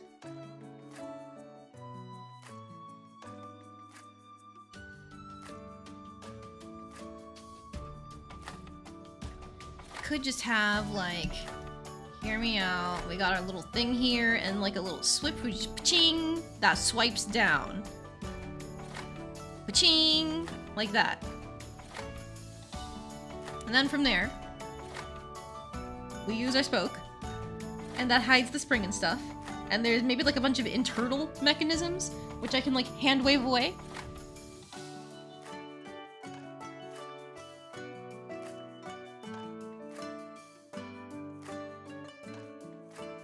Maybe we could put a couple gears on the outside to make it look like, oh yeah, it's in and out of the staff, you know?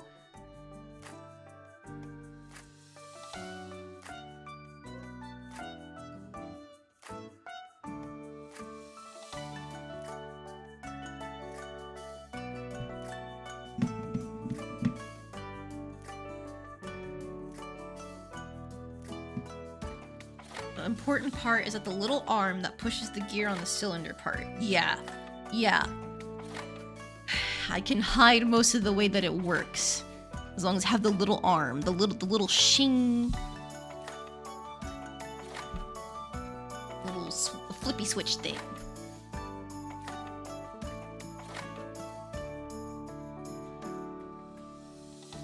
So honestly, I might not even need to like do anything else. If I just have a little flippy switch, then we can have this arm here just be the thing that pushes it to the side, right? And then it would reset itself if we assume it works like a revolver.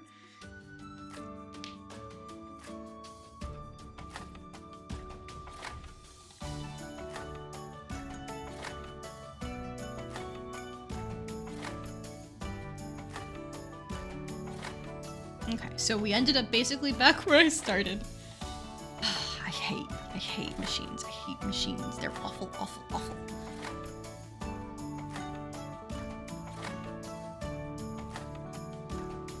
But hey, at least we're learning somewhat. I know now in the future to look at gears and research them before I go drawing them and figure out ways that they can connect if I want to make like a gear-centric design, a mechanical design that actually rotates and functions instead of just looking flashy. I know that now. I should have known that already because I'm a grown adult, but whatever.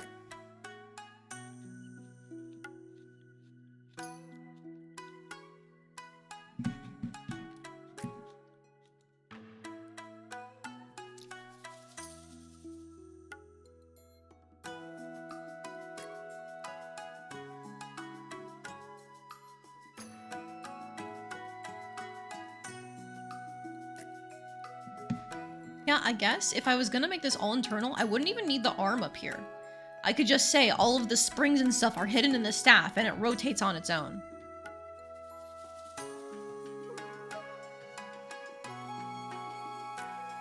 Okay. I'll do that. I'll do that. I will just make this very simple for myself. Give myself a little spring switch thing. Call it a day. On that switch. And then you know what? Because it feels incomplete to not have like another gear somewhere, this one is just gonna be purely purely decorative. No real function.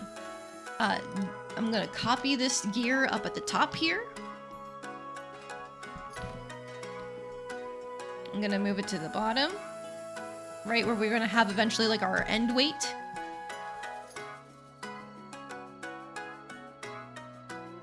And we're just gonna keep shrinking this down.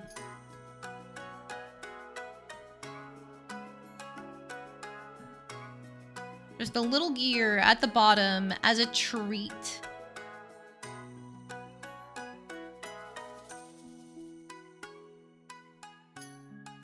And I'll have to go back and fix the lines on this, but it's fine.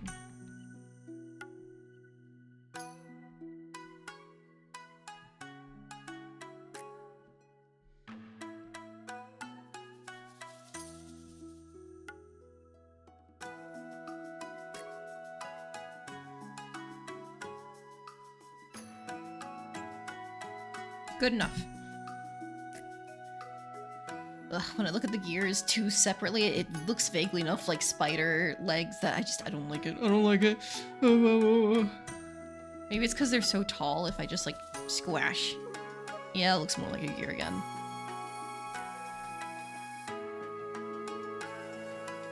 Alright, cool. I'll make it like at least a fancy looking switch. We can have it be that like it follows the loop of like the gun chamber and stuff. Spider gears, no thank you. Thank you for the hi, Jerry Dean. Alright, so the way I think I will do this now is... that has the gears, so... let's go ahead on this copy. It'll be like made of brass, this little loop that we're going to use. I think I'll actually put it on this side.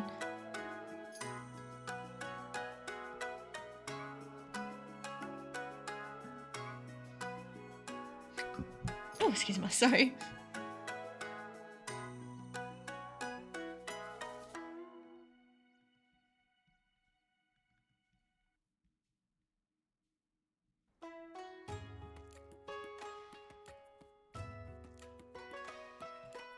Alright, so the switch is there, where like the little thing here is supposed to be.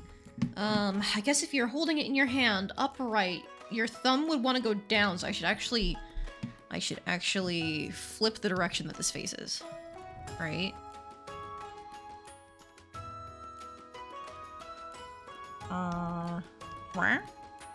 Like that? Yeah, like that. Because that is an easier trigger to hit for your thumb if you're like holding onto a staff.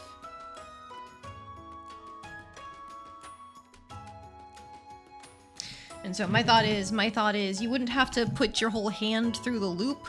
It would just be like your thumb goes there, and at any point in time you could just pa-ching, push your thumb down, click on the little switch, and then it would swap everything up here for you, and it'd all be working internally, so you don't have to worry about it. And by which you, I mean I don't have to worry about illustrating how that works.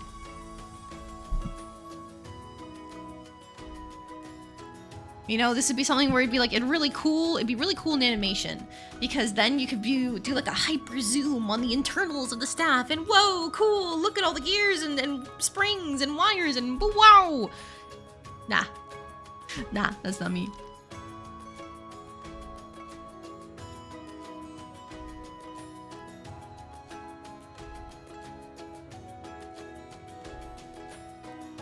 Today I've learned my lesson. Do not fuck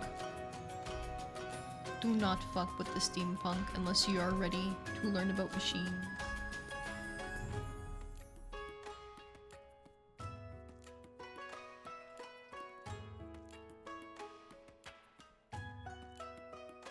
But machines are so cool. No, they're complicated and gross.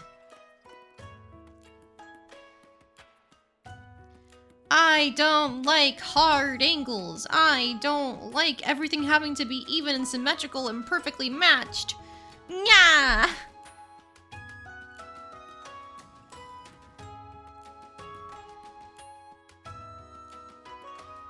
Okay. So then, with that done, I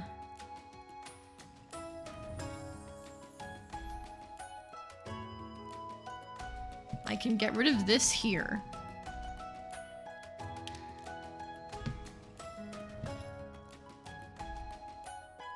And then that should be the thing that's on. This should be the sketch that's off. Perfect, perfect. Okay, and then up here, I think I'm actually gonna move this gear down more, because I used it so that way it had the metal thing and then it was the decoration on the top, the decorative stuff. So move it so that way the gear is like roughly like this. Yeah. Okay.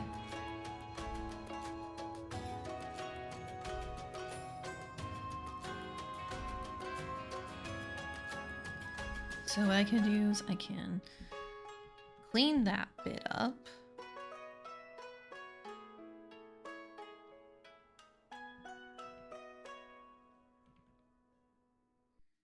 And okay.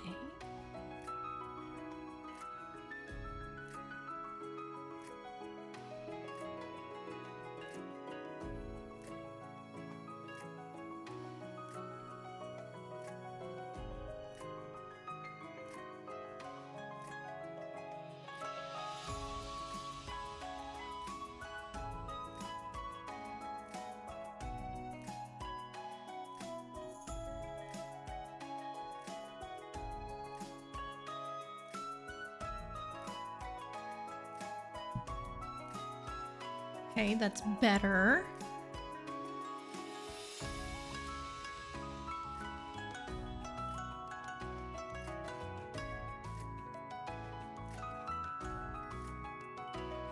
Okay, and now we can clean up the gear.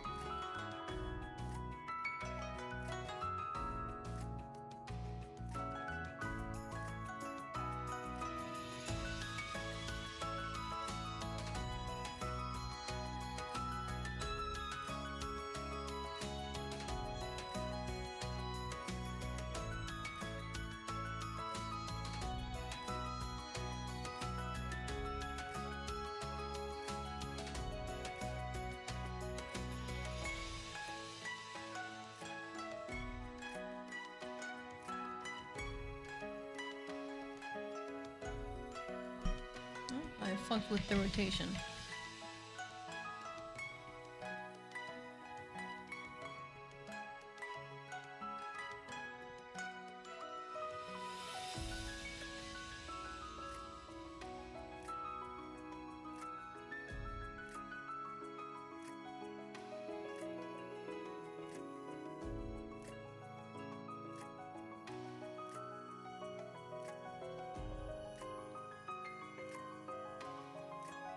Okay, and then I actually think I just want to like shorten all of that. Something they still look too long and spindly even after squishing them down, and I don't like it. I really don't like it.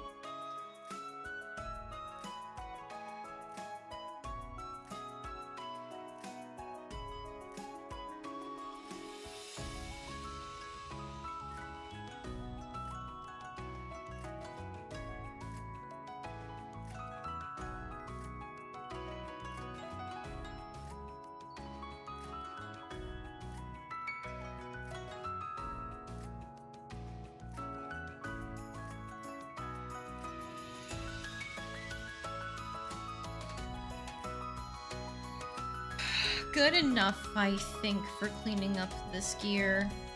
It's so small at the very bottom of the staff. I don't think it's going to matter.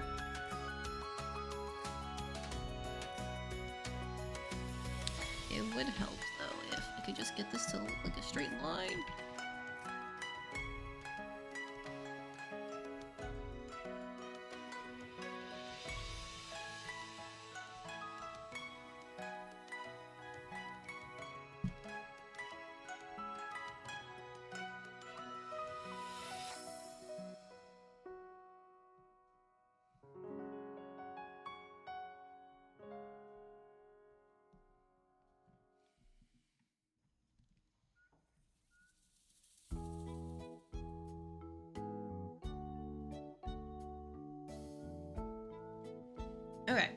Okay. That's fine.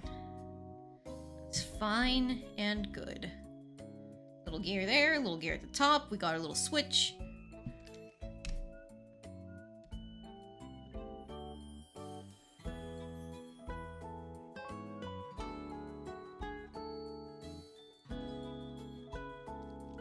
I'm just going to move this further up. That way it actually aligns with where like the brass is on this. I'm gonna push this off to the side a little bit because I do want it to be like it's a ring of brass on it. It's not like embedded into itself. It was added on top, you know?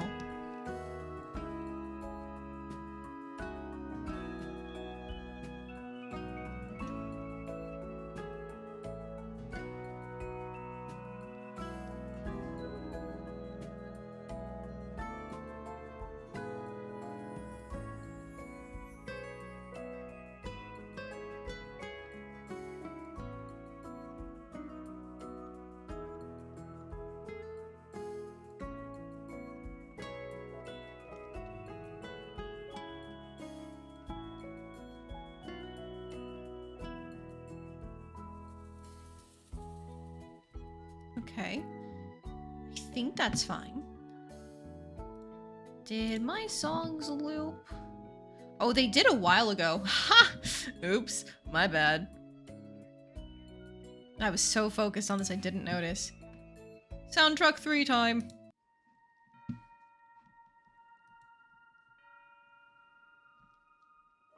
Hello, how is the art going? I have learned steampunk is a dangerous aesthetic. This shit hurts. I tried for probably like an hour and a half or something to get like a functioning mechanism working and like starting and stopping until I went, fuck it, we ball, just treat it like a revolver because Gel was super smart and had that suggestion and make everything internal instead of external, which goes against the ethos of steampunk. But at the same time, fuck that noise! I don't know how gears work! But hello, Evie. How are you doing? How's your day been? Oh, I guess your day. I mean, did you just wake up or something, I bet? You love steampunk, but boy, is it hard to draw. Indeed. What layer are you on? You bastard. Is it this layer? Alright, hang on.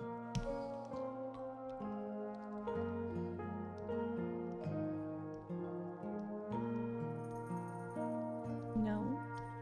Yes, there we go. He just woke up. Well, how'd you sleep?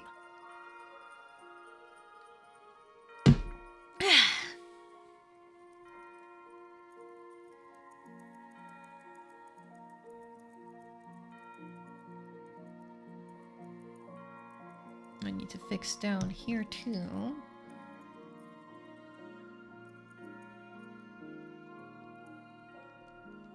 Slept alright, which is better than nothing? Oh, hard agree.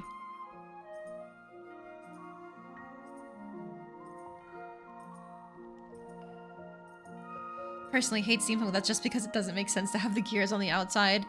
Yeah, kind of. Because, like, that shit would degrade so much more quickly if it was on the outside, right? That's why we keep it all internal.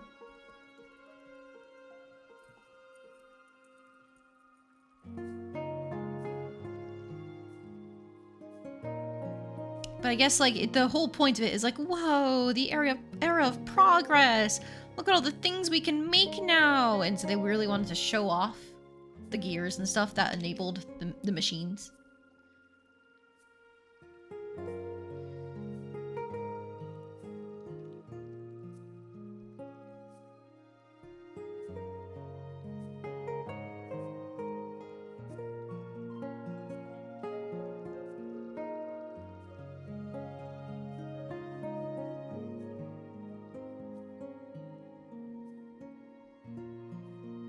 Just thickening the lines out on the outside to, like, match the rest of it.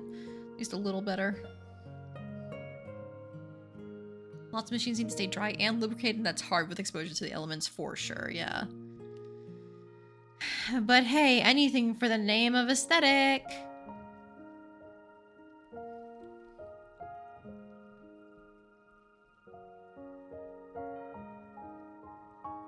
Like, God knows how many big fuck-off great swords exist in fantasy media because we think big sword cool, when in reality, most great swords were really just longer long swords, and that's about it. Dangerous as hell to be near moving gears, can't have long hair or flowing fabric, which is like the opposite of what Victorian era fashion was like back then.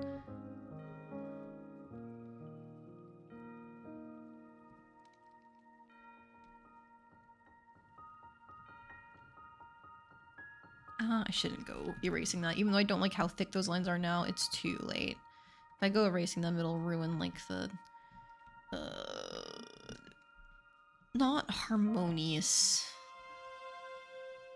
It'll ruin the oneness of everything. There we go.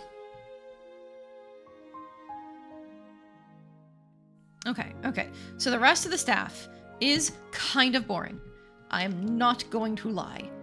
Not having, like, that big spoke arm or something for extra decoration sucks until you remember we still have the pumpkin crown at the top. Your type of armor is Pegasus Knight armor from Fire Emblem because it hardly has armor, but it's cute. True. Something about a cute girl in a miniskirt goes burr. So realism? I don't know her. True!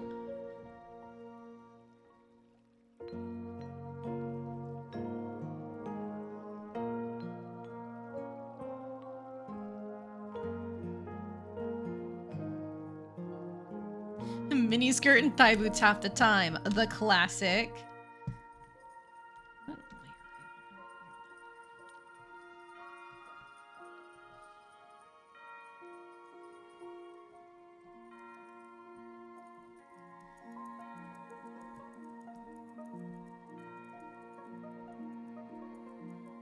See, this is why you should just always be a mage, because mages don't have to wear armor. Duh! They can just always wear the mini skirts and thigh boots.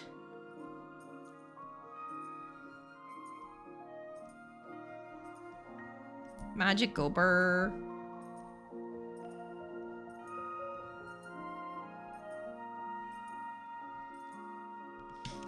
Like, hey, mobility is a type of protection. Can't hit you if they can't hit you. And yes, that's why you love playing mages. Let's go, Evie. Ah, thank you for the hydrate redeem gel.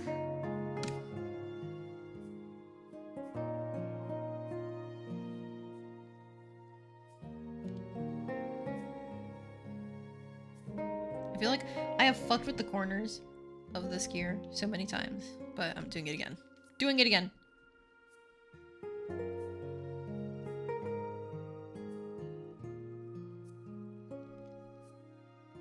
Big explosive magic, make brain go burr, plus outfits cute.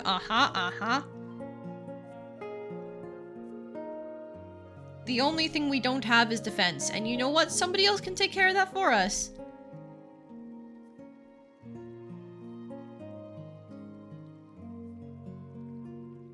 Because who needs physical attack when you have magic attack?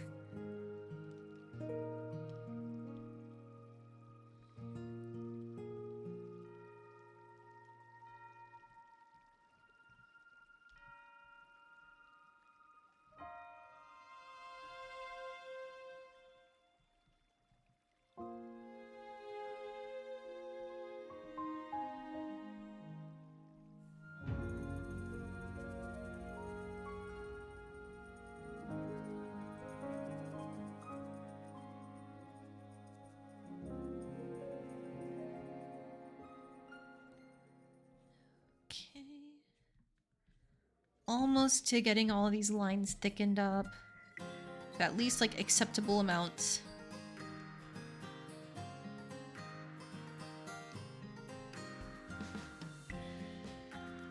Okay.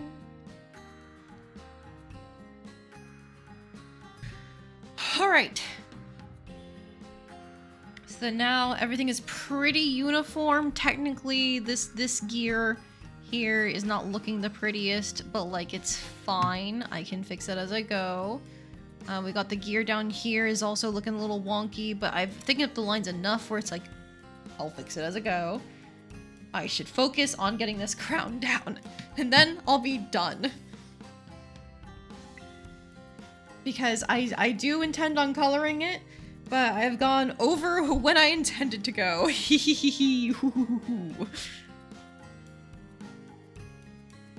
Alright, alright. I think it is time to put the symmetry ruler back on.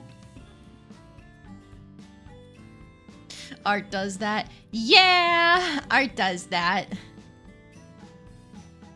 think I should keep my layers separate for now. Yeah, I don't trust myself. Well, this gear down here in the handle are so far removed from everything else, I can just merge it into the other gear. There we go. Yeah.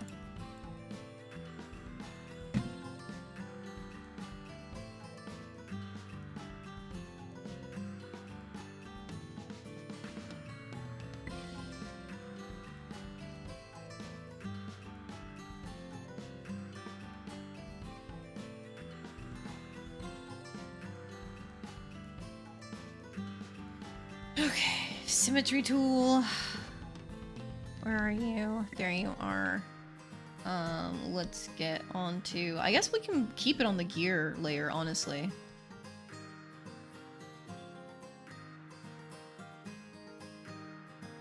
That's a little off to the side, isn't it? Yes, it is. It's also a little off to the side. Ooh. I'm just gonna turn the grid back on. Alright, grid.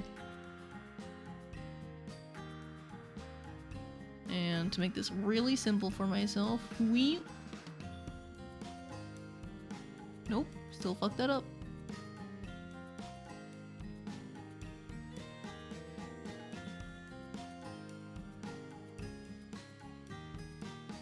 I think that got it. Okay. Okay, so now we go back to our curve tool. So what we're doing is we're starting from this like upward lantern part. Thanks, Jill, for the hydrate redeem. You're out of the redeems. Oh no, what will I do? I'm almost out of my second water bottle. What will I do? Oh no, if only someone could keep me hydrated. Ah, look at that. Thanks, Evie. Oh no, Jell's out of hydrate redeems. Ah, shucks. Ah, gee. Oh well, nothing to be done. Thank you for keeping me hydrated while I'm finishing up being sick. Honestly, through the course of this stream, I've been feeling better. Like, I could still be blowing my nose here and there, but it's less of an issue than it was before. Like, there's none of the whole, like, I'm congested and you can hear it in my nose type thing from yesterday. Ah, doing that makes me need to sneeze though, so hang on.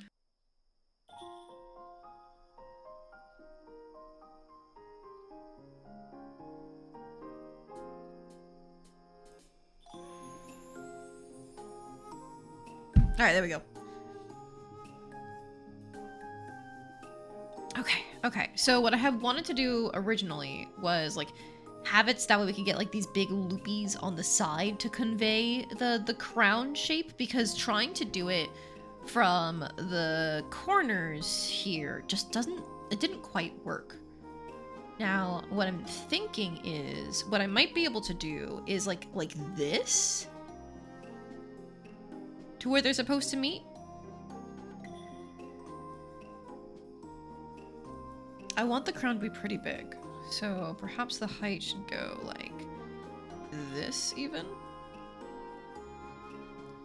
And this will be the underside is what I've determined. Huh? Wait. Huh?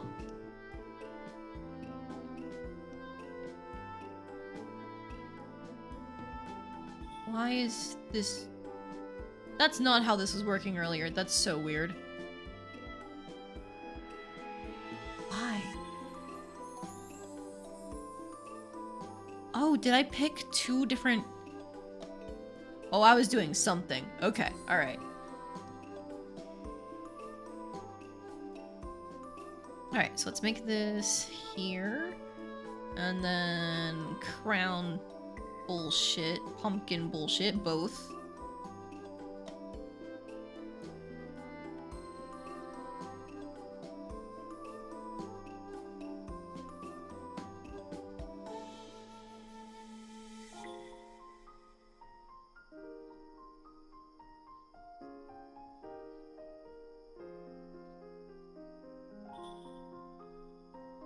Okay, and then let's go to this point up here.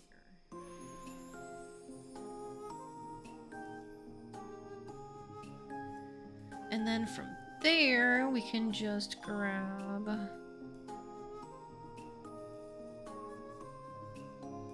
Yeah, it would be here and here, I think.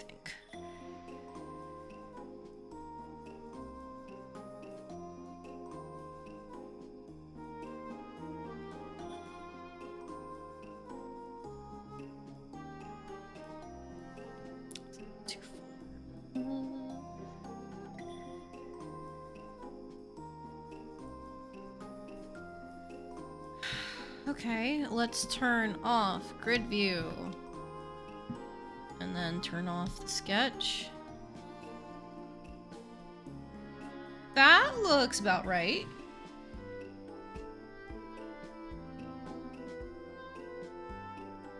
Oh, I keep wanting to sneeze and it doesn't happen. I don't get it. Because the sixth one would be just like straight back behind where this one is. That's why we don't see it. So I'm going to actually turn off my ruler. Delete. And now we can start thickening up these lines.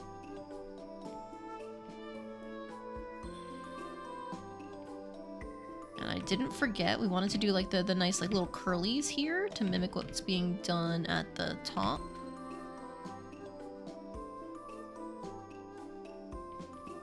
Although this is like the edge of the lantern, so it should probably coming out from there, actually.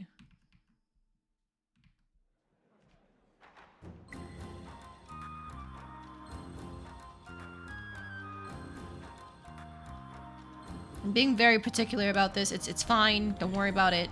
There's just like a certain shape I had in mind.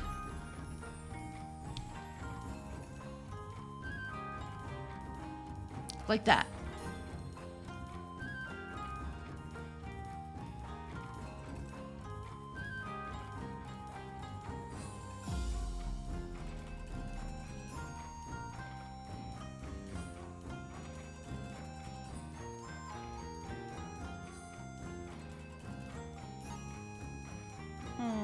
How do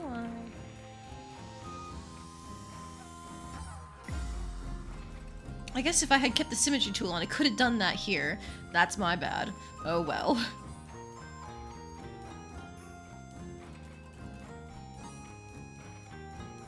Oh, and I could have done the same thing here. Damn, I'm so fucking stupid. You know what? Hang on. There is still time to fix this.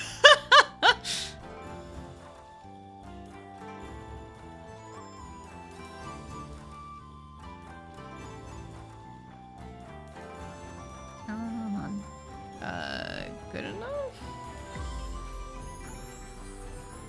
Good enough for now. I might want to make this line thinner. I think I probably should have from the beginning, but it's fine.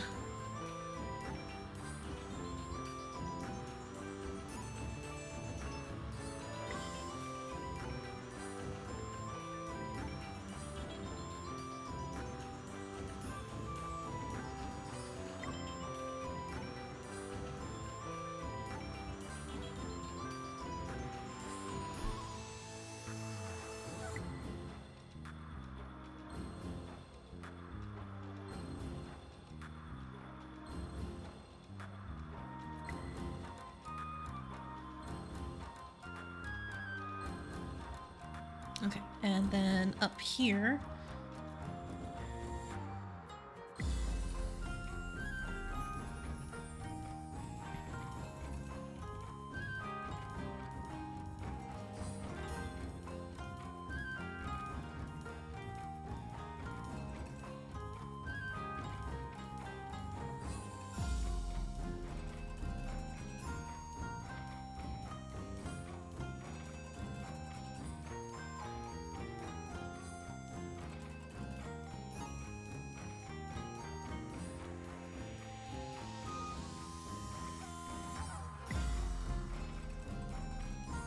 Just erase this little part. Oh.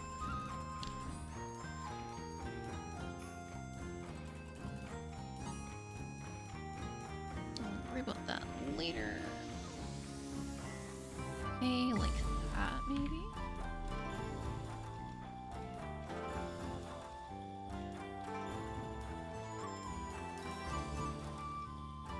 Okay, okay. And then gemstone at the very top. And this doesn't need a mechanical explanation. This can just be, it's magical, so it changes color to meet the lantern faces. Okay, so that means the lantern faces are perhaps the last thing we have to do on these lines. Oh my god. I'm excited.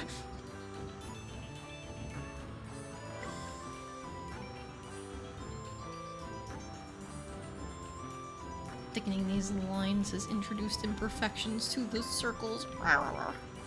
Okay, it's fine. It's fine. It's fine. Alright, so these down here are what I came up with. I did some color testing before for each one. That's what we're going to be working with.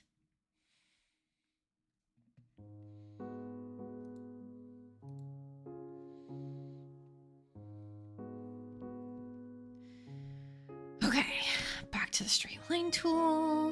Let's do, oh, this should actually be... This should be symmetry tooled as well. All right. So I had the symmetry tool on layer 8. Do I trust myself enough? Yes, I will put this on the same layer. Okay. So this should actually be curve. That's too thick. 3. Okay, that's good enough.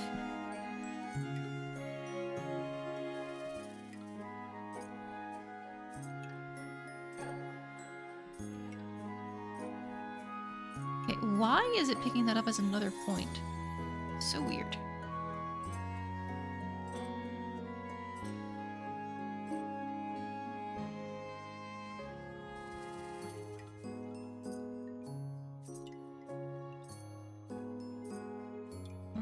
Just barely not.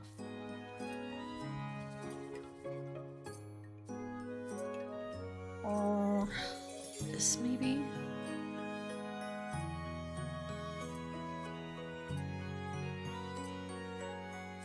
I think realistically, I maybe should have thought about like the lantern texture. Oh, okay. It's fine. It's cool. Don't worry about it. I'm normal. I'm fine.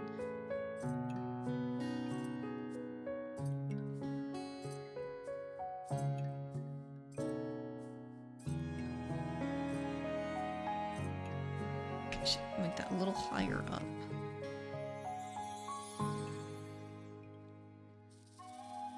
Okay.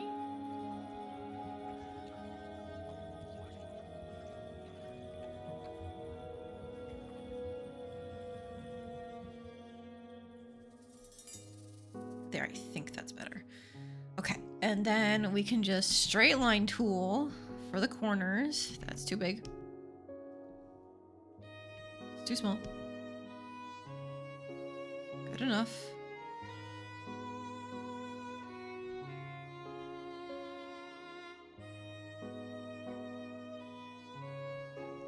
And then from there, it's just get the half of the diamond. Okay. Wait. I think this should actually be the curve tool.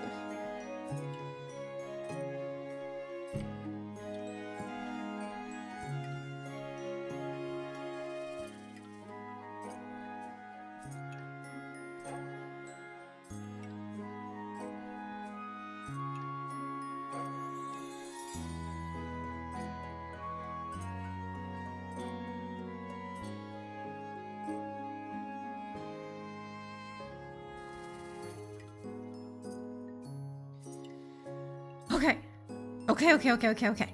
All right.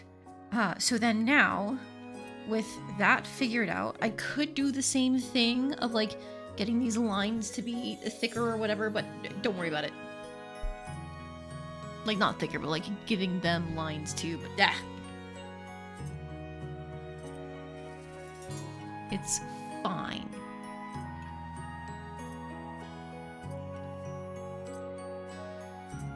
Just go through and thicken all these up to where I want them to be.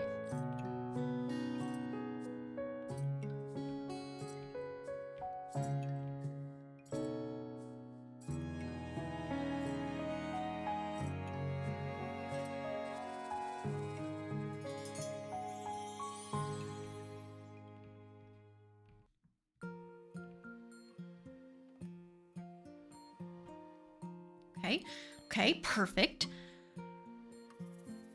So then we just need to clean up the lines up here, which means now I can get rid of my symmetry tool, I think.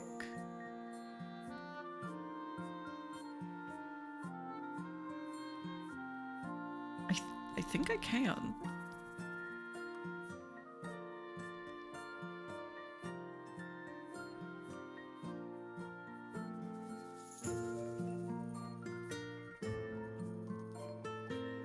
Oh, other than there's this leaf here that I wanted to fix and potentially these lines that I wanted to fix. Like, they're too thick, is my thought. If I select on one side, does it select on the other two? Yeah, it's one object. Okay, alright, that's fine. Might be a situation where I just delete what's here. Because I can get away with murder.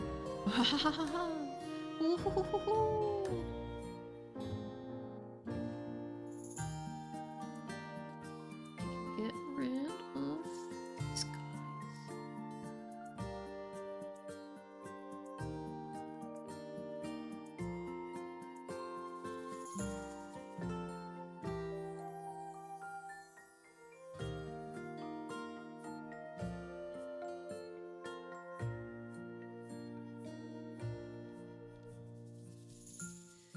Just going to complete that curve myself.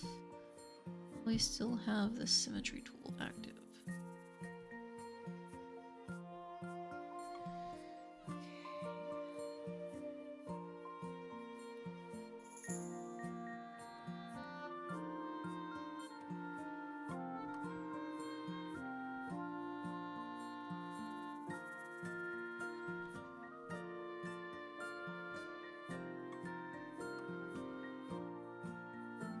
Okay, and then like this little point here is where I'll line up my old curve lines to.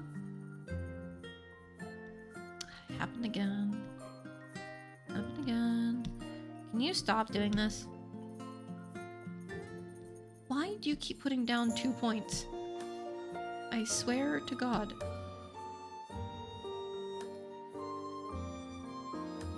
Okay, so it's I need to hold it down the whole time. Okay.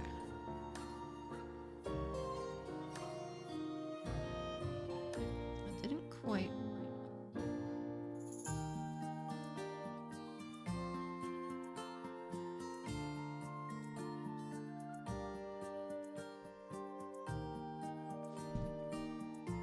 That's roughly right, I think.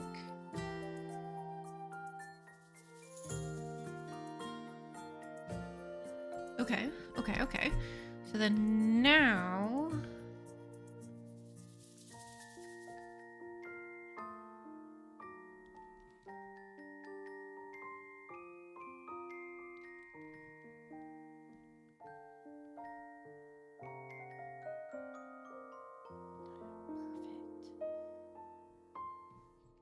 And then we can get rid of this portion here.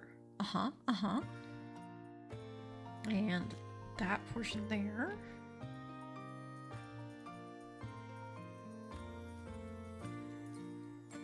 Leon, hello. Thank you for lurking. How are ya? At least if you're sticking around to chat, how are ya? Otherwise, I hope you enjoy your lurk.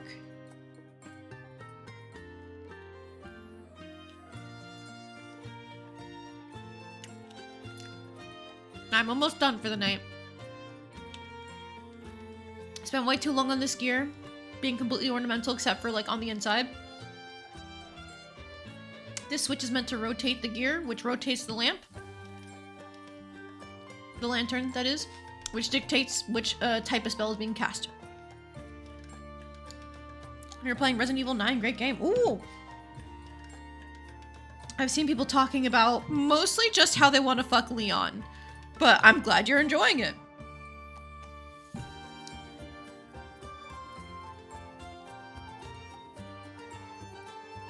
I would say I get it, but I don't. But like, older Leon is pretty.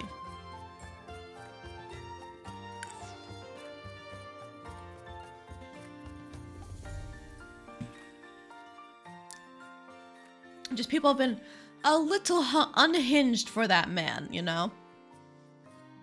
You're one of those people. Is that Leon the source of your name for Twitch, or is it just completely unrelated? You just went, wow, whew, wow, what a man.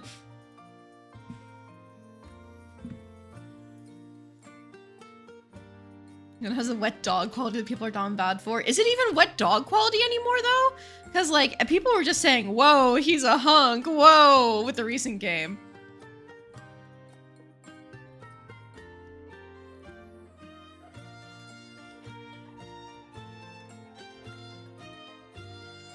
seeing the render, yes. Are you sure that's Wet Dog? Because, like, what I saw the render was people going, holy shit, his muscles!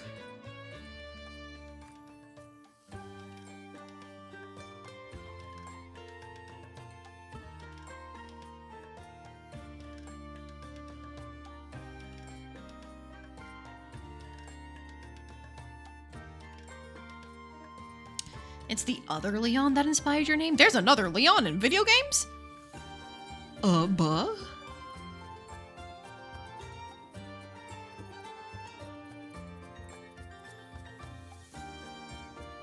Oh, Pokemon Leon? Resident Evil 9 Leon has the energy of a man with severe issues that makes you want to take care of him or bully. Oh, okay, I see. I mean, I guess I don't exactly see it, but that does make more sense than the Wet Dog thing. Leon Belmont. Oh, a Belmont, I see.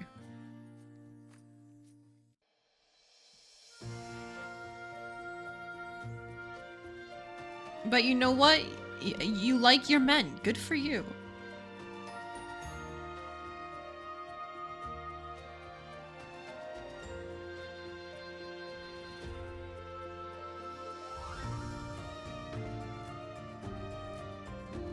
Again, I do think he's pretty. I just, personally, I'm sitting here going, what the hell is up with everyone? Whenever they do the whole, like, grr, bark, bark, grr, for him. But that's how I go when it comes to people if thirsting over video game characters in the first place. Like, I genuinely didn't think that the step on me thing that people were doing forever ago was real. So I unironically started saying, haha, this character can step on me! And people were sitting here like, whoa, okay. But I was going, hee, it's just me saying I really like them. Haha, this person could step on me and I thank them, haha. Ugh. To be as young as I was back then, huh?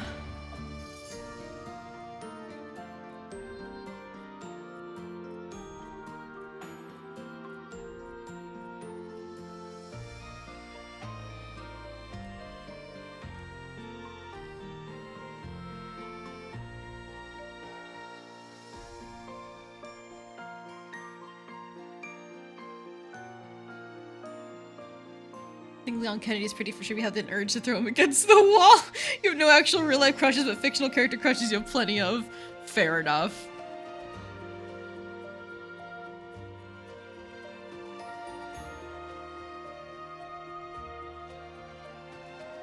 Honestly, when I think back on it, I don't even think like I had too many fictional character crushes. Like I definitely had some. Like Sora from Kingdom Hearts was one for a long time. Naruto from Naruto was another one. I really liked like the energetic, positive characters because I was always a little bit of a pessimist. And so it's like, it'd be nice to have them around. And like, it was also specifically like they weren't as appreciated by other people in my mind. Like, it was so fucking annoying how many people clowned on Sora as a character and protagonist for the sake of gassing up Riku when I was younger. Honestly, like, it's turned around. Now there's a bunch of people clowning on Riku for being a hopeless little gay boy, and you know what? I respect that. Thank you guys for being willing to change with the times. But yeah, there was always like an element of like, man, this character I really like is being underappreciated. Yeah, I like you now.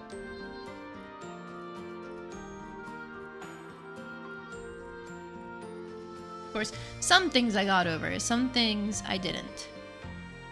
Like, I'm still very fond of Sora Kingdom Hearts. No longer crushing, but still very much like I will defend him to my grave and say how like the writing has treated him like dog shit for a long time now, and that really should be addressed and fixed.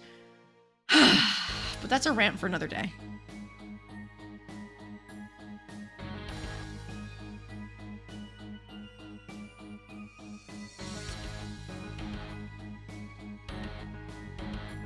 Justice for my boy. Justice for my boy. I must love Big the Cat then because he isn't appreciated enough. Well, I haven't played the game that Big the Cat is from, so I actually can't say because that would be unfair. I haven't actually played it. However, I am an Amy Rose apologist.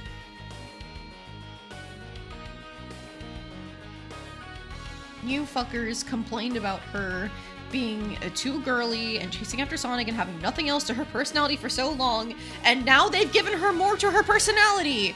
And now people are still complaining because it's like, oh, they're erasing her crush on Sonic and how she was bratty and immature. It's like, yeah, of course, after like going through the same franchise for fucking years, of course they're evolving the character and perhaps aging her up so she's on par with the rest of the cast other than the actual babies, Tails and Cream. Have you ever considered that, you fuckwads? Anyways, it's fine, it's cool, it's good, I'm fine.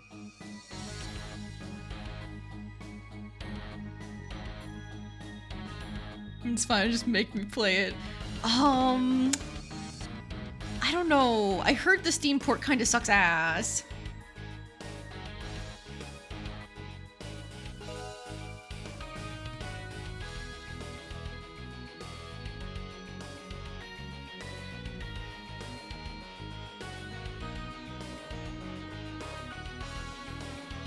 Oh, I'm just now realizing. Oh, I think there's a sneeze.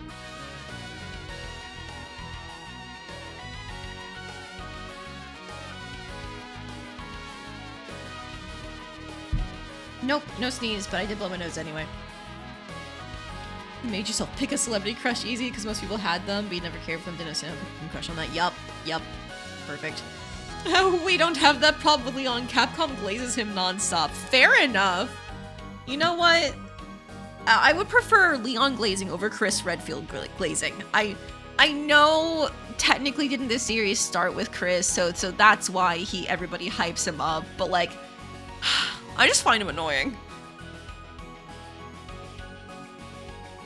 This means it's playing through Dream Drop Distance right now, and Riku telling she keep barking up the rug too will always be funny. Yup, we love gay Riku!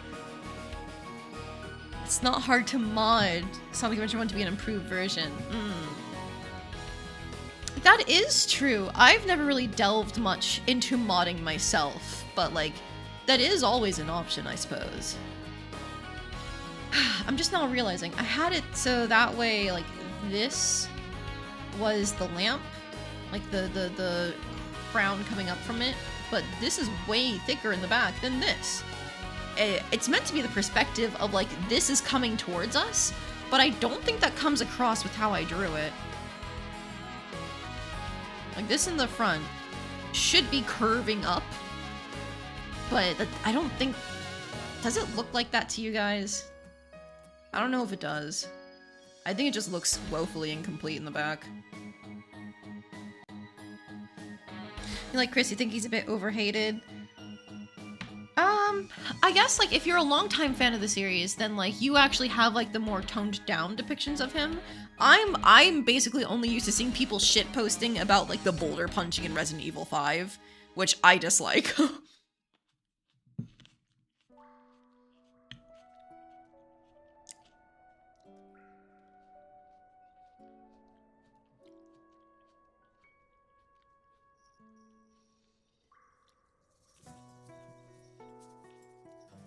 I think a portion of it is because, I don't even remember her name.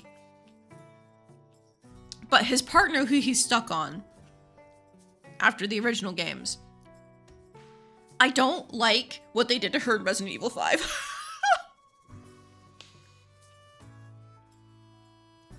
Like, I think that can be a compelling story, but not when they're using it as an excuse to completely change a woman's hair, eye color, face shape, and putting her in a bodysuit and turning her into like sexy evil villain. You know?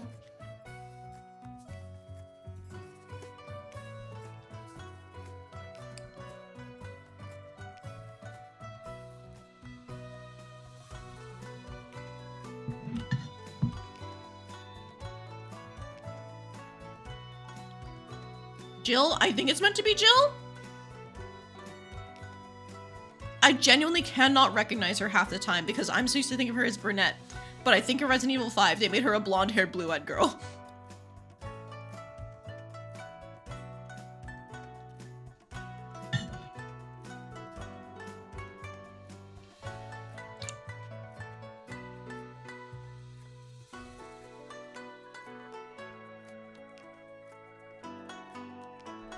So then am I like confusing her for somebody else then? Because I thought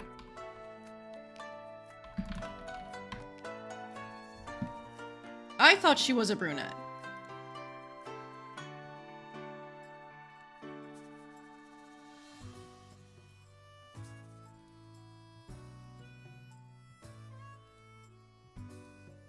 No, there are a bunch of renders and like most of them have her as brunette.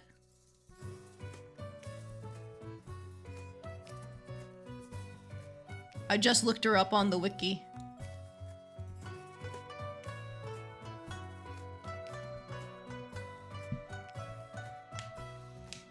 So yeah, that's why I can't kind of get over my distaste of Chris.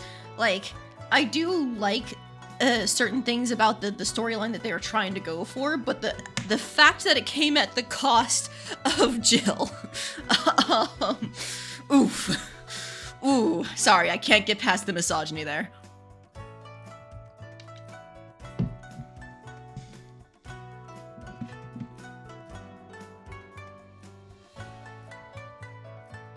I dislike...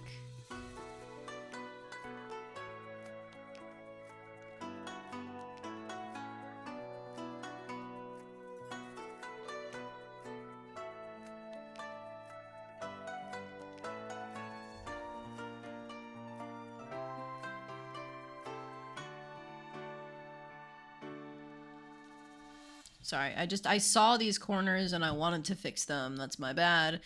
But I think I have to go in and like just shift this stuff in the back down. Because it does not look the same as in the front. It looks like it's just not drawn correctly.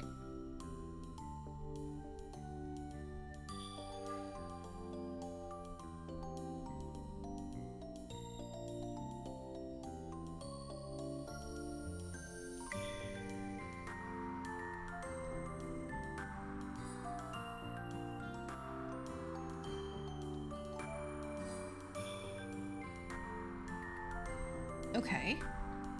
I think that roughly matches? Yes. So then that means I can probably just use my symmetry tool and like...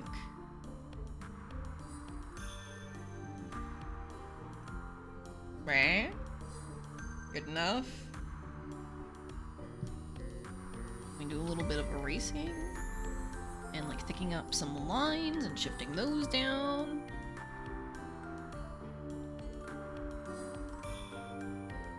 And then I actually do want it to be like thinner at the bottom, thicker in the middle type thing.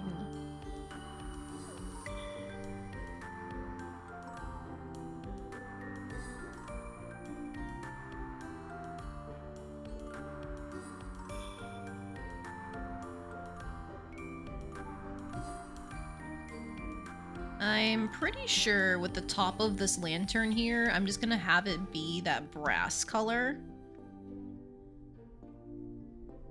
But I'd be willing to play around with maybe having it be in an open top, and then you could see like the glow from the inside. That could be cool.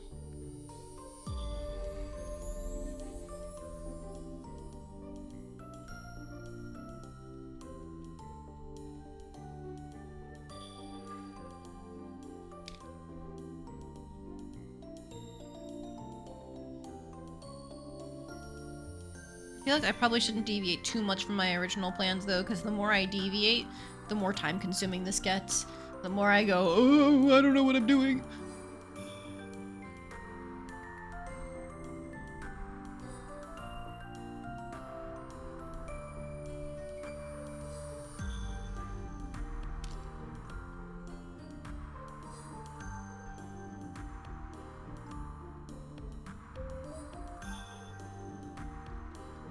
I think in general, I'm just like still thinking about the conversation we were just having about like different characters that we like and dislike and things. I am a huge person where if I feel like either a fandom or a writer is doing a character dirty, I will suddenly latch on to that character and be like, no, I see your potential. I love you. I'll cherish you when nobody else will, that kind of thing. I've mentioned this before, but like, it's one of those things that I really do see it the more I go back and examine my tastes. I'm really surprised that it didn't happen with Marie Splatoon, for example.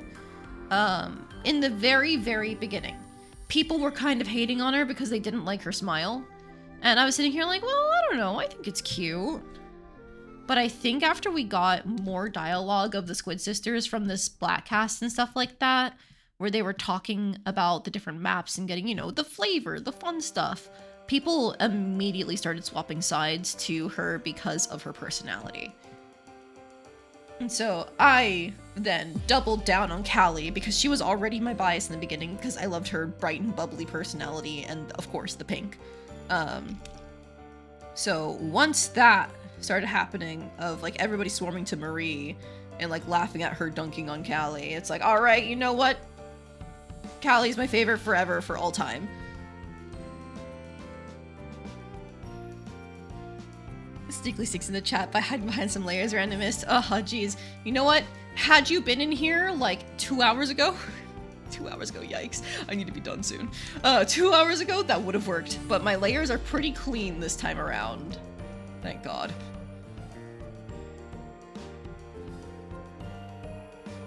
I had like 4 of them just dedicated so I could figure out the shape of a gear in a 3D space using them as guidelines so I could draw a gear.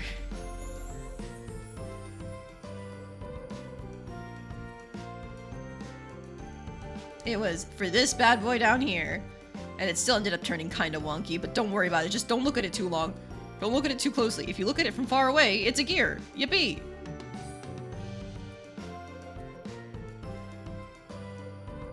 A lot of FE characters gotta get adopted from Insis. So true! So fucking true. I've already adopted Ophelia. I had intended to adopt Camilla, but then like the character that was influenced by her has evolved so fucking dramatically from what her original like start was, where it's like, no, she's not really a Camilla inspiration anymore.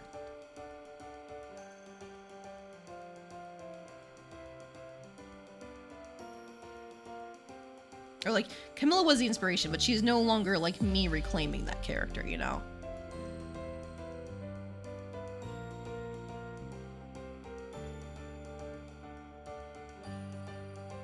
And then luckily, I haven't seen too many people clowning on Ivy Fire Emblem Engage, because otherwise she would have been reclaimed in a heartbeat.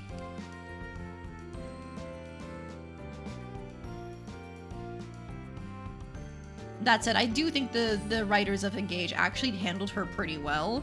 Like, the combat line where she fights her father on the battlefield pops off.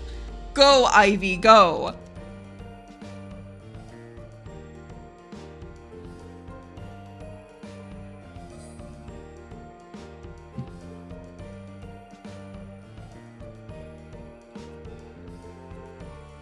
Require people to pay attention to Engage and not go back to Three Houses discourse. True. I will incriminate myself right now. I am an Edelgard fan, but it is always so frustrating because, like, I have to say, actually, I don't like how they handled the epilogue in Crimson Flower, because that is a huge sore point. Like, when I first played, I didn't realize the last map was the last map of Crimson Flower Route. I thought there's still gonna be a whole follow-up. And there was not. It was just tucked away into the endings, and that fucking sucked ass. And, like, there are a lot of things that you can, of course, debate about when it comes to, like, Edelgard's ideology and stuff like that, but I feel like the devs just do such a poor job, like, writing her and giving her the content she needs, even though they used her as, like, the main marketing girl for the game. It's awful. Awful, awful, awful.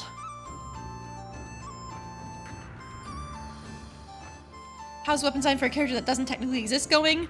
Well enough. So, let me show you. So, my thought was, it's a magic school, but the character's from a steampunk setting. So we need steampunk elements, and that turned into a single cog. It was originally going to be other cogs, but I couldn't figure out how to get any of the cogs to fit together and rotate properly. So, I gave up on that.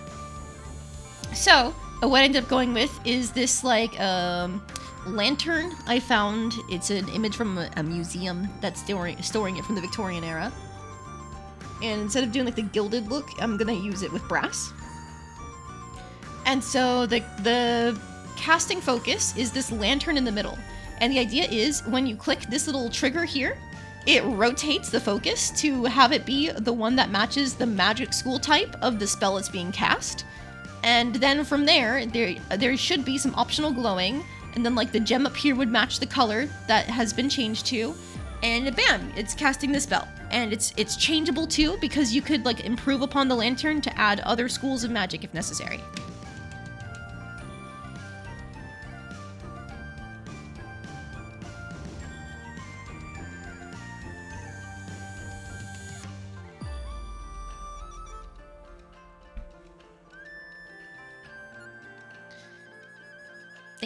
Thank you. I wish I really could have gone in more on the like gear stuff, but it doesn't make sense in my brain. Machines hurt, okay? Machines hurt. Before I rotated this sketch up here, I had like done like a test color, so I can at least try to show you that.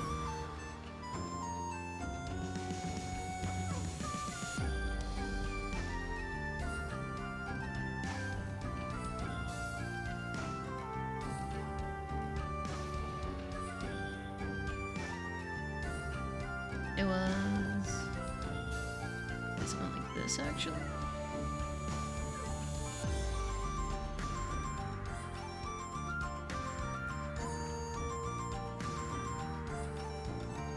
Okay, it's not perfect because I had adjusted things around, but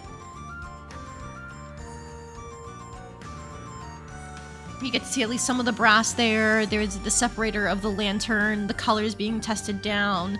And I chose the purple at the top, because fuck it, why not? And then, if I hide that layer now, you can see this is like the official version that I've got here. I'm just cleaning up some of the details.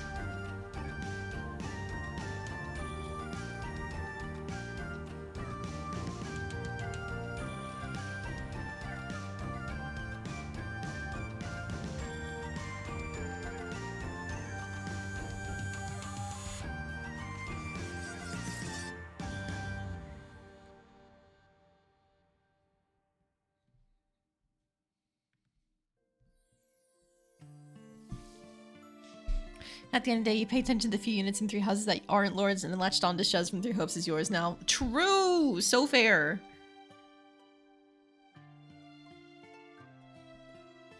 I think it's one's civic duty to adopt a character from a game that was done dirty, and then just let them live a little in your brain. Let them free roam.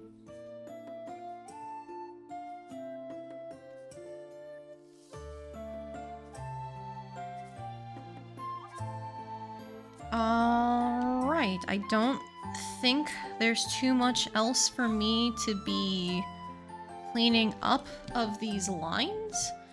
I need to go back in and like define the cog after resizing it. But that's that top part done. We got the details down there. There's that there. I still think, unfortunately, like it would have looked good with some element like that. Like the little stick cog thing I had originally thought would have been like a neat visual asymmetry aspect. But it's fine. I guess like I could always do something decorative. Like we had the like pumpkin stuff up there. I could try to like bring it in back down here. It's like a leaf type thing. Like a gilded maybe, as opposed to leaf.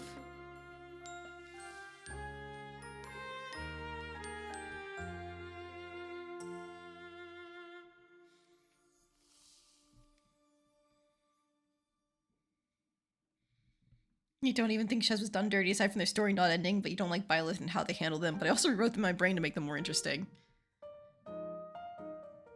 You're writing blank slate empties my head that Effie keeps giving. Robin is fine. Yeah, Robin is fine. I feel like they gave Robin enough of the whole, like, blah, blah personality and the supports and stuff where you get, like, a decent idea of who they are. And, like, you get a decent idea of who Corin is, too. I just feel like Fates is just written so horrendously that it's really hard to actually enjoy that, in my opinion.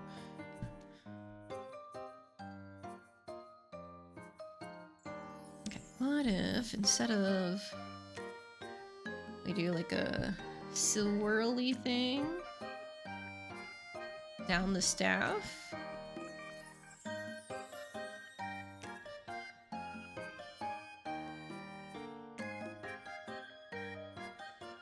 Alternatively, I did say I wanted like a loose hanging element before. We could do, for example,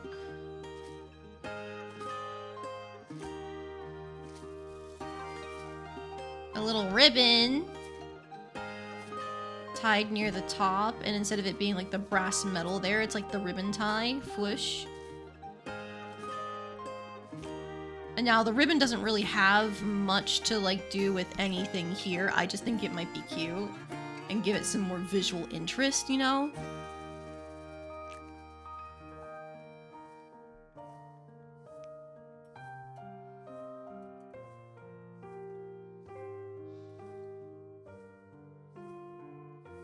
Because the character is meant to be like very like sweet and you know, healer, I'm gonna help you type character from what I remember. I'll have to sleep on it, I think. Cause like maybe if I was to do the ribbon, I could do like little bow there underneath the cog, and then we could have the ribbon like swirl around it.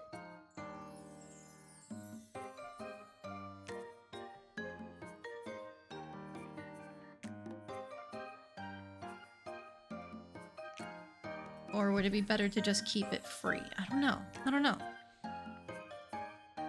Alternatively, we could like try to hang something from up here, but I don't think I like that. I'm also somewhat considering, what if I took this like pumpkin crown thing and like turned it into like this? But I feel like that's too big.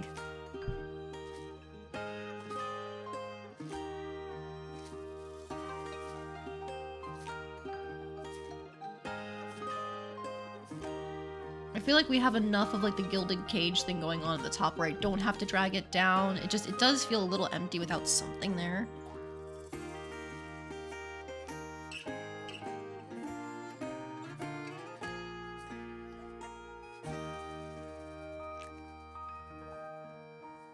I'll have to think on it. But for now, I think this is where I'm gonna leave off stream. I've been going for quite some time. I know my husband is probably anxious to hang out, tell me about his trip, all of that. So I'm going to go take care of... Oh, I didn't save this whole time? Holy shit.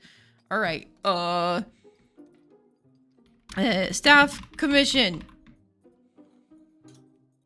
There we go.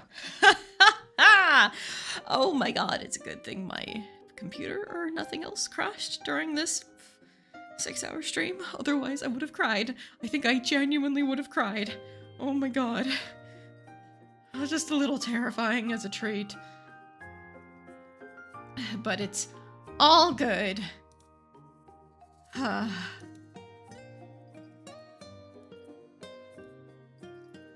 Let's see. I guess I should double check to see if anybody's streaming right now.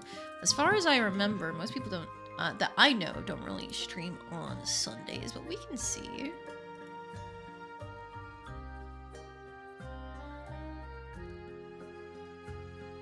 Oh, hey, you know what? Ox Machina. We were raided by them a little while back, and I raided into them once, but they're drawing emotes. I think that's a great time for us to raid then.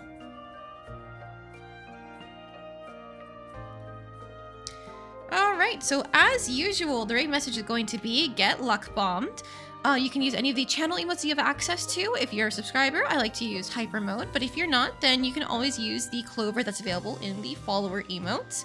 That is going to be it from me today.